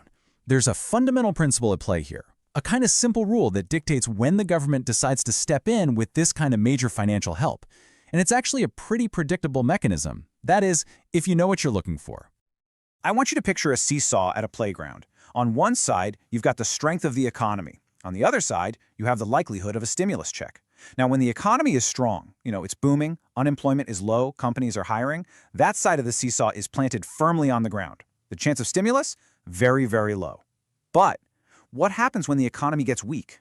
When it starts contracting, unemployment starts ticking up, and you hear whispers of a recession? Well, that side of the seesaw goes way up in the air, which brings the stimulus side crashing down, making it way more likely. This brings us to a concept called inverse correlation. Now, I know that sounds a little jargony, but the idea is super simple. When one thing goes up, the other goes down. They're opposites. A stimulus payment isn't a reward for a good economy. It's a rescue tool for a weak one. The government uses it when they think the economy is about to fall into a recession and it needs a jolt to get people spending again. This is probably the single most important thing to understand in all of this. And look, this isn't just some theory. It is a clear, undeniable pattern that we have seen repeat itself every single time our economy has faced a major crisis, for more than 2 decades now. History really gives us a crystal clear roadmap here. Just think back over the last 3 major recessions. In 2001, the dot-com bubble burst. And what happened? Stimulus checks were issued. Fast forward to 2008, the housing market completely collapses, and it takes the entire economy down with it. The government's response? You guessed it, stimulus checks. And then, of course, in 2020, the pandemic shuts down the entire world, triggering a massive recession. And what did they do? Once again, stimulus checks. It's the same play every single time. Let's look at the actual numbers. Back in 2001, after that tech bubble popped, the government sent out checks for $300. Now, at the time, that was seen as a pretty big deal to try and stabilize things. Then we jumped to the massive financial crisis of 2008. The economic damage was just immense. So the government responded again, but this time the checks were for $600. Keep that number in your head. It doubled from the last recession. And that brings us to 2020. The economy basically slammed on the brakes overnight. It was completely unprecedented. So lawmakers passed the CARES Act, and that very first stimulus check, it was for $1,200. Do you see it? That number doubled again from the 2008 amount. And this is where it gets really fascinating. Because when you put these numbers side by side, it's not just random. A very clear and kind of curious trend emerges. It's a distinct pattern of escalation. I mean, the math here is it's incredibly straightforward. From $300 in 2001, it doubled to $600 in 2008. Then from $600, it doubled again to $1,200 in 2020. Every single time a major recession hits, that initial relief payment has doubled. That can't be a coincidence, right? So naturally, this makes you ask the question, if this historical trend were to continue, what would the math suggest is next? Well, if you double $1,200, you get $2,400. Now, let me be perfectly clear. This is not a prediction. It's not a promise. It's simply an observation based on a very clear historical pattern. But it is a pretty interesting thought, isn't it? Okay, so this all brings us to the most important question of all. If a weak economy is the trigger, what are the specific red flags we should be watching for right now as we head into 2025? Think of this as your personal toolkit for seeing what's coming down the tracks. All right, these are the headlines you need to pay attention to. First, rising unemployment claims. This is the big one. It's a direct signal that businesses are hurting and jobs are being lost. Second, keep an eye on the Federal Reserve. When the Fed starts cutting interest rates like they began to do in September of 2024, it's their way of saying, uh-oh, things are slowing down too much. They're trying to give the economy a shot of adrenaline. And finally, just listen to the language on the financial news. When you hear words like softening, slowing, or contracting over and over again, those aren't just buzzwords. That's the consensus that the seesaw is starting to tilt. And you have to remember, while the economic slowdown can feel kind of gradual, the actual shift into a full-blown crisis and the government's response can happen in the blink of an eye. Seriously. Just think back to early 2020. In February, most of us were living our lives completely normally. By March, everything was shut down. And by early April, stimulus checks were already starting to hit people's accounts. It can go from 0 to 100 in just a matter of weeks. It happens that fast. So, the real takeaway here is this. Your best forecast isn't going to come from listening to politicians' promises or signing online petitions. It's going to come from you paying attention to those key economic signs we just talked about. The economy tells the real story, long before any official announcement is ever made. The data, that's the real crystal ball. So, as we wrap this all up, the picture becomes pretty clear, right? We have the seesaw rule. A weak economy triggers stimulus. We have the historical precedent. It has happened in every single major recession for the last 25 years. And we have that wild doubling effect in the amounts.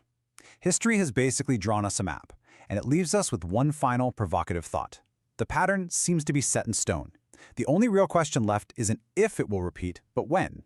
There's some major buzz around a proposal that could put an extra $1,400 directly into the pockets of millions of people on Social Security. In this explainer, we're going to break down exactly what this proposed payment is all about, where the idea even came from, how it might actually work, and what it really signals about the future of retirement benefits in America.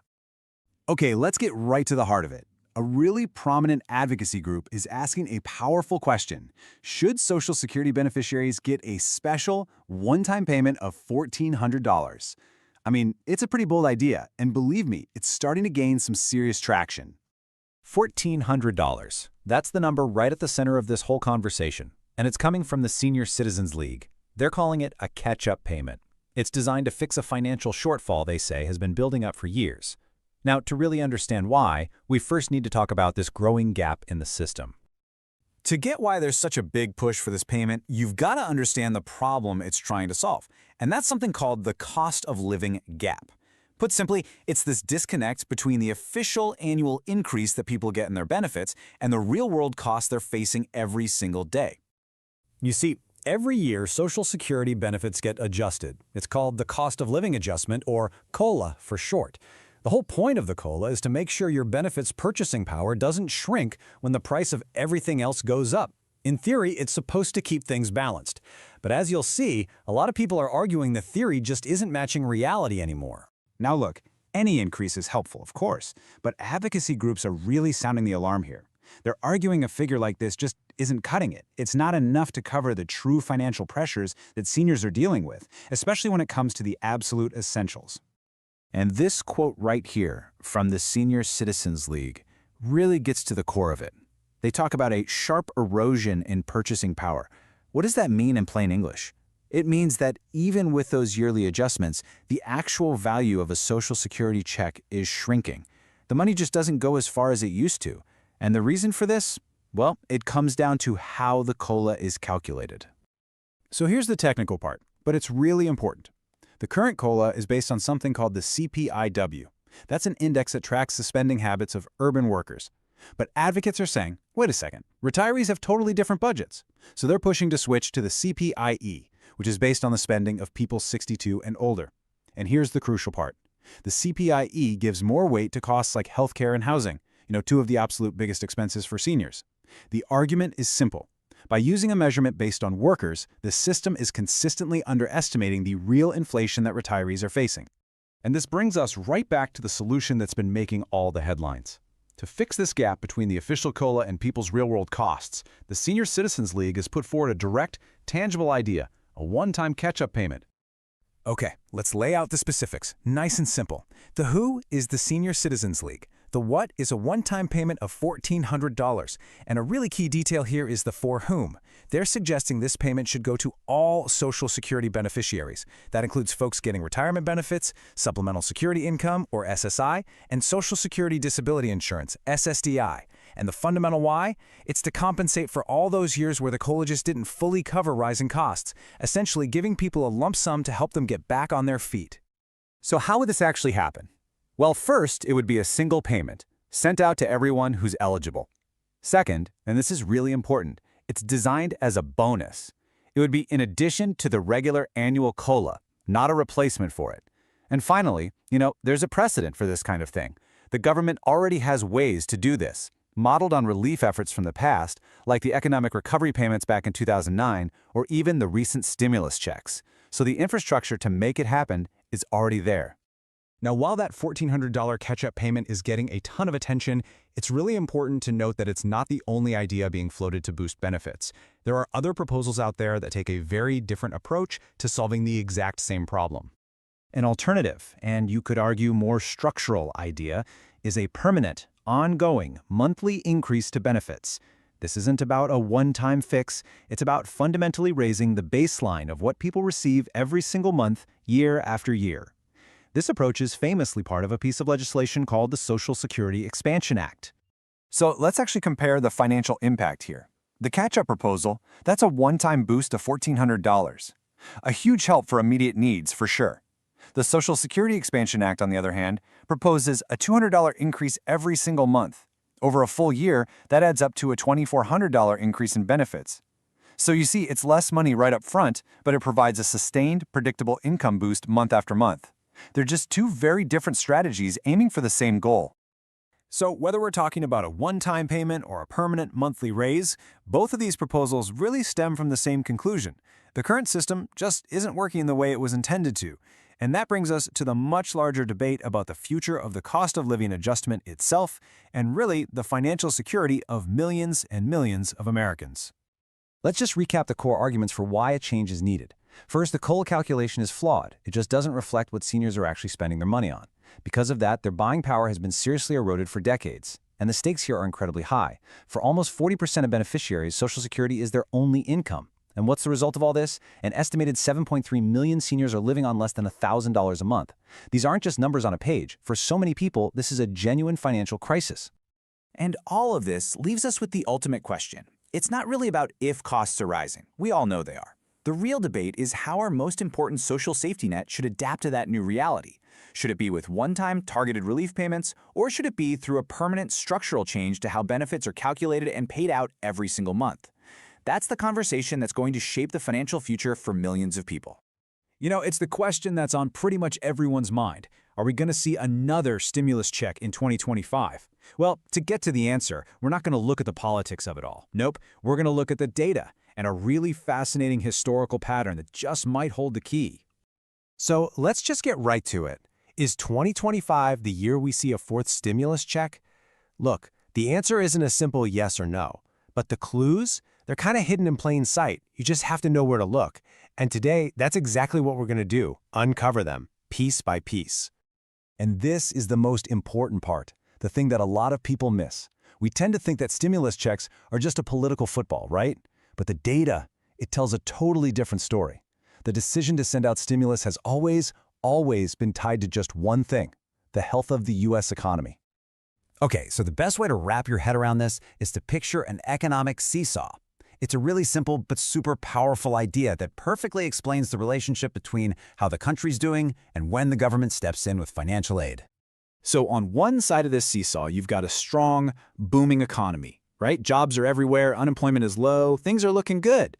When that's happening, there's absolutely no reason for the government to be injecting cash into the system. But when that seesaw tips over to the other side, now the economy is weak. It's softening, maybe even shrinking. Unemployment starts to creep up. And this is the environment where stimulus isn't just possible, it becomes way more likely. This quote really gets to the heart of it, an inverse correlation. All that means is that two things move in opposite directions. Think of it like this. As the economy's health goes down, the probability of a stimulus check goes up. They are perfectly balanced against each other. And honestly, this is the single most important rule for figuring out if any future stimulus is on the table. And listen, this isn't just some theory we're talking about. It's a pattern, a very clear one that we can trace through every single major recession we've had in recent memory. Each time the U.S. economy has hit a major wall, the government has responded in a surprisingly consistent way. Let's just run through the history real quick. Back in 2001, the dot-com bubble burst. And what happened? Stimulus. Then in 2000. What if I told you that October holds a special surprise for millions of seniors, SSDI recipients, survivors, and SSI beneficiaries? A surprise that could bring not just financial relief, but emotional peace of mind as well. Would you be interested in learning more?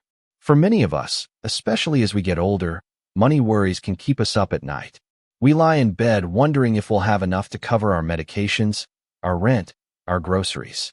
We stress about unexpected expenses that could throw our carefully planned budgets into chaos. But what if October could bring some of that stress relief? Picture this. It's the beginning of October, and you wake up to find not one, but potentially multiple payments arriving in your bank account throughout the month. Payments that you've earned through decades of hard work. Payments that represent not just money, but security, dignity, and peace of mind. You might be thinking, that sounds great, but how do I know if I qualify for these payments? How do I know when to expect them? And most importantly, how can I make sure I don't miss out on money that's rightfully mine? These are excellent questions, and today we're going to answer all of them. We're going to walk through each payment date in October 2024, explain who qualifies for each payment, and share some valuable insights to help you not just receive your payments, but manage them in a way that brings you true financial peace. But first, let's acknowledge something important. Living on a fixed income isn't always easy. Every month, you have to make careful decisions about how to stretch your dollars to cover all your needs. You might have to choose between paying for prescriptions or buying groceries, between fixing your car or paying your utility bill. These are tough choices that no one should have to make, especially after a lifetime of hard work. That's why understanding your Social Security payment schedule is so important. It's not just about knowing when money will arrive in your account. It's about having the information you need to plan, to budget, and to make those difficult choices a little bit easier. Now, I want you to imagine something for a moment. Imagine waking up on October 1st and seeing your SSI payment in your account. Then, just 2 days later, on October 3rd, seeing another payment arrive. And then, depending on when you were born, receiving additional payments throughout the month. How would that make you feel? Relieved, secure, less anxious about your finances. For millions of Americans, this is exactly what October 2024 has in store. But here's the thing. Many people don't know about all these payment dates. They miss out on money that's rightfully theirs simply because they weren't aware of when to expect it. Today, we're going to change that. Today, we're going to empower you with knowledge. Knowledge about when to expect your payments, how to ensure you receive them, and how to manage them in a way that brings you peace of mind. Because you deserve more than just financial security. You deserve emotional security as well. So, are you ready to discover the complete October payment schedule? Are you prepared to take control of your finances and reduce your stress and anxiety? Great, because we're about to embark on a journey that will not only inform you, but hopefully bring you some much-needed peace of mind. Let's begin with the first payment date of October. On October 1st, which is the first Wednesday of the month, all SSI beneficiaries will receive their October payment. For many of you, this payment is a lifeline. It helps cover your most basic needs, food, housing, medical care. It's the foundation of your monthly budget, the payment you rely on to get through the month. I know that waiting for this payment can be stressful. As the end of September approaches, you might find yourself worrying about whether the payment will arrive on time, whether it will be enough to cover your expenses. But take comfort in knowing that this payment is reliable, it's predictable, and it's coming on October 1st without fail. Now, just 2 days later, on October 3rd, something special happens.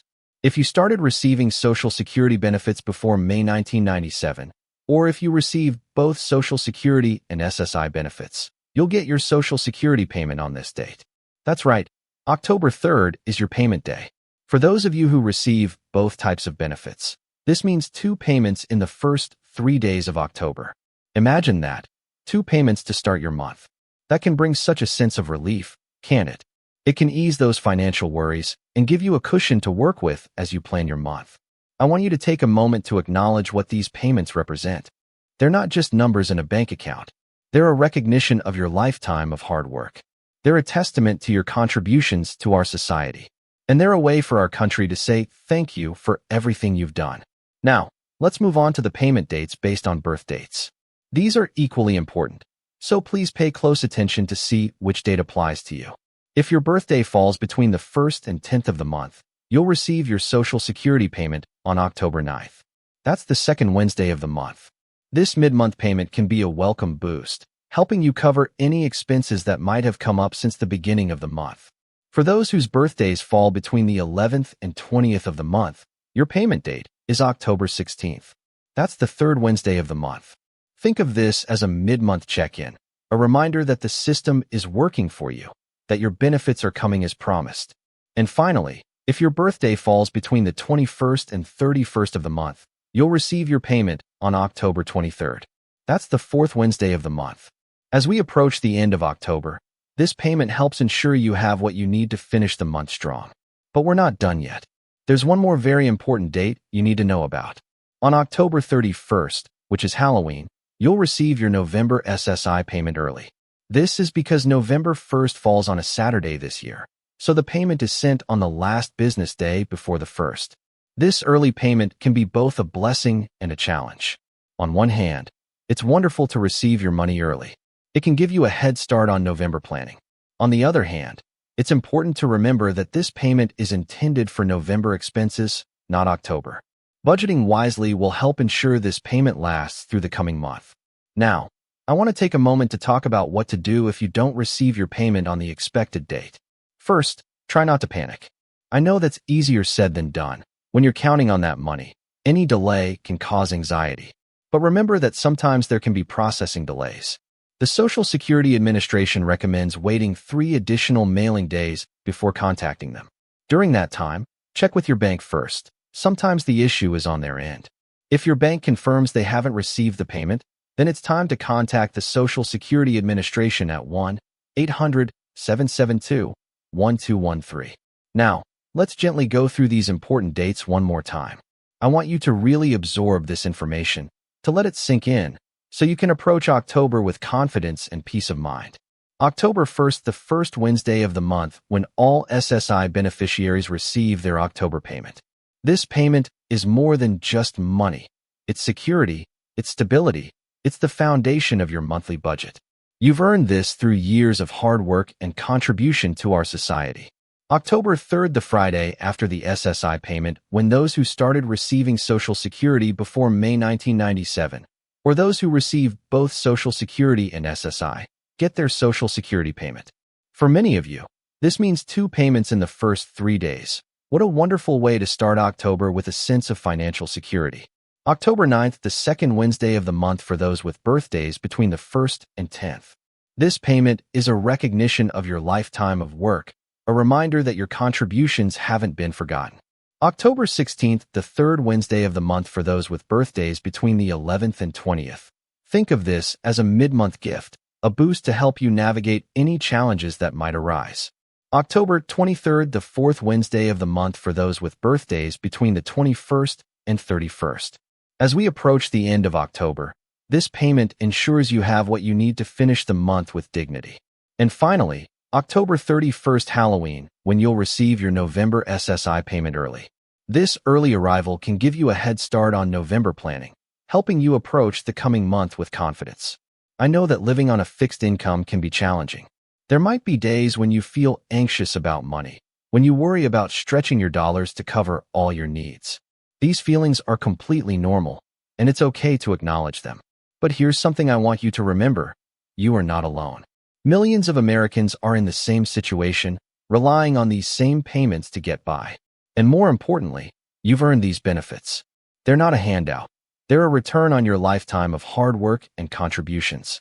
If you're feeling overwhelmed, please know that there are resources available to help. The Social Security Administration offers assistance for beneficiaries who need help managing their money. There are also community organizations, senior centers, and financial counselors who can provide support and guidance. Remember, it's okay to ask for help. Whether it's a family member, a friend, or a professional, having someone to talk to about your financial concerns can make a world of difference. You don't have to carry this burden alone. As we conclude, I want you to take a deep breath and feel a sense of calm. You now know exactly when to expect your payments in October. You have the information you need to plan your month with confidence. And most importantly, you know that you're not alone in this journey. Your Social Security benefits are a testament to your resilience, your hard work, and your contributions to our society. They represent a lifetime of service, of dedication, of showing up day after day to do your part. You deserve this support, and you deserve to live your retirement years with dignity, security, and peace of mind. So mark those dates on your calendar. Set reminders if you need to, and know that each payment is a well-deserved recognition of your lifetime of hard work. You've earned this, and you deserve to enjoy your golden years with the financial and emotional security you've worked so hard. For millions of Americans across this country, October brings something extraordinary, something that hasn't happened in years, something that could change everything for households struggling to make ends meet. This October, millions will receive not one, but two Social Security or SSI payments. Yes, you heard that right, double payments in a single month, creating a rare moment of financial breathing room for those who need it most. What makes this moment so significant is the timing. Coming as it does before the holiday season, this double payment provides a crucial buffer against the increased expenses that many families face at the end of the year. It's a chance to catch up on bills, build a small emergency fund, or address long postponed needs. Let's be clear about what's happening and why. This isn't a permanent increase in benefits. It's not a new government program. It's simply a quirk in the calendar that will result in many beneficiaries receiving two payments in October instead of the usual one. But for those living on fixed incomes, this temporary boost can make all the difference. Consider the reality for many beneficiaries today. Inflation continues to press against household budgets, with food, energy, and healthcare costs rising faster than wages. The most recent Consumer Price Index update shows that these essential expenses are outpacing general wage growth. While the Social Security cost of living adjustment announced earlier in the year was significant for many, it has not been enough to balance the rising bills. This is why the unique alignment of the October double payment stands out. It is not a permanent change, but it is a timely lifeline that helps stabilize finances before the holiday season, when expenses often climb even higher. Consider Maria, a 72-year-old veteran in Florida whose VA benefits amount to $1,600 monthly. The October schedule means breathing room to pay rent and still set aside a little for rising insurance premiums. For Robert and Linda, a retired couple in Ohio living on a combined monthly benefit of $2,400, the additional deposit could mean buying oil for the furnace before winter sets in. For Jessica, a single mother in Texas relying on $1,200 from SSDI, the double payment ensures that both groceries and medical prescriptions can be covered without borrowing. These stories represent millions of households nationwide, all tied together by the reality that government deposits determine the rhythm of daily survival. For many households, this is not simply an announcement buried in government paperwork. It is the difference between worrying about whether the refrigerator will stay full or finally being able to cover an overdue utility bill. It's the difference between choosing which medication to skip and being able to fill all prescriptions. It's the difference between anxiety and peace of mind. Federal officials have emphasized that these payments will be automatic. No additional forms, applications, or verification steps are required. The deposits will arrive directly into the bank accounts or prepaid debit cards already tied to beneficiaries. That assurance brings relief to seniors who worry about scams because the Social Security Administration and the Department of Veterans Affairs